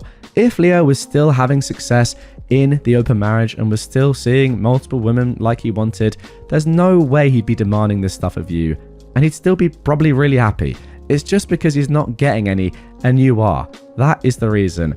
And that is good enough reason, in my opinion, just like this comment says, to divorce him. Anyway, OP replies, we've just been together for so long that the idea of him not being there feels weird. Which sounds stupid because I have 2 other partners, so it's not like I'll be lonely. But Leo was a part of my life for so long that for him to not be there just doesn't feel right. But you're probably right. Yeah, you're definitely right. It's a weird thing to stay with someone just because it would be weird if they're not there anymore. That isn't love. I don't think that's a reason to stay. OP then says this on her husband dismissing her feelings regarding the open marriage. I really do think that Leo does love me in his own way. Even when he was more active in the open marriage, he still made time for me and I still did a lot with him and he did a lot for me. But you're probably right on the divorce. Someone else commented, part of the issue is the main relationship is supposed to be the important one. So the whole 1 weekend a month for us time wasn't enough. That is a great point. 1 weekend a month for us time. That's insane. That literally couldn't be less. I mean, unless you're not seeing each other at all personally. I know you're still living together, but still. 1 weekend a month? That's hardly anything. OP says, I actually did argue that in the beginning, but he insisted that he needed to keep his weekends free. He did spend a lot of time at home during the weekdays, so in his mind, that made up for it. I mean, it doesn't though, does it? Because a weekday after work is not the same as spending the weekend, the whole day, 2 days with your partner. And then finally someone says, what if he finds evidence of your open marriage and frames you as a cheater and then brings you to the cleaners? At this point, I wouldn't trust Leo. What you're experiencing is normalcy. You're used to his presence in your life, but how long are you going to live like this? OP says, Jesse had the same train of thought of you and actually took screenshots of his dating profiles during the beginning of the open marriage. She also told me to save screenshots of any text we had about the open marriage. I don't think Leo would do that, but I also didn't think he'd ever ask for an open marriage. So what do I know? Alright, let's get straight into the update now. This was posted just a week later, July the 3rd, 2024. Hi everyone. I got so many comments and messages on my last post that I was a bit overwhelmed, especially when a lot of you kept saying the same thing. Divorce, divorce, divorce. Yeah, me too. But the thing is, I think a part of me does still love my husband. I know in my last post that I didn't think I loved him anymore, but I can't just forget about the things that I do love. I love when he sings in the shower. I love when he laughs so hard he snorts. I love when he kisses my forehead when I've had a bad day. I love when he holds my hand when we watch TV together. Leo has done a lot of bad things, but he really isn't the big jerk people think. Maybe that was my fault. I'm still not sure I agree with that, OP. I think that anyone that... I can't even speak, but I think that anyone that wants to open up your marriage, their marriage, without thinking about their partner at all and the fact that you clearly didn't want to do that, just because they want to have more sex, is a big jerk. Simple as that. Anyway, OP continues. Even if I do still love him, I'm not in love with him anymore. I don't think I have been for a while. I care about him. A part of me does still love him, but you were all right. I should have just divorced him when he gave me that ultimatum in the first place. To be fair, I don't blame you for not divorcing him immediately. You've got to take the time with a decision like that. But yeah, I don't think there's a way back for your relationship, I will say that. This past Saturday, we had the big talk. I initiated it, but he didn't seem too surprised. I just told him that I noticed he didn't seem to like me going out with Mark or Stephen, and I asked if there was a problem. He said there was, but he didn't ask me to close the marriage. He just asked me if I still loved him. I said something like, not like I used to. He broke down crying, which made me cry. I guess he'd known for a while that I wasn't in love anymore, but he'd hoped he could win me back if he funneled all of his energy into me. I was honest and told him that during those first 3 months of our open marriage, I think my love for him died and I just couldn't get it back. I did tell him that I still cared about him and that I did love him, but it's not the same as it was. He asked if I loved Mark or Steven, and I said no. Yeah, I like being with them and I care about them a lot, but I can't say I'm in love with either of them. I also finally asked why he wanted the open marriage in the first place. A lot of you in the comments said he already had someone lined up, and you were right. I mean, to be fair, I didn't even bother saying that, it was so obvious. He had someone at work he was interested in, and she wanted him too. The open marriage was just to get permission. He honestly never expected me to also get my own partners because of how unconfident I was. But he didn't want to stop me either because he thought nothing would come of it. This guy, man. He didn't really like me seeing other men, but he knew it wouldn't have been fair to tell me no when I gave him permission first. I cannot get over how much of an idiot Leo is. I mean, Jesus, what an absolute clown. I guess Mark and Steven made him insecure because I was spending so much time with them on a regular basis. The open marriage was just sex on the side for him. He only did hookups and they never lasted long. He genuinely always just loved only me, but he thought I was falling in love with my partners and he was losing me and wanted to win me back. We cried a lot and talked a lot. We decided to get a divorce. Since the house is in his name, I'm going to move out and live with Katie for a while. He told me I didn't have to and I could stay until the divorce was finalized, but I just can't. It's too hard to even look at him sometimes. I don't know how I feel, to be honest. I thought I'd be relieved or sad, but I'm just tired. I wish I could have been like you all wanted me to be, clapping back or being sarcastic and snarky or rubbing it in his face, but I don't feel like I've won anything. I just feel lost. And there we go. That is the end of the post. And to be honest with you, that is how I'd expect you to feel. I think if you were feeling sort of super jealous or super like you wanted to throw it back in his face, I don't know, it just wouldn't really feel real. This is how I'd expect somebody to feel in this situation. Just, yeah, tired, exhausted after this ordeal, and yeah, massive change in both of your lives that obviously hasn't worked out in the way Leo wanted to. But before we get into my overall thoughts, let's jump in to the people of Reddit's comments. Somebody said, I'm wondering if maybe the other women ended it, so now he was back to what he was comfortable with, i.e. his wife. He went and had his fun, and when that died out, he was not left with a wife waiting for him at home. I agree with this. I'm actually very confident this is what happened. Opie replied, he and his co-worker were only sleeping together for maybe a month. She fulfilled his kinks that I never liked indulging in. Okay, that's weird. Why do you know that, first of all? Maybe, he said. Anyway, that's why he was with most of his partners, because I wasn't interested in his kinks. Now, okay, fair enough, but you can't get everything you want in a marriage. It's a two-way relationship. I mean, come on. I don't know what these kinks are. Frankly, I don't want to know. To be fair, I actually do. Would probably be quite interesting. But yeah, that's not a reason for opening up your marriage just because your partner doesn't want to do the kinks that you want to do. Surely.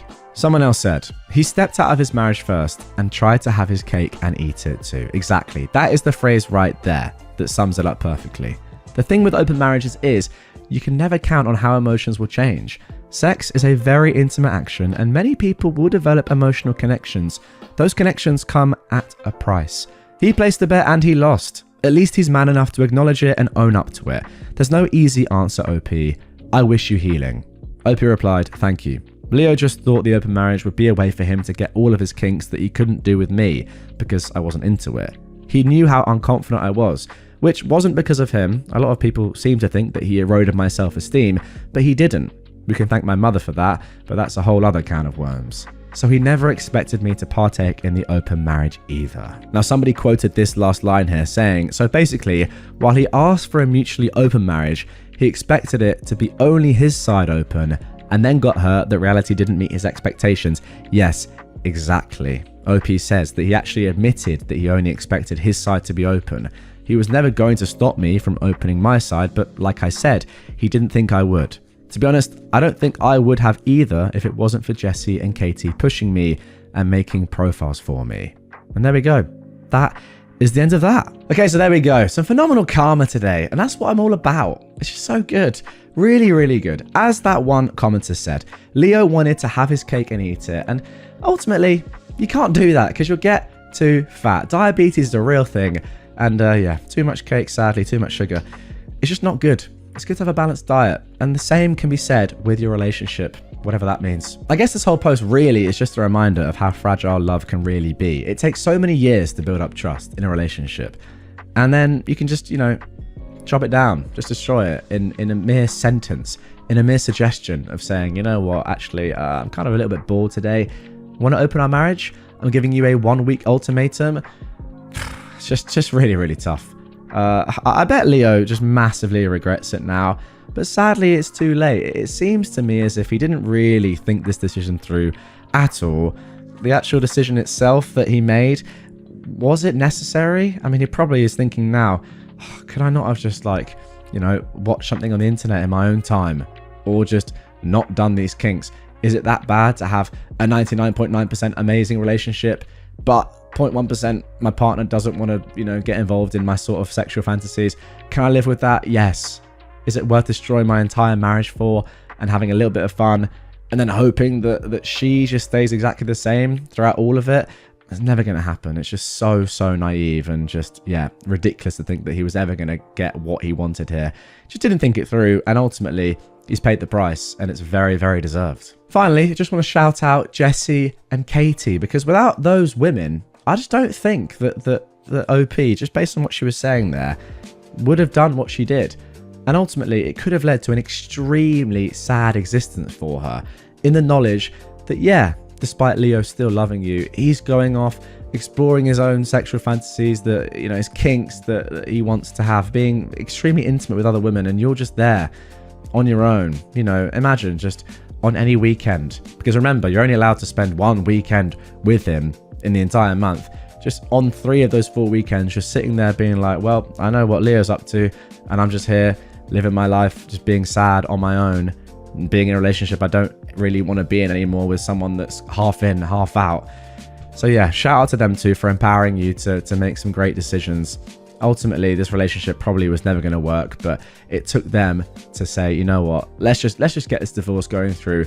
Open marriage, embrace it, because this is not going to last very long, so you might as well. I just discovered my husband of 6 years is a Reddit troll, and I'm pregnant. This was originally posted almost 10 years ago now on July 29th, 2014. For context, the woman writing is 32 and her husband is 34 years old. He left the browser open on our laptop after he went to work this morning. I go to work after, so I usually hop on and do my own things on my real account. Today, however, I was disgusted at what I found. My husband is a troll. A really freaking nasty troll. He leaves horribly mean comments to all kinds of people. They're filled with racist slurs, awful insults. He tears into fat people, ugly people, etc. He loves to troll around places like r/progress pics to discourage people. He sent PMs to people to call them names, calls women who post on r/gonewild tramps, and the C word, and more. I was horrified, completely horrified. My husband is a nice, gentle man who is supportive and kind. In our 9-year relationship, we fought 3 times total. I never thought this is a behavior he would take part in, but this is something else. It made me wonder what else he does on the internet. So I looked at his browser history to find him also harassing teenagers on Tumblr, telling them to KYS, calling cute girls ugly and fat and stupid, etc. It horrified me to think that this was the man who could be raising our daughter with me in a few months. Look, I understand that trolling can be fun. We've all laughed at Ken M once or twice, but this goes far beyond what I ever imagined. I don't know how to look at him. I've lost respect for the man I looked up to and admired. Good men don't tear each other down. People don't do that in general. I don't know what to do. I want to bring it up to him, but I don't know how to do it without him automatically getting defensive and spouting off the same lines you hear from people. Get thicker skin. The world isn't kisses and rainbows, etc. Of course it isn't, but why contribute to it? It's always the innocent ones, isn't it? Before I give my thoughts, let's get into some comments. Somebody says, "You never suspected this kind of behavior based on how he interacts with you and others? That's extremely horrifying.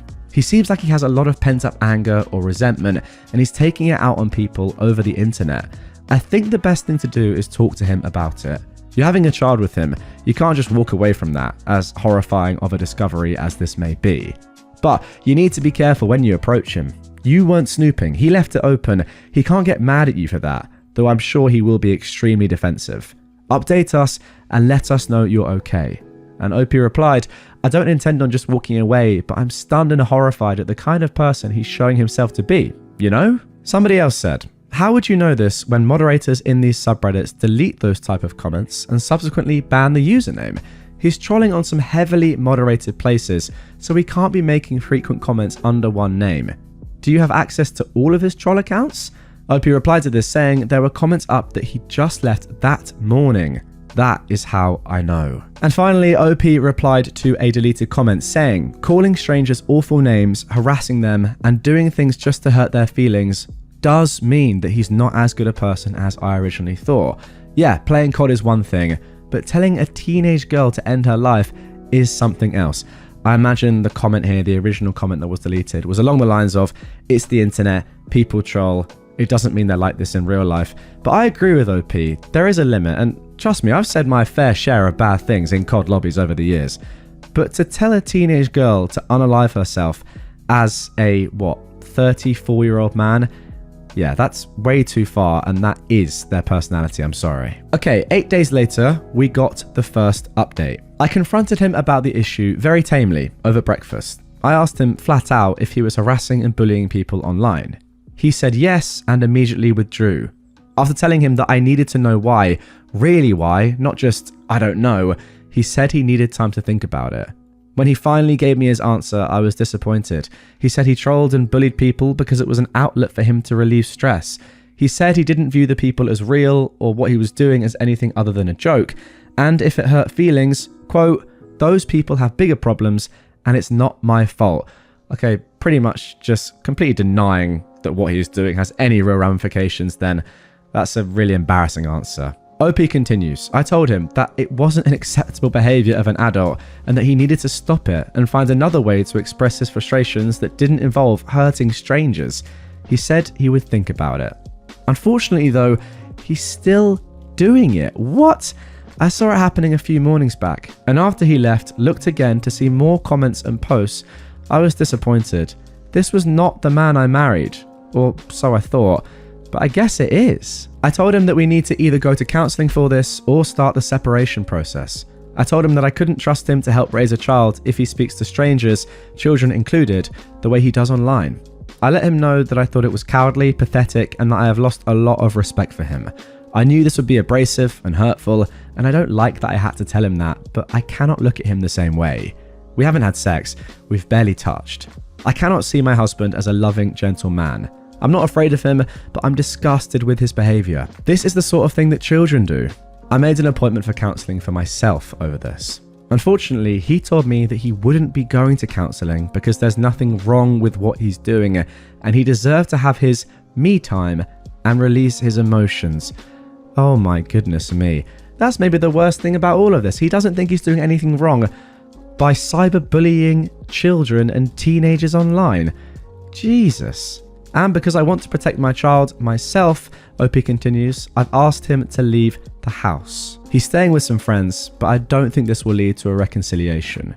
I'd hoped this story would have gone another way. Okay, that is it for the first update. OP replied to a couple of deleted comments. First of all saying, I never said anything about custody in my comments at all. Other people are bringing that up. I would not restrict his visitation or custody at all, so long as he proves that he's a reasonably fit parent. Quote, but adults should be able to talk to adults whatever way they like. Well, I'm not restricting his freedom to talk to people in any way he wants. I am, however, telling him that his choice to do such is unacceptable behaviour for a grown man. And also, this isn't just to other adults, that's the point. It's to teenagers online. I mean, that isn't allowed. He was given the option to see a therapist, says OP. He was given the option to stop. He was not willing to do either. If he changes his mind, he knows he's got wiggle room. This is the first step. OP replied to another deleted comment saying, it's not a funny quirk to tell a child to unalive themselves. It's not harmless. It's not acceptable behaviour for a good person. Good people do not tear other people down. I'm not a fan of breakups, but you're painting this as a different situation. I gave him options on how we can fix this. I gave him a chance.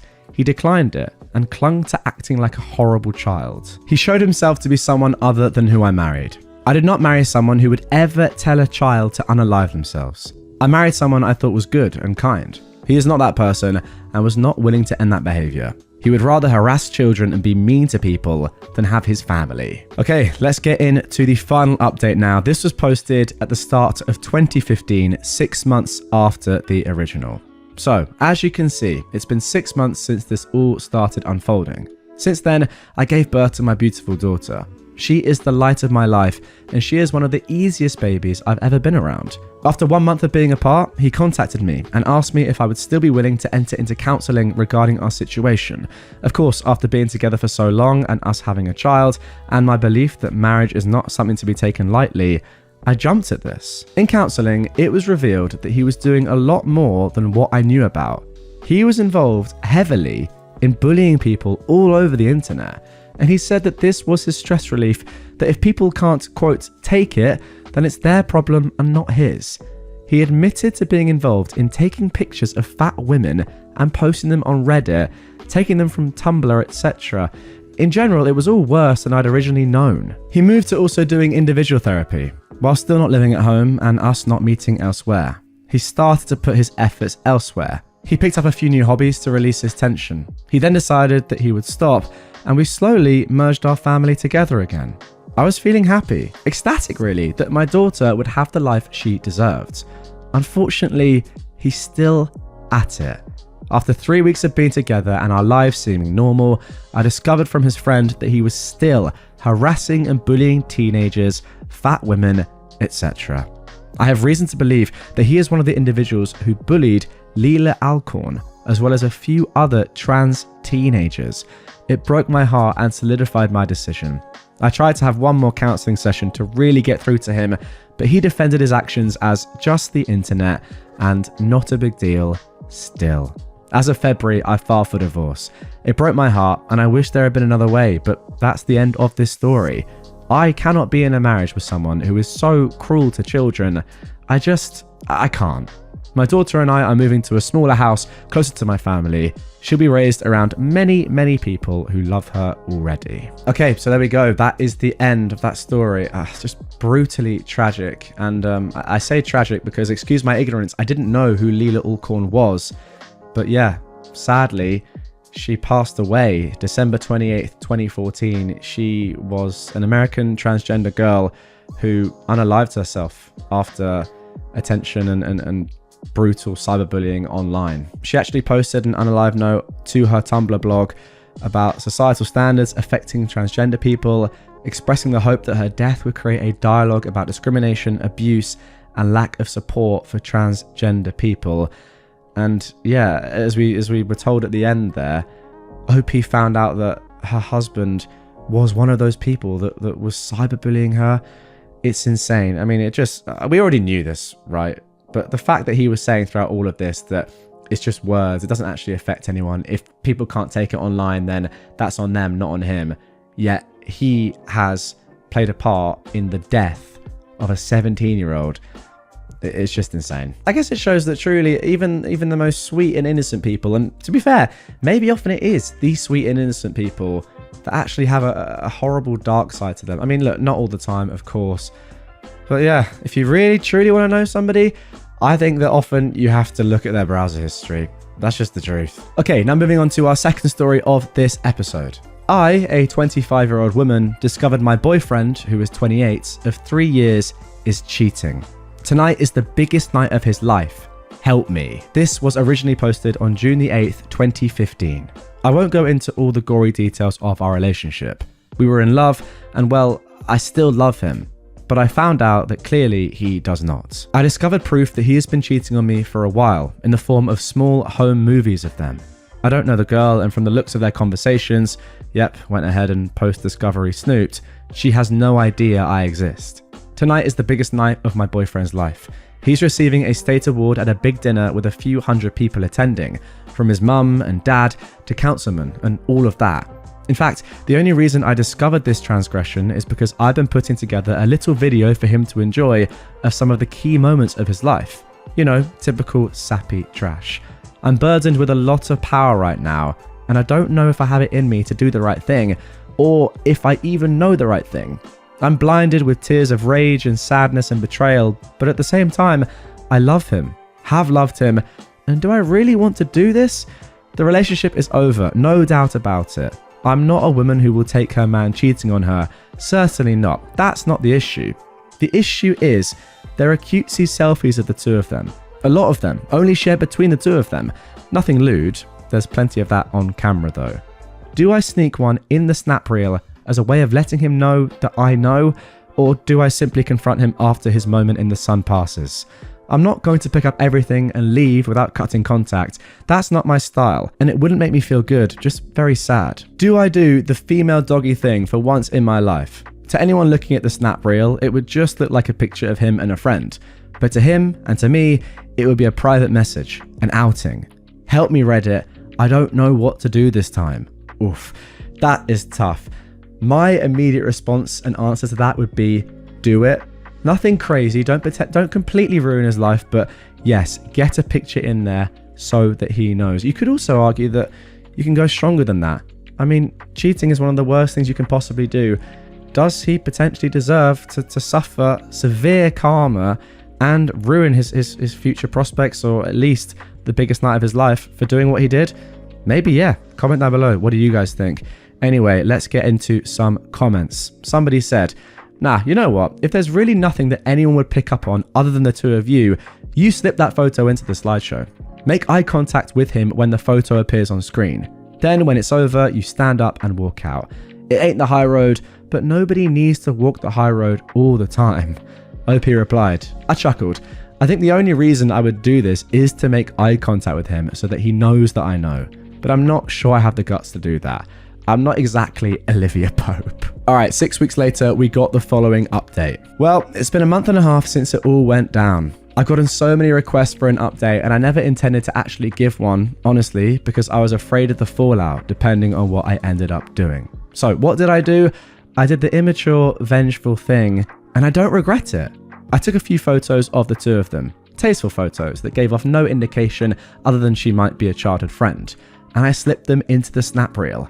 And I spoke kindly of him at the podium. Then after my turn was finished, I walked out. I drove home feeling calm and in control. 20 minutes later, the text started. Where did I go? What did I know? Where did I find the photos? Was there more in store for him? I texted him, I know you've been effing her, but there are no more photos. There weren't any, and of course, I left it at that. He didn't come home that night, or the next. The next day, he called me to ask me if we could meet and talk at a public location. I agreed to meet him at Starbucks. I arrived early and waited for him. He showed up a few minutes late and took the seat across from me. He started right off with the excuses, how it, quote, just happened, and he regrets it fully. She doesn't mean anything to him, and that she looked like a girl he had a crush on in high school, and he was powerless against his teenage self. Wow, that is actually a brand new one, and I can't, I've got to be honest, guys, I love it. Blaming cheating on your teenaged self is insane. At least he's blaming it on himself, but himself from a decade ago. I mean, it's just phenomenal, it really is. I didn't interrupt him, just let him have his time. When he was done and looking at me for a sign of what might happen next, all I could say was, so where did you stay the past few nights? Her house, he said. And what did you do? He wouldn't answer.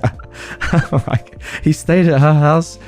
Oh wow, I didn't think it'd get any worse, but it did, and also funnier at the same time. There hadn't been any doubt in my mind. Really, I knew I was leaving him. He talked over himself, apologizing, begging for forgiveness, saying that he'd changed. But he's been staying at her house, man. Oh, it's so good. I told him that I didn't want him to have to change himself. That if who he was, naturally, was someone who cheated on his girlfriend, then that's not someone I wanted to be with. He said that he was thinking of proposing to me, and all I could say after that was, good thing I found out before. Where was he going to propose to you? In the girl's front garden? I mean, come on. Fast forward to a few weeks later. He's moved out and I'm doing well. We've cut contact. People ask me about him all the time and I just let them know he left me for a girl who looked like his high school crush.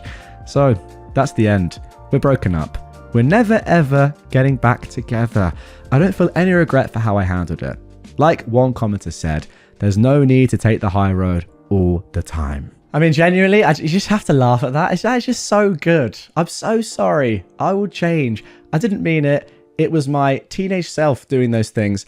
Okay, no worries. Where were you staying? That's not important. That's not important, but I will change. And also, will you marry me? Just so good. You can't script that sort of stuff. It's just unbelievably profound. I shot my stalker tonight. Okay, so this was originally posted on September 24th, 2014, so almost 10 years ago. It's actually so old that the original Reddit post is long gone now, and this has all been recovered with Wayback Machine.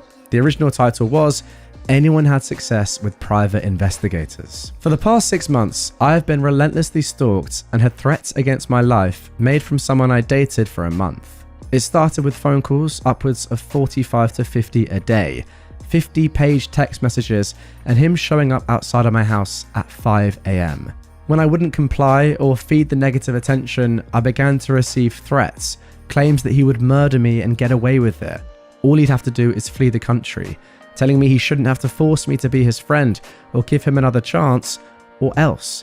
Every time I blocked his number from contacting mine, he would then call me from different ones, try and pretend to be other people, or have his friends or sometimes even random strangers he'd ask on the street. I once scared an unsuspecting guy half to death after informing him that the person who had just told him to call me was actually stalking me, and I sent him proof.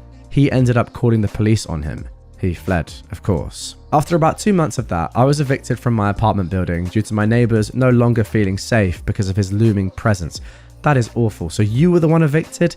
That is insane.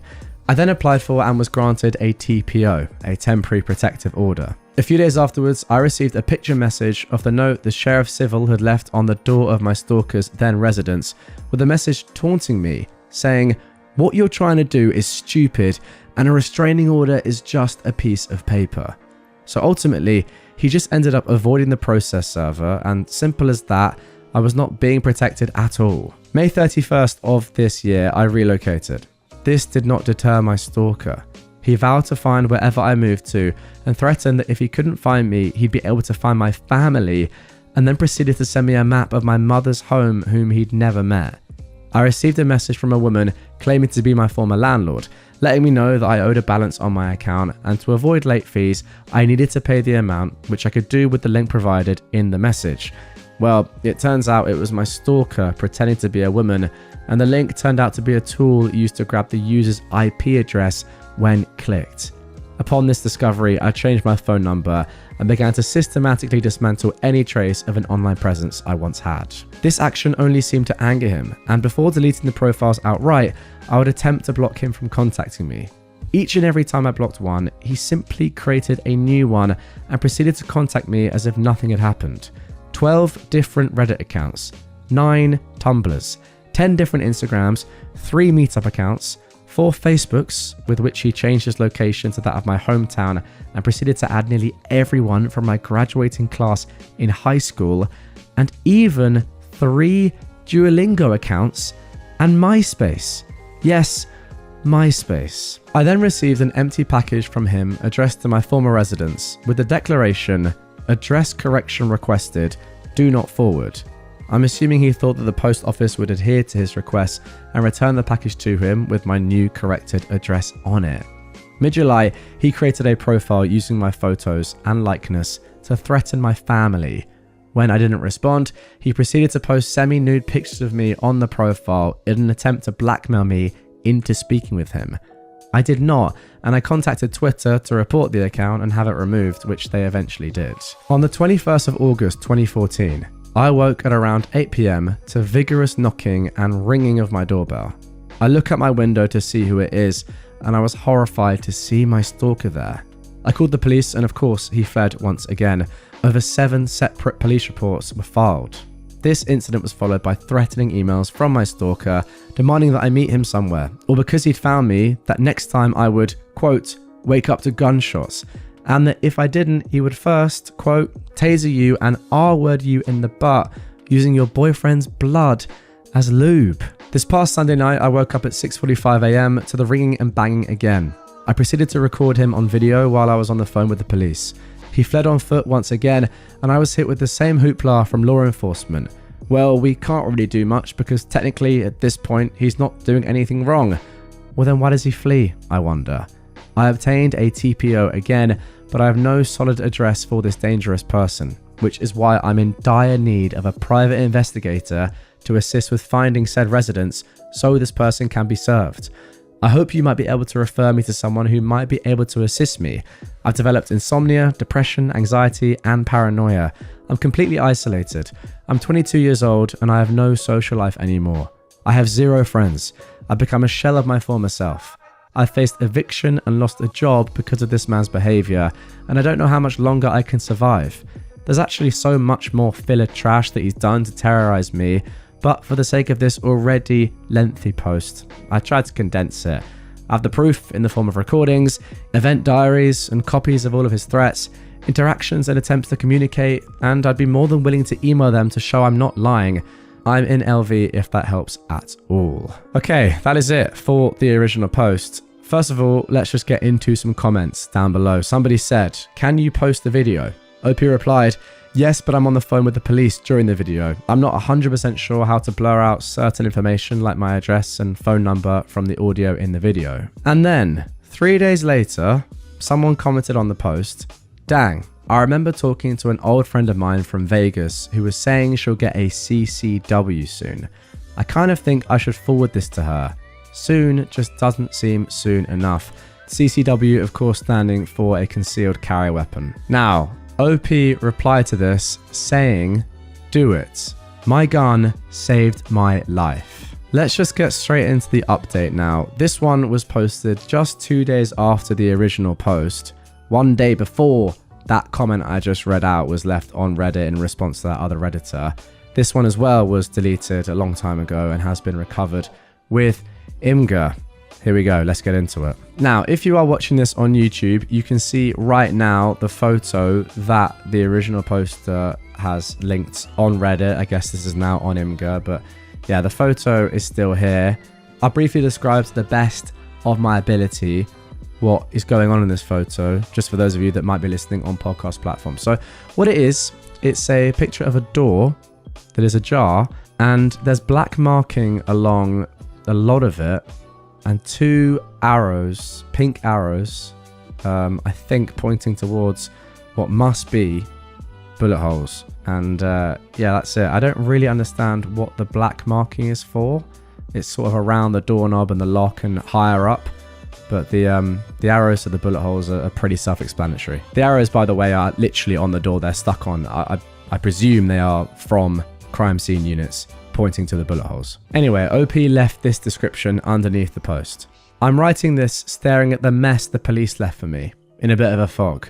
After 6 months of stalking and threats against my life, my stalker finally snapped and decided to kick my door in and make good on his promise.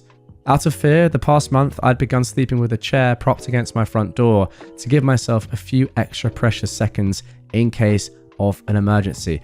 That's the one thing I actually didn't describe from the photo. There is a chair just slightly to the side now of the slightly ajar door. I shudder to think how differently things might have turned out had I not barricaded the door. I awoke at around 1:15 a.m. to the sound of the door giving way after one kick, followed by the sounds of my stalker struggling to dislodge the chair while forcing his way inside. I jumped up and grabbed the gun I've learned to do everything with, even shower. I stood at the top of my stairs and fired twice, hitting him in the chest.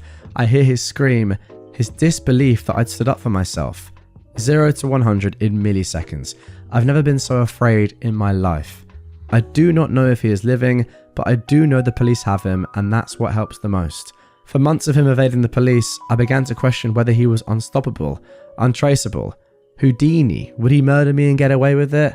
As of now, I'm in a haze of guilt, surprise, relief, and disbelief. I shook as the canines dragged him out from his hiding place under a bush. I survived where so many people do not. Holy heck, I survived. Oh my goodness me. I will just say one more thing, just going back to the photo. I'm not 100% sure those are bullet wounds, to be honest. but there are arrows pointing to them, and I'm not actually sure what else they could be. But yeah, I guess maybe we'll find out in a bit. All right, the next thing I'm going to show you guys is a news article. This was posted on October the 2nd, 2014, which pretty much explains what went on. It's on the website Fox 2 Now. Titled, "Woman Shoots Stalker After He Kicks in Her Door." Quote, "I stood up for myself." A woman shot her stalker after he kicked in her back door, the article says. She'd been living in fear, showering with a gun and propping a chair up against her door for just this sort of situation. Her post to Reddit made the story go viral. She writes, "I'm writing this staring at the mess the police left for me in a bit of a fog. After 6 months of stalking and threats against my life, my stalker finally snapped and decided to kick my door in and make good on his promise. Out of fear, the past month I began sleeping with a chair propped against my door to give myself a few extra precious seconds in case of emergency. I shudder to think how differently things might have turned out had I not barricaded the door." Police say former boyfriend Douglas Eugene Jackson, 22, kicked in her door at around 1 a.m. last Friday. Again then, OP continues to explain what she already explained in the Reddit post. KVVU-TV reports that Jackson left the scene and tried to hide in some bushes. Police dogs quickly found the stalker. He was treated for his injuries at University Medical Center of Southern Nevada. Jackson now faces charges of home invasion and aggravated stalking. The victim does not wish to be identified. She saved many threatening texts and social media posts from her stalker. She says he forced her to move, obtain a restraining order, and acquire a license to carry a concealed weapon. The victim also followed up with this note: "The outpouring of support is wild. I can't thank you guys enough. Everyone can be a critic, and the fact still remains, you don't know what you would do in a situation until it's presented in front of you. Those who believe there was other things to be done have never had someone tell you that you no longer deserve to draw breath and mean it. And for the, quote, should have fired a warning shot, folks, there are no warning shots. The gun is a deadly force. You only pull that trigger if you're in fear for your life and all other methods of deterring are gone. When he kicked my door in, there was no longer a deterrent preventing harm. Warning shots are dangerous and could hurt the unintended. This is not a Wild West movie. That's what responsible gun ownership is." Now, moving on to 2020, 6 years later now. This isn't the biggest update of this entire story, but I think it is worth saying before I get into my own thoughts, before we get on to the major update that is coming in this one. This is an update on the entire case from an article posted in 2020 on mynews4.com. And I'll put up the photo of this man on screen because, I mean, you can just tell from his face, from his expression. It's a mugshot, but he just looks completely and utterly just, yeah, to be honest, quite terrifying. But the title of this one is Nevada Man Gets 15 Years in Prison for Stalking Woman. A Nevada man has been sentenced to 15 years in prison after pleading guilty to stalking a female acquaintance while on parole for a similar crime that happened in Las Vegas. The Washoe County District Attorney's Office in Reno announced the sentence for 28-year-old Douglas Eugene Jackson on Friday. Jackson was arrested in Florence, Arizona in January and pleaded guilty to the aggravated stalking charge in July. According to prosecutors, an investigation by the Sparks Police Department determined that Jackson had sent numerous threatening text messages to a woman over several months in 2019. The texts included threats against the woman's dog and property. He also called the woman's family and friends in an effort to get information about her. Remember guys, this is a completely different woman now, years on from 2014, the woman we've been reading all about, the woman who originally posted on Reddit. The article says, at the time of the threats, Jackson was on parole for stalking a former girlfriend in Las Vegas. That is our original poster. That woman ended up shooting him at her home. According to the district attorney's office, prosecutor Travis Lucia sought a maximum sentence because of the terrifying nature of Jackson's conduct, which came after only a month on parole for the previous crime. Jackson was living in Washoe County at the time of the threats, but had no steady address. Okay, so just gonna take a quick breather for now and give my personal thoughts on what we've seen so far. But before we do that, I wanna just give you a little teaser as to what's to come here. In 2023, we got the main update to this post, in which a woman on TikTok claimed to be the original poster from 2014, claimed to be this woman, and she made a series of TikToks about her experience, going into it in a little bit more detail. Now, we're not entirely sure if this woman is the same woman, but she is at least claiming to be this woman, but we can discuss that a little bit later on. For now, I want to get your thoughts. Pretty much get in the comments down below. Do you think, first of all, the OP was right to shoot her stalker? I think, to be honest, the consensus there is probably going to be pretty conclusive. But secondly, I want to hear your thoughts about the police involvement in all of this. I just surely am thinking that there could have been more done before it got to this moment in time where someone, well, was very lucky not to be killed. I mean, could easily have been killed. Like, were there not massive warning signs before this that this was obviously going to happen? Is it enough just to put a temporary protective order in place? Does someone have to have an address for that to happen? Just seems insane. I mean, we can see from the event that happened later on, where I just read that article 6 years later, that this guy is just doing this on purpose. He doesn't have an address, therefore he can't be tied down to you know, any individual location. He can go where he wants. He's pretty untraceable, to be fair.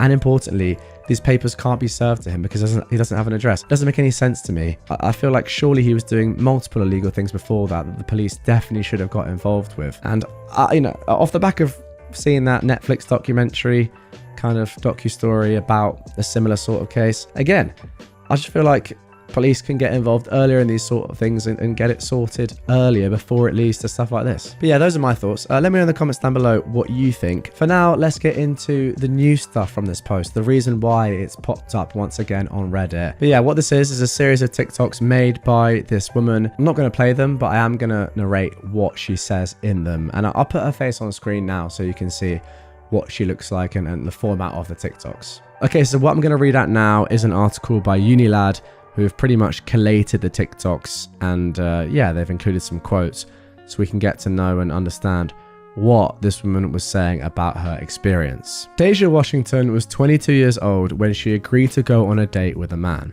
After the second date, she decided she, quotes, wasn't really feeling it and told him. In a post to TikTok, she's since revealed how just 3 weeks of knowing the man turned into her being stalked for a whopping 7 months. In a video uploaded to her TikTok, which is AmITheA Does It, she says she had a lot of other stuff going on at the time and explained this to her date, who said it was okay. Washington walked away from the connection thinking that everything was fine, but a month and a half later and the date had very much changed his tune. Washington's date later decided that everything was not fine and began messaging her hundreds of times a day. He argued he was a good man and deserved a chance. Deja says, at first I blew it off and I was kind of annoyed. I was like, who do you think you are? But then it started to get really scary really quickly. He started sending me pictures of the outside of my house, telling me that he was planning a raid. Washington received messages and calls from the man for over a month and started filing police reports. The man taking pictures of her doing so and of her talking to the police. Washington explains he'd even talked to strangers and her neighbors, so she couldn't trust anybody. She eventually had to move out of her apartment because the restraining order truly is just a piece of paper, left unable to sleep as he threatened he was outside and planning to break in. Oh my god, I mean, the terror of that is just insane. She claims she went to the police 5-10 times and filed like 10 police reports, but says she was told there wasn't anything they could do as he hadn't, quote, hurt her. Okay, that is some indication into what is going on with the police. She eventually moved house, but her stalker posed as her former landlord, used packages and social media to try and track her down. The man threatened to kill her and said he, quote, knew he was going to get away with it because he was a white man and she was a black woman. Washington was later assigned a detective to her case, but the first time she met him, she says he revealed he'd met her stalker, who seemed like a nice guy, suggesting it could be a misunderstanding. Deja says, I knew in that moment this man was going to kill me and he was going to get away with it. Washington's stalker changed phone numbers and even used Duolingo to try and contact her, and it was when Washington registered to vote that he finally found her address. She resolved to buy a firearm, despite being very anti-guns after her parents were shot when she was younger. Goodness me. The man kept demanding they meet, threatening that if she didn't, he would, quote, grate her and use her blood as lube, and frequently turned up at her door, dodging police. But suddenly, he went completely quiet. In September, he came for her, kicking her door in. Deja says, I remember just grabbing my firearm off the table and I wasn't angry, I wasn't upset. I had just made a decision that either it's him or me, and I choose me, and I shot him. The police later found Washington's stalker, his injuries leaving him unable to run, and he was sentenced to jail. Washington went on to work at a gun range and took part in Refuse to be a Victim courses to help other women feel empowered to protect themselves. She now works at a big tech company and never takes any moment of life for granted. Washington's stalker, Douglas Eugene Jackson, was sentenced to 15 years in prison in 2020. So there we go. That is the end of the story. Wow. I mean, just absolutely incredible. I'll tell you guys a little bit about something that happened to me. It's not at all similar to this, really, but I can kind of at least sympathize slightly. I don't want to like take the mick here by saying that it's anything like what happened to Deja here, but I can kind of get a little bit of an indication into the horrible feeling that it causes. Before I talk about that, first of all, if you would like to go and watch Deja's video in full, it's about 10 minutes on TikTok, so you know you can really hear it from her. I'll left a link to that down below in the description. But yeah, first of all, some of you guys might have seen that I posted a video actually, probably about last year, roughly now. In fact, it was roughly last year. I'll put the thumbnail on screen and I'll also link it down below, where our flat where I was living last year was attempted to be broken into. That was a very crazy experience. Not stalkers, but in a similar sort of vein, we had people trying to kick the door down. And then secondly, something else that happened, which I don't think I've actually ever talked about on YouTube or anywhere before, was that multiple years ago now, I think bordering on 5 years ago, I want to say, maybe the back end of 2019, when my Discord was just a much bigger thing, at least for me personally. I had some like random, I don't know who it was, a random couple of guys, like some group of people. I don't know anything about them. Could have been young, could have been old. I imagine they were just ratty little teenagers in their bedroom, but who knows. Send me photos of my house that they managed to find, like actual photos of my house from Google Earth, Google Images, saying threatening stuff to me. And that was a little bit concerning. And I actually never told my family about that because I don't really want them to know about that, to be honest. So family, if you're listening, yeah, just ignore that last bit. Ultimately, me knowing how the internet works, it wasn't that concerning. I know that it's extremely easy to find a picture of someone's house, especially if they have a company. If you know, you know. It's very easy to find a picture of someone's house if their address is linked to them in any sort of way, which mine obviously is. This is my family home. I don't really care about that anymore, but back then it was a little bit concerning. So yeah, those two things give me some sort of insight, I guess, into how this all must have been for Deja. And to be fair, I'm probably being a little bit unfair on myself. The thing I've talked about the first time, people breaking into my house, I did feel like potentially my life was at risk because I had no idea who these people were. But like the months and months of torment of not being able to sleep, just the insomnia, the depression, the panic, it's just that's unfathomable to me.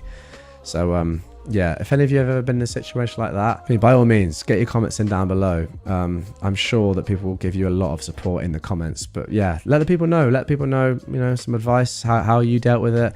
Maybe you're still going through it now. If you are, again, use the comment section as a help, advice, therapy sort of area, and I'll have a look through and see what you guys are saying. But yeah, truly a terrible situation. I think, to be honest, the outcome was a good one in the end. I mean, no one wants to see somebody get shot, but if it's a person like this and then they get put to prison 15 years, that has to be a good thing. I don't know, just looking at his eyes, I can't help but think that in 15 years he's going to come out and do something very, very similar. I am a 36-year-old man, and my wife, who is 38, will not let me take a nap. She always wakes me up or does her best to prevent me from falling asleep. What can I do to understand? This was originally posted on June the 15th, 2024. Hello all. I work for an agricultural company where my weekly hours fluctuate between 60 and 120, while also working on getting a degree. My amazing bride is a homemaker by choice. All of this is okay. My issue comes from, on occasion, I am exhausted and will start to fall asleep, or will purposefully go try to take a nap. Our entire marriage, 11 years, she has woken me up or flat refused to let me fall asleep. I've tried talking to her numerous times and she is unable to articulate what the issue is. Today I got off early after 10 straight 16-hour days. I took her on a lunch date, then came home and decided to take a quick nap before working on school. Within minutes of laying down, she's come into the room and has begun shaking me, turning on lights and other obnoxious behaviour. How can I articulate to her my need for an occasional nap? And how can I get her to articulate what her apparent unmet needs are so I do not go insane? Because it's at a point where I'm feeling disrespected and unappreciated. Yeah, I'm not surprised. Okay, the next day, OP added this edit. Thanks all of you so much for the responses. I've tried to read all of them and reply. I truly was not expecting this kind of response over what I thought was a me not communicating clearly problem. It is clear that there is more at play here, and I'll be working with my therapist to develop 2 plans. One, much to many's dismay, to try and work with my bride one last time to address and fix the underlying issue, and 2, a way out for if plan 1 fails. Again, thank you all for the kind words, the pointed yet truthful words, and even for some of the more extreme suggestions. There truly are great people left on the planet. Okay, now let's jump into some relevant comments from the first post that sort of sum up what the people of Reddit were saying in response to it. A few people thought that OP's wife is being a brat and disrespectful. OP replied, "Thank you for your candor. We definitely have some issues that stem from her personality. In all fairness, I'm not perfect. Your suggestion of napping at work, though, has possibilities. I have an office with a couch, just have never considered it because of optics and not wanting my wife to think that I'm falling back into my habit of working to avoid her. As for not leaving her, it stems from being unable to go against my word. I promised her hell and back as many times as it takes, or until I croak." Someone else said, "Tell her to flat out leave you alone to nap when you need it, or you're thinking of separation as a way of solving her problem of not letting you sleep. It's been 11 years. This isn't something innocent. She's doing this on purpose. It's disrespectful and very annoying. You've put up with it for 11 years. What's your next move?" Now that, guys, is kind of what I'm thinking. I don't understand this anyway, but yeah, that is the length I'd go to. It's insane not being allowed to sleep by your partner, even though you're working so hard, or just anyway. It's crazy to me. OP says, "Thank you for your thoughts. I've considered separation in the past. My inability, though, to break my word and some religious beliefs seem to have me stuck trying to fix a broken car with duct tape." Okay, maybe OP even realizes this is not really going anywhere. Someone replied to this saying, "Does your religion have anything to say about staying in a physically abusive marriage?" And I think that's a good point. That is what this is now. Essentially, OP says, outside of sexual infidelity, leaving a marriage is unacceptable. I find this to be a trap, but I also know to leave means losing what little support I do have. It's a mess, plus my own issues, and it really gets complicated. Someone else has said, "Sleep deprivation is a kind of torture. Quite frankly, I'm amazed that you haven't snapped and said something very cutting. I turn into a grumpy bear when I don't get enough sleep, and she is acting like a toddler." OP says that actually he has in the past. It was a point of contention in counselling for years. My reactions to her behaviour, that is. I now try to respond and not react. Somebody said in response to the above comment, "My God, what did the counsellor say?" To change my reactions to responses and to talk through the issue. She gave us some tools, but my wife has chosen to not practice them. I don't get it, guys. Why is a counsellor saying this? Why aren't they just flat saying to your wife, "Let the man sleep, let him have a nap"? I don't get it. Someone else asked, "I'm intrigued as to why you have an old habit of working to avoid her. People in happy and healthy relationships usually don't try to actively avoid one another." OP says, "She has moments where nothing is good enough, so I would use work to avoid her. The avoiding has not been an issue for several years now.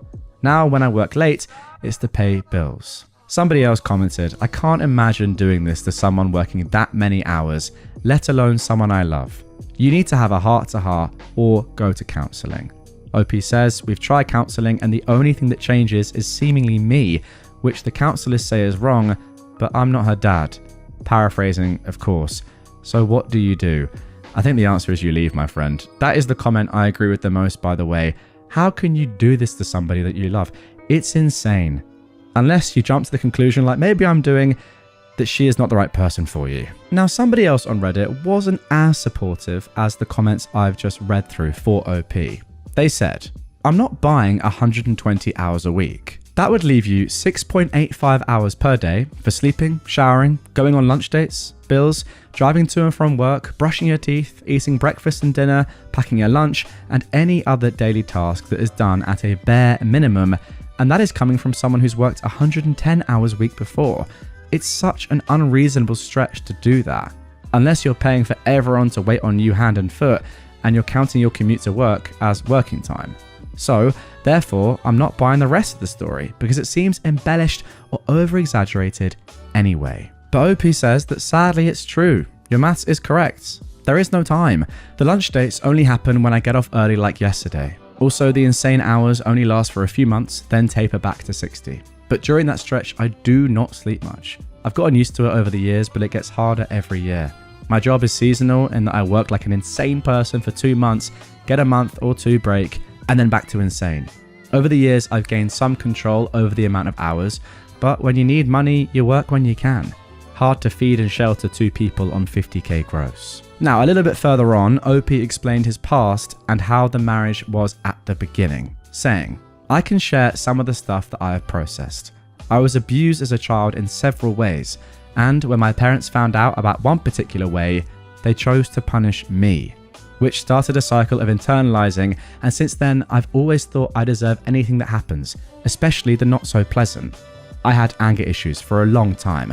I'm happy to say that I've learned to have relatively decent anger control at this point. My therapist and I are working on changing how I perceive myself. It's not going well, clearly. The marriage started with her telling me that she was pregnant, and then that turned out to be a lie that I didn't discover until after the marriage. He goes on to say that given the state of my blood pressure, that is not hyperbole. She claimed she was pregnant. Naturally, I wanted to do the honourable thing. It really isn't, and the fact that society says it is asinine, and I married her. I found out afterwards that she's actually incapable of having children. I'd already given my vow at that point, so I stayed. It was hell for both of us for the first few years. We went to therapy to save the marriage, sunk cost fallacy and religion mixed with my own issues, and all that changed was me. And then finally, OP says, yeah, the simple answer is that I have hated myself since childhood. I'm working on it. It's not easy to change something that was ingrained into you young. You're also correct in that I would not treat someone like I do myself. Okay, so there we go. That is it for the original post and some comments. And I've got to say, just as an outsider looking in, her behavior, I agree with that one comment, is so abusive. Based on everything you've said, I actually understand why you're still in the relationship. It's clear, OP, that you have a lot of issues. If OP was listening to this, I'm sure he wouldn't mind me saying it. And you guys watching or listening to this episode probably agree with me. There's a lot going on here, and a lot of it is extremely understandable, but that doesn't excuse the fact that you've just got to get out of there, my friend. You've got to go. At some point, you have to look past your own principles and the vows and the fact that you married, and just look at this person objectively if you can, and just say, oh my gosh, she's an absolute witch. I cannot live my life like this anymore. That's what I think anyway. But yeah, as I said in the intro, there are a couple of updates to come. Let's get into the first. Okay, first of all, let's get into a mini update that OP posted in the comments on July the 4th, almost 3 weeks after the original. I have no clue how to do an update, so all can see it. But we tried having a conversation the Monday after the original post that turned into insanity. I came home late 2 days later to the house being completely empty. She even took the curtains, curtain rods, and the hangers, leaving holes in the wall. She's since turned everything as my fault and is demanding to come back so she can help me. I have a meeting with an attorney scheduled. Okay, goodness me, that is absolutely crazy. To be honest, at this point, it's kind of what I expect from this woman. Alright, then let's get into a more sizable update 11 days later. The Monday after making the post, she picked a fight over the yard not being mowed. After telling her I was done with the way she was behaving, she refused to accept this and said she would never leave. Fast forward now to Wednesday night. I came home late again to find 2 vehicles with trailers loaded with everything we owned, minus papers and her designer bags. When I walked in the house, she and her family left. Thankfully, the landlord had a couch that I could sleep on using my clothes as bedding because they took everything needed to live, including, as I said, yanking the curtains and curtain rods off the wall. To be fair, if you weren't allowed to sleep anyway, that's not really going to make much of a difference. Thursday night I came home and she was back.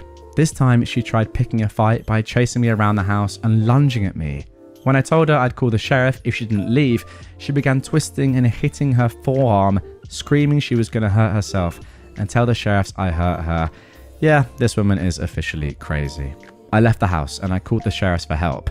they were able to provide me a way to leave as her family was on the way back. Since then, she has sent 2,000 text messages, flipping between wanting to come back and me being the worst man alive. My attorney filed for a petition for divorce this past Friday.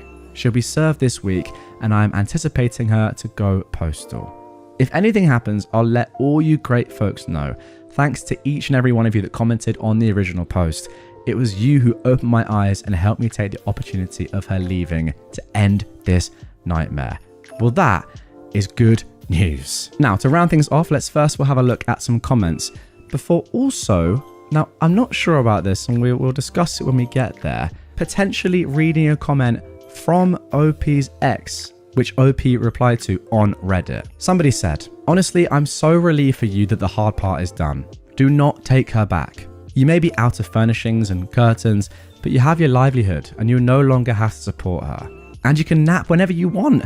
She sounds immature and abusive. I'd recommend recording any further interactions with her.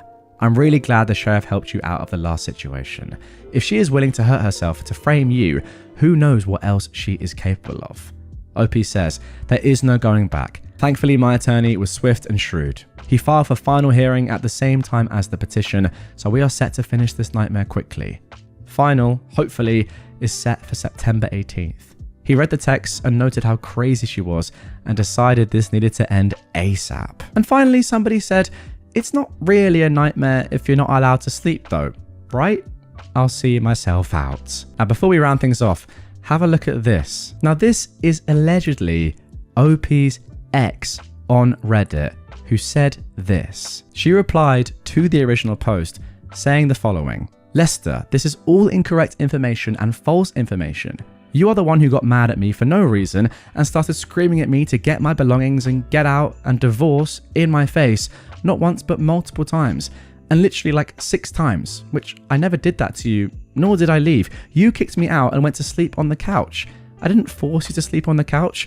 Also, guys, don't let him fool you. He also had beds, 3 extra beds, which belonged to the landlord. Also, that furniture is and was mine, as I've accumulated it before we were married. Little hint that technically it really wasn't my furniture in the first place. It belonged to my mum. So the route you're taking is not the right and best option. Also, maybe you should leave other people out of our marriage as well. Also, you told your dad a lie because, again, as I go back to where you had 3 extra beds available and that you chose to sleep on the couch, so please don't let him fool you all. Also, he forgot to mention that he put me, his wife, out on the highway with a pickup that needed lots of maintenance, shocks, struts, all 4 wheel bearings replaced, alignment, all 4 tires where they were so bald and bare to where the wire was showing, and I had no help from him to help me get it fixed to where it was safe and not jeopardizing my life or other people's lives.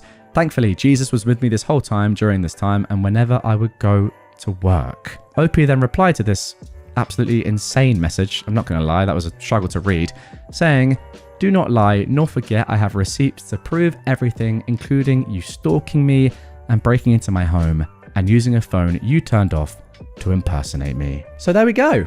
That is the end of the story and the posts so far. To be honest, I'm not sure if I want any more updates because I don't know what's going on at all. And I hope for OP's sake that he just gets out of there as quickly as he can. It sounds as if that plan is in place now and it should be done at the time of recording in just a couple of months. So I guess that is good news. Yeah, well, I can't really understand what I just read. Even if it wasn't from OP's ex, maybe it was. I mean, we don't have any way of really knowing, but she can't write.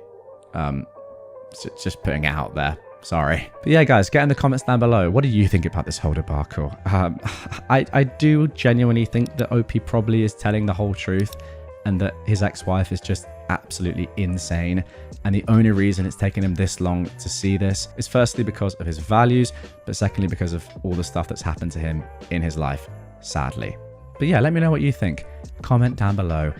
That was a crazy story. Grandpa is punishing my dad. I have the power to stop it, but don't know if I actually want to. This was originally posted on June the 9th, 2024. I am a 21-year-old woman, and I lost my mum when I was 14. My dad remarried when I was 17.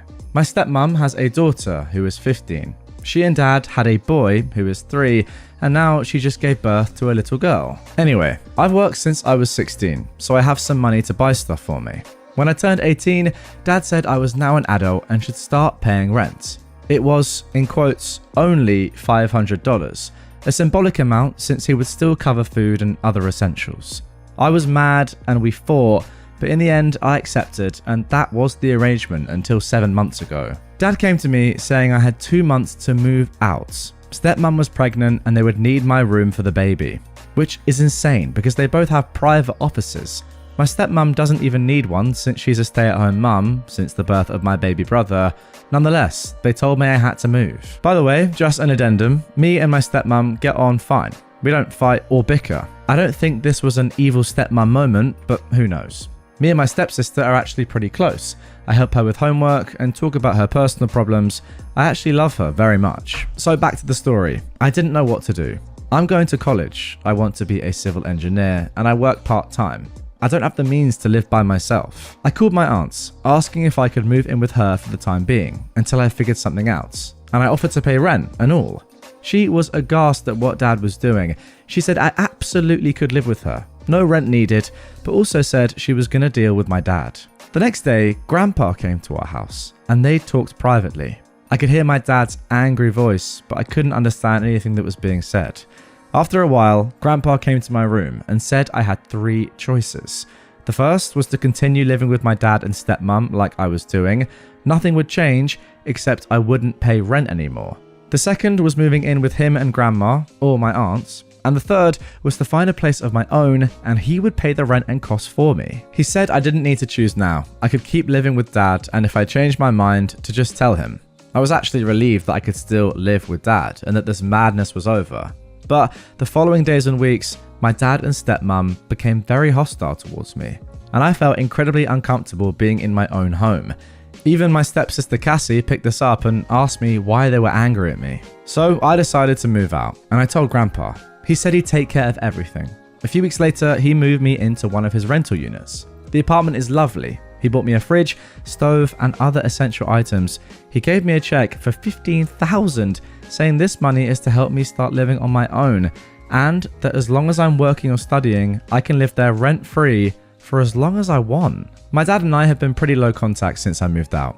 He never came to visit me, or I to visit them. I miss them a lot, especially my stepsister, but I'm still hurt. 2 weeks ago, my stepmom gave birth. I visited them in the hospital. It was a little awkward, but nice seeing them and my baby sister. Anyway, a few days ago, my dad calls me, saying he misses me, the children miss me, and I should move back home. He apologized for asking me to move out, etc, etc. And I told him I'd think about it. Yesterday, I visited my aunts and was telling her what my dad said. And my cousin laughed a little and said, "I'm sure he does." I asked what he meant. And that's when they told me a lot of, until now, unknown information. Basically, my dad's home is actually my grandpa's, as is my aunt's. Basically, the deal he made with me, he did with all his kids and some grandkids as well. He never wanted any of his family to have to worry about basic stuff like house, food, etc. When I called my aunt that time, she called Grandpa, who was furious with my dad, not only for kicking me out, but also for charging me rent. That day, he went to my dad's and tore him a new one and threatened to have him evicted. But now, the petty part. You know that $15,000 Grandpa gave me? It's actually what I paid Dad in rent all that time. And now he's making Dad pay him back.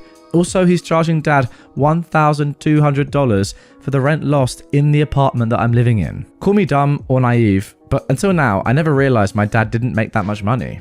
We lived in a great house, always went on vacations, and lived very comfortable lives, but I guess Grandpa has always been helping behind the scenes. Now my cousin thinks that Dad is struggling, with 3 kids at home, a single income, and having to pay it back to Grandpa. So he says Dad wants me back because he imagines that Grandpa will stop punishing him if I'm back living with them. Honestly, I don't know what to do. I'm actually loving living on my own these past 6 months. But I do really miss them. I miss my siblings. I miss the life we had before all of this, but I don't know if moving back home is the right answer. And also, I'm hurt that the reason he wants me back is money. Honestly, I just wanted to vent. Okay, so that is it for the original post. Before we get into the update of this one, let's first of all have a look at some comments from people on Reddit left down below. Somebody said, and I completely agree with this, "Stay right where you are. You can miss them and love them from afar. Go be with your grandfather and your aunt's family. They seem like the real family. Also, try to go and see a therapist. I'd add on this as well that you don't have to never see them. You can just go and visit them. But yeah, I agree with this comment. Don't move back in just to appease your dad and help him out financially when he's tried to ruin you. Also, if you want to just go and see your stepsister or your stepmom even and not see your dad, you can do that as well. You don't have to move back in, and you definitely shouldn't. OP replied to this saying that is the weird part, the fact that he doesn't want me, he wants the money. Because I know this, but also it's difficult to see my dad that way. These past 6 months, I wondered why he kicked me out, if I'd done something. Now I'm thinking, was it all about money? Somebody else commented, how about starting new traditions with your aunts and grandparents? They love you and want you around. And OP replied, yeah, they've been great. I visit them whenever possible. Grandma isn't in the best of health, but she even came to visit me on my birthday. I'm very lucky to have them and their support. And thanks for the kind words. Somebody else said, also, I have a feeling that your grandfather would be unconvinced to change the rent that your father is paying, even if you were to move back. He's charging your father to make a point, not to actually cover your expenses. Yeah, that is true. I think we can tell by the sheer amount of money that your grandfather has given out over the course of his life to not just his own children, but also their children as well, and not small amounts. Like, these are, you can live in apartment-free amounts of money. It's pretty crazy what your grandfather's done, to be honest. But yeah, this clearly is not about the relatively small amount of money that he's asking your dad compared to what I imagine is his net worth. OP replied to that saying, it makes sense. I've been reading what people say and I'm more comfortable with staying where I am. I feel less guilty. Maybe I should talk with Grandpa about it to hear his side. I now realise I've been too sheltered from information I think I need. Alright then, let's get into the update. This was posted just a week later on June the 17th, 2024. I wanted to give you guys an update since you've all been so helpful and kind to me. I was so overwhelmed by the support you gave me. Thanks 1,000 times. Before, I'm just going to answer some questions people had. My aunt and grandpa are from my father's side of the family. My mum's side, unfortunately, I don't have too much contact with. My grandparents have passed away before mum. I have uncles and aunts I see once in a while, but they don't live close. I also have 2 other uncles from my father's side, who I'm close to, but not as near as my aunts. She was my rock when mum died. I consider her a second mum. My stepmum knew about the rent I was paying. It was implied that my stepsister would need to do the same when she turned 18. But I don't know if she knew that dad didn't own the house or the extent of how much grandpa has financially helped out dad. So on to the update. Monday, the day after my post, I called my dad and said I've decided to not move back in. I didn't mention anything that I was told, just that I was well settled here and moving back seemed like a step back. But I also said that I wanted to keep in contact with them. They could invite me for dinner whenever they wanted, and I also said I'd love for my stepsister and brother to be able to spend time with me here at home. That is perfect. That is literally exactly what I was saying. You don't have to move back in to spend time with them. Good solution, OP. He was disappointed, and I didn't feel any angriness in his tone at least, but he basically said we'll see, and left it at that. I was also disappointed. But then, Friday he called me, asking me if I wanted to have lunch on Sunday, which is today at the time of posting. I said I already had plans with Grandpa and Grandma.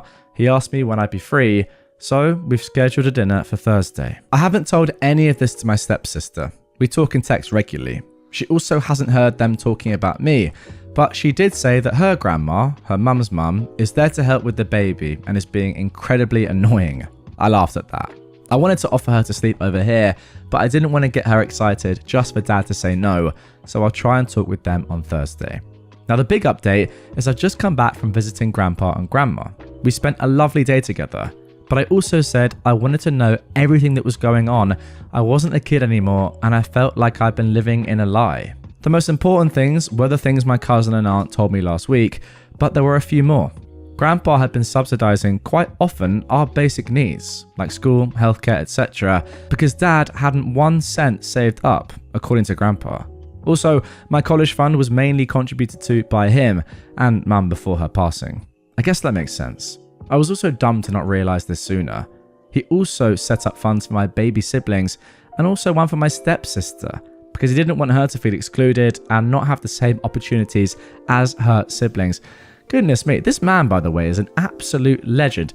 Look, clearly he has a lot of money, but there's one thing having a lot of money, there's another thing setting up funds for all of your relatives. Wow. By that, I mean, there's one thing having a lot of money and keeping it to yourself. There's another spending it so selflessly on your family. He's just insane. This man is incredible, OP says. I love him so much. And yes, I'm very lucky. I've seen so many people commenting this, not in a derogatory way, but being very supportive and nice. I know I'm very privileged to have grandparents and family members who can afford and are willing to help me.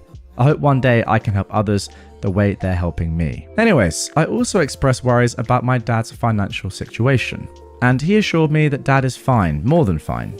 He'll have to be less frivolous with money for a while, but that he'd never let any of his kids or grandkids suffer or be in need of anything. As many of you said, he's trying to teach dad a lesson that, quote, I should have taught him a long time ago. So I'll stay out of it. I don't think I'll tell dad that I know all of this. I know many of you said to confront him, but I think it's for the best if he continues thinking that I'm oblivious. Lastly, we talked about why dad kicked me out. He didn't have an answer either. I could see that he and grandma were very hurt by what dad did. He said he asked for an explanation, but got none. That's it for now. I'll continue trying to have a relationship with my siblings outside of my dad and stepmom. I also try to schedule some weekly dinner with them. I know what you guys said about my father is mostly true, but I need to at least try and have a relationship with him. If not for him, for my siblings and for me. But don't worry, I won't let him hurt me anymore. Okay, that is it for the post. Now, before we get into my thoughts on this entire thing, and let me just say, guys, I have some incredibly strong things I need to say about OP's dad here. First of all, let's have a look at one final comment. This user said, your grandfather is the GOAT. I wish I could have had someone like him in my life. I still think that your dad is trying to erase his last wife / your mum from his memory, as I've heard about such things all too often, although maybe not consciously. I'm not sure at this point if he is being honest. I hope things go well for you.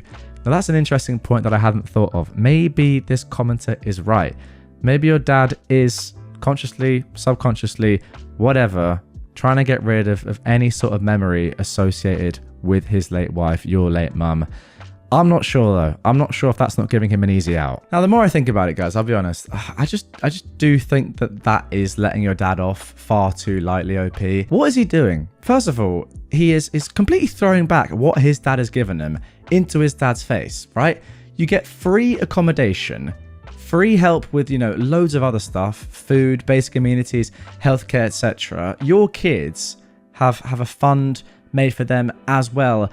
And then your dad is offering your children free housing as well as that.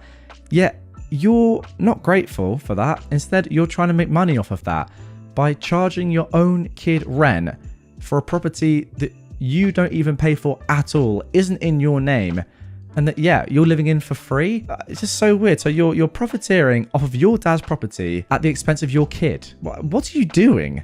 That is why I said earlier that I just have to say some comments about your dad, because just so weird. Now, maybe this last comment that I've read is what's actually going on, and he is just trying to get you out of his life.